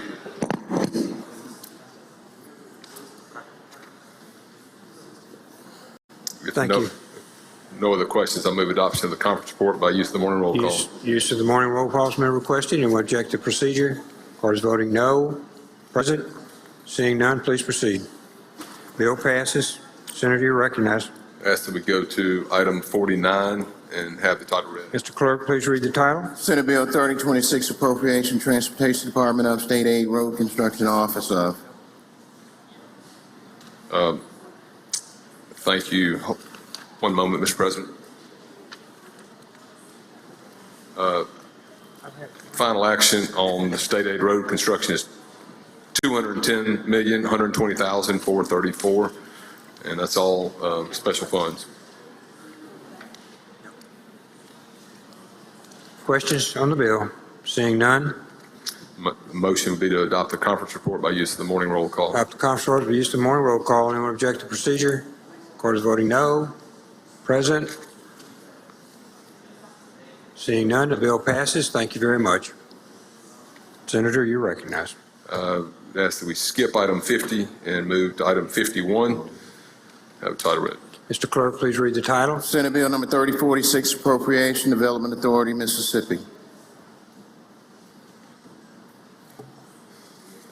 Final action for MDA is $185,980,842. That includes $21,639,332 of general funds. We restored some salaries that were cut at LBR, $2 million. Also, we provided some spending authority through special funds for the Triple Crown project that we did a few months back for $81,105,000. That's an explanation of the MDA changes. Questions? Seeing none, Senator. Motion would be adoption of the conference report by use of the morning roll call. Use of the morning roll call has been requested. Anyone object to procedure? Those voting no. Present. Seeing none, the bill passes, Senator. We're back to you on 52, I believe, sir.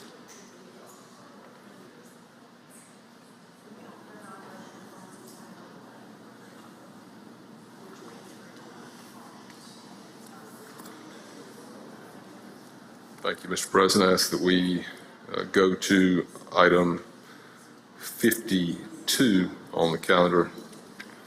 Have the title read. Mr. Clerk, please read the title. Senate Bill number 3047, Appropriation Gulf Coast Restoration Funds to the Mississippi Development Authority. Okay, this is the GCRF portion of the bill that go to MDA. And one moment, Mr. President.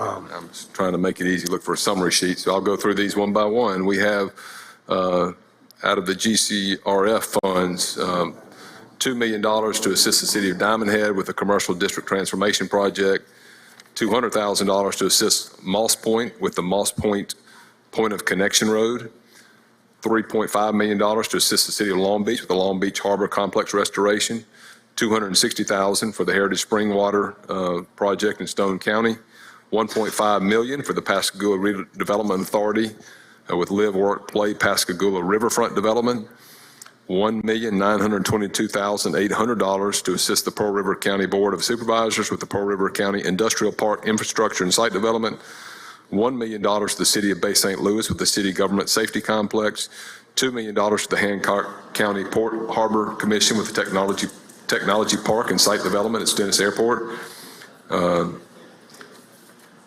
million to assist with the Mississippi State University Research and Technology Corporation with the continued development of the Mississippi Cyber Center project, $4,600,000 to assist the City of Gulfport with the Daniel Boulevard Extension and Connector Road between Highway 49 and Canal Road, $498,000 to assist the City of Lucedale with the Lucedale Municipal Park Stage, $1,750,000 for the City of Moss Point with the Highway 63 Escatawpa Natural Gas Pipeline installation, $1 million to assist Moss Point Redevelopment Authority with Moss Point Downtown Revitalization, $1,599,906 for the George County Board of Supervisors with the Grain Elevator River Road rehabilitation, $1,599,372 to assist the George County Board of Supervisors with the old Highway 63 North Regional Agricultural and Agritourism Accelerator Project, $2 million to assist Jackson County Economic Development Foundation with the Sunplex Light Industrial Park site improvements and Trent Lott Airport,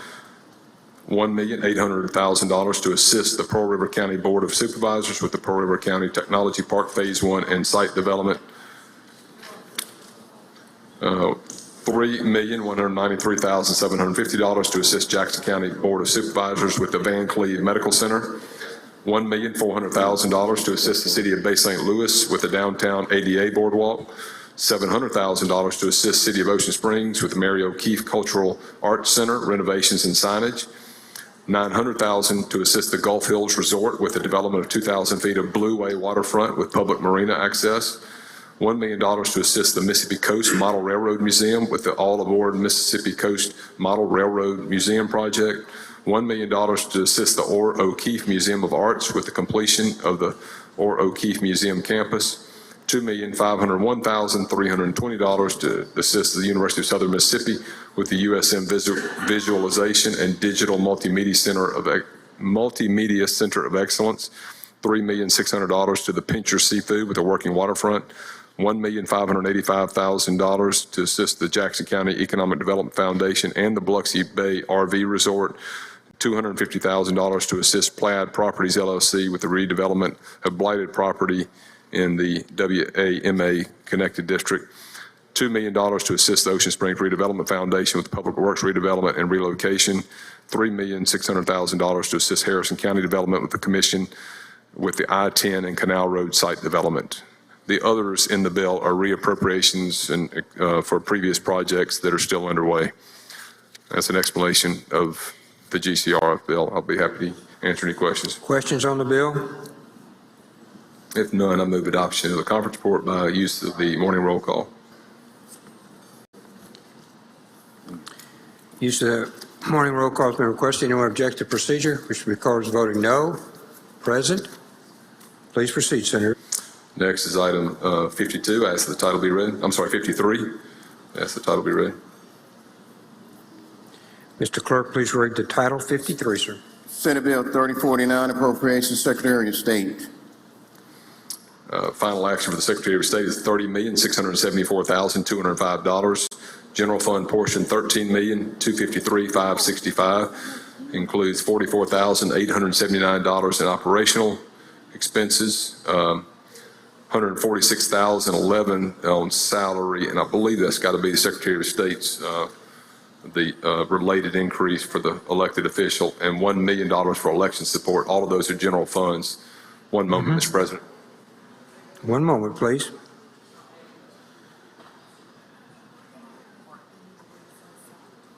Okay, thank you. I'll yield for questions. If there are none, I move adoption of the conference report. Adoption of the conference report by use of the the morning roll call. Anyone object to procedure? Or is voting no? Present. Seeing none, Senator, you're recognized. I believe we have you completed that, Senator? Do you have to go back? I would like to go back. Let me suspend the rules. All right, why don't I give you just a minute for you and Corbin to discuss. My motion would be that we suspend the rules to go back to item 46 on the calendar. Go back to item 46. One moment, please.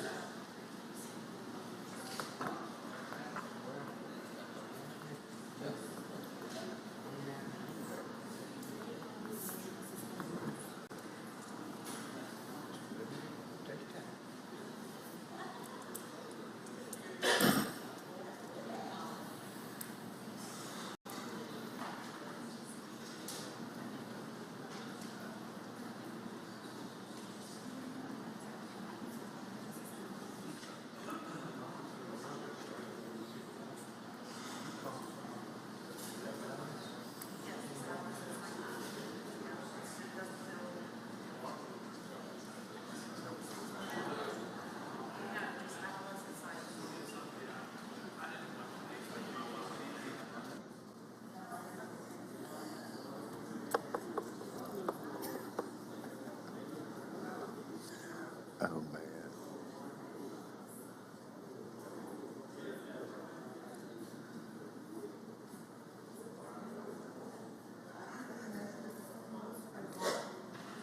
Motion is to suspend the rules. All in favor signify by saying aye. Aye. Opposed, no. All right, Senator, we're ready. I move that we reconsider the vote by which Senate Bill 3017 passed. Motion is to reconsider the vote. All in favor signify by saying aye. Aye. Opposed, no. The ayes have it. Please proceed, sir. Now my motion would be to recommit for further conference. Recommit for further conference. All in favor signify by saying aye. Aye. Opposed, no. The ayes have it, Senator.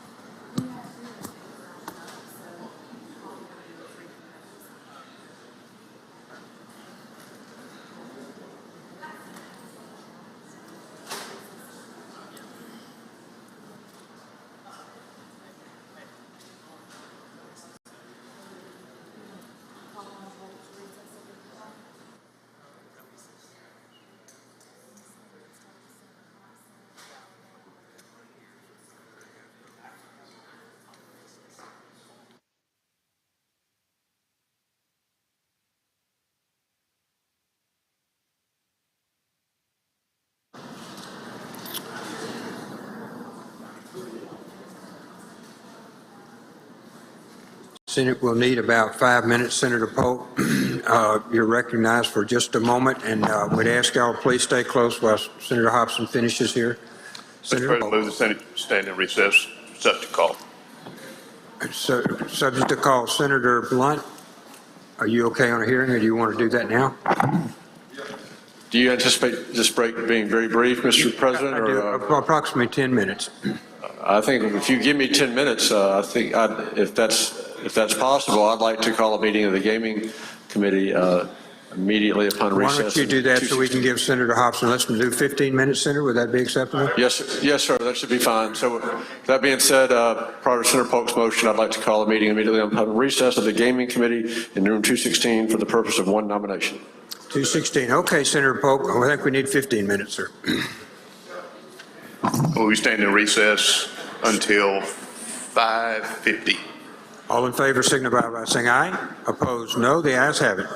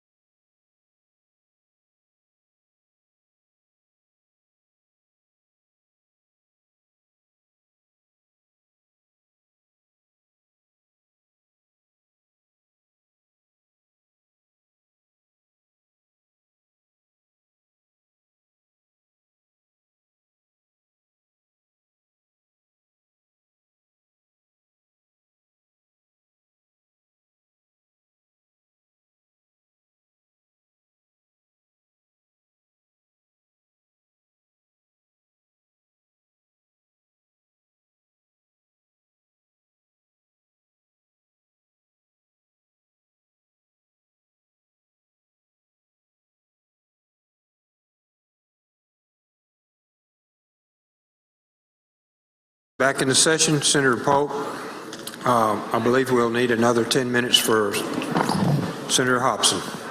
I move that we stand in recess, call the chair. Thank you, Senator Polk. All in favor signify by saying aye. Opposed, no. The ayes have it.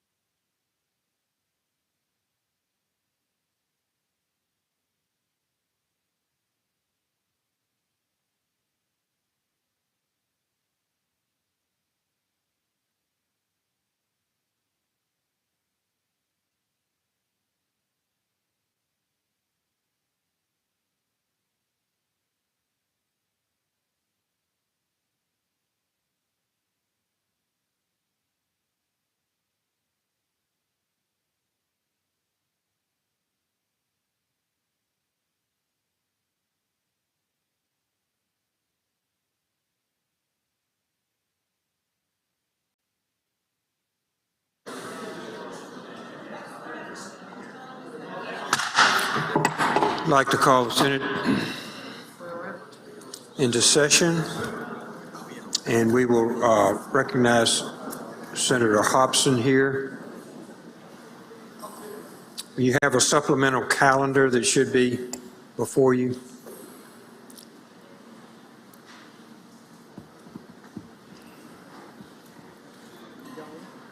Yes, sir.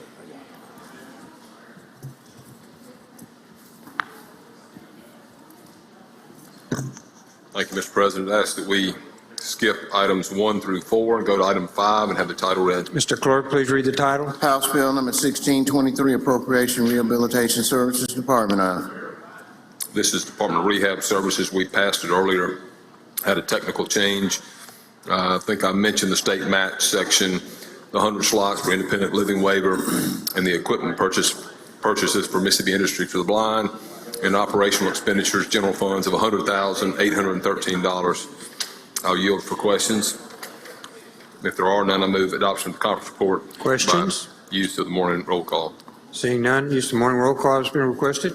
No objection to procedure. Court is voting no. Present. Seeing none, passes. Bill passes. Senator, you're recognized. I move that we suspend the rules to return to item 4 on the supplemental calendar number 2. All in favor signify by saying aye. Aye. Opposed, no. The ayes have it. Please proceed, Senator. I ask the title be read. Mr. Clerk, please read the title. House Bill number 1615, Appropriation Library Commission. This includes $49,895, which is salary progressions, $114,802 restoring cuts, and then restoring some critical vacancy funding, $205,882. Total amount $13,924,285. The general fund support $10,774,908. Questions on the bill? Seeing none, Senator, we're ready for your motion. Motion sir. is adoption of the conference report by use of the morning roll call. Use of morning roll call being requested. Anyone object to procedure? Court is voting no. Present, Senator Hill. Anyone else? Seeing none, the bill passes. You recognize Senator Hobson. Ask that we skip 6 and 7, go down to item 8, have the title read. 6 and 7 retain place on the calendar. Item 8, Mr. Clerk, please read the title. House Bill number 1639, Appropriation State Public Defender Office of. Final action for the Office of State Public Defender is $3,661,718. It's all general funds. It includes some funding to maintain the current programs for the public defender. That's $116,500. It includes agency operations, $9,355. I'll yield for questions. If none, I move adoption of the conference report by use of the morning roll call. Senator Simmons, for what purpose, sir? Question, Mr. President. You yield for a question, Senator? I yield. Yep, Senator Simmons is recognized. Thank you, Mr. President. Senator, Chairman Hobson, earlier in the session, we talked about 3 permanent public defenders for Hinds County. Does this appropriation contain that? It does not. That's going to be in a separate, I think that is part of the ARPA bill that Senator Polk is working on. Okay, and then I guess my last question was Senator Barrett. I don't see him. Oh, we were talking about some to allow public defenders the access to have access to the Mississippi electronic courts, or the fees or subscriptions associated with that. Is that in this bill? I know we had discussions about. I don't think it is, and I don't recall that discussion. Okay, okay. But I may have missed that one, but no, I don't think that's in the bill. Okay, thank you. Thanks. Thank you, Mr. President. Thank you, Senator Simmons. Any other questions? Seeing none, Senator, we're ready for your motion. Motion be adopt the conference report by use of the morning roll call. Use of morning roll call has been requested. Anyone object to procedure? Mr. Court is voting no. Present? Seeing none, Senator.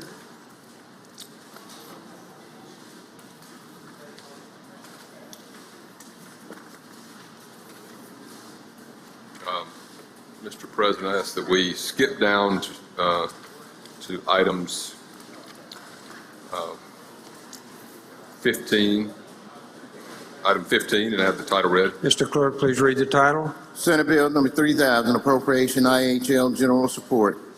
My motion would be to recommit for further conference. Motion is to recommit. All in favor signify by saying aye. Aye. Opposed, no. Senator? Motion, I'm sorry, I would ask to go to item 16, have the title read. Mr. Clerk, please read the title. Senate Bill number 3001, appropriation IHL subsidiary programs. My motion would be to recommit for further conference. Motion is to recommit. All in favor signify by saying aye. Opposed, no. The ayes have it. Please proceed, Senator. Thank you. Yes, we'll go to item 17 and have the title read. Mr. Clerk, please read the title. Senate Bill number 3009, appropriation community and junior colleges board administrative expenses. My motion is to recommit for further conference. Motion to recommit for further conference. All in favor signify by saying aye. Aye. Opposed, no. The ayes have it, Senator. Yes, we go to item 18, have the title read. Mr. Clerk, please read the title. Senate Bill number 3017, appropriation military department. Final action for the military department is $190,062,196. The general fund portion, $8,733,452. This includes $20 million of capital expense funds to construct a fire crash rescue station and renovate existing fire department building, and also additional funds as it relates to a project that military is involved with. This also includes $4,731,500 of capital expense funds for a fiber demarcation point at Camp Shelby. They need some network hardware and software security upgrades. Also includes $350,000 of EEF for education assistance, $227,326 of general fund increase for vacancies and payroll costs from LBR, and it also restores cuts that were made. Federal funds restore some cuts that were made, $11,261,581, and that's an explanation of the changes in the conference report.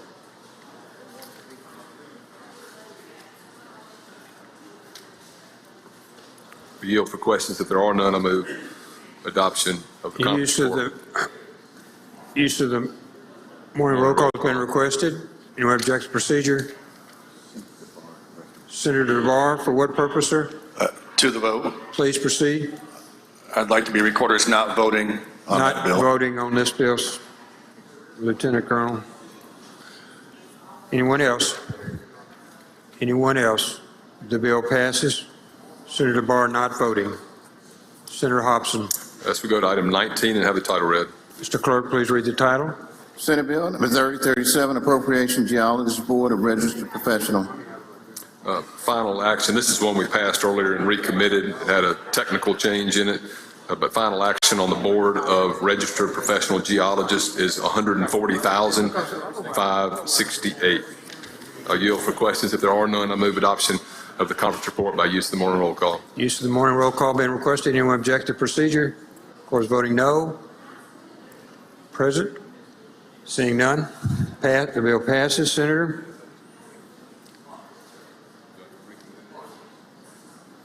As we go to item 20 and have the title read. Mr. Clerk, please read the title. Senate Bill number 3043, appropriation finance and administration department of. Motion would be to recommit. Motion to recommit. All in favor signify by saying aye. Opposed, no. The ayes have it. Please proceed, Senator.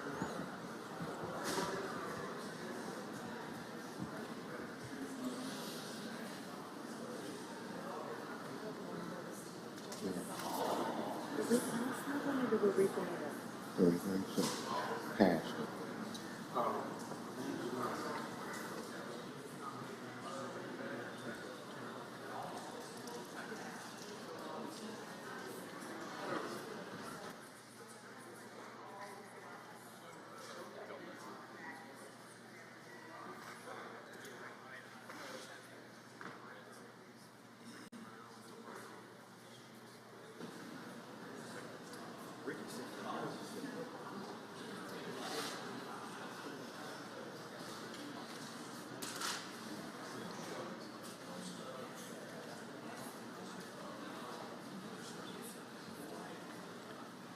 All right, Senator Hobson. All done? Announcements, please. Announcements. Any announcements? Senator Carter. Adjournment memory. Adjournment memory. Please proceed. When the Senate adjourns today, I ask that we adjourn in memory of Annie Miller of Gulfport, Jamie Miller's mom. She died last year. The whole case delegation would like to sign on. Moran, Thompson, Delano, England, and Wiggins. And if anyone else would like to sign on, please let the clerk know. Thank you, Senator Carter. Senator Frazier. Adjourn in memory. Please proceed. On behalf of Senator Norwood, Horn, and Blunt, I would like to send to join in memory of former Jackson Police Chief Rebecca Coleman, who passed away on yesterday. Thank you. Chairman, Senator DeBar, for what purpose, sir? Announcement. Please proceed. Education will meet tomorrow morning, 9 o'clock, room 216, for one nomination. Education at 9 o'clock in the morning. Senator Michelle. Thank you. Adjourn in memory, please, Mr. President. Proceed. Today, I ask we adjourn in the memory of John Sourwine. That's the father who passed away a couple of months ago, of our good friend Sandy Ray. Thank you, Mr. President. Thank you, Senator Michelle. Senator Younger. Today, when the Senate adjourns, I'm not sure if we've done this before, but for Frankie Castiglia's wife, Vivian, and his son, I'm not sure about his son's name, but I'll find out. Thank you, Senator Younger. Senator Butler. Yes, sir, Mr. President. I would just like to bring to the Senator's attention that there will be a taste of buffalo fish, bone and boneless, at the side of the Coliseum. The cooker will be Juan Bonnet. What date and time, sir? After today. Today, after adjournment. Thank you, Senator Butler. Anyone else? Okay, Senator Pope. Thank you, Mr. President. I move the Senate stand in recess until 8 p.m. tonight, at which time the journal will reflect that we're adjourned until 10 a.m. tomorrow. All in favor signify by saying aye. Opposed, no. The ayes have it. We stand in recess till 8.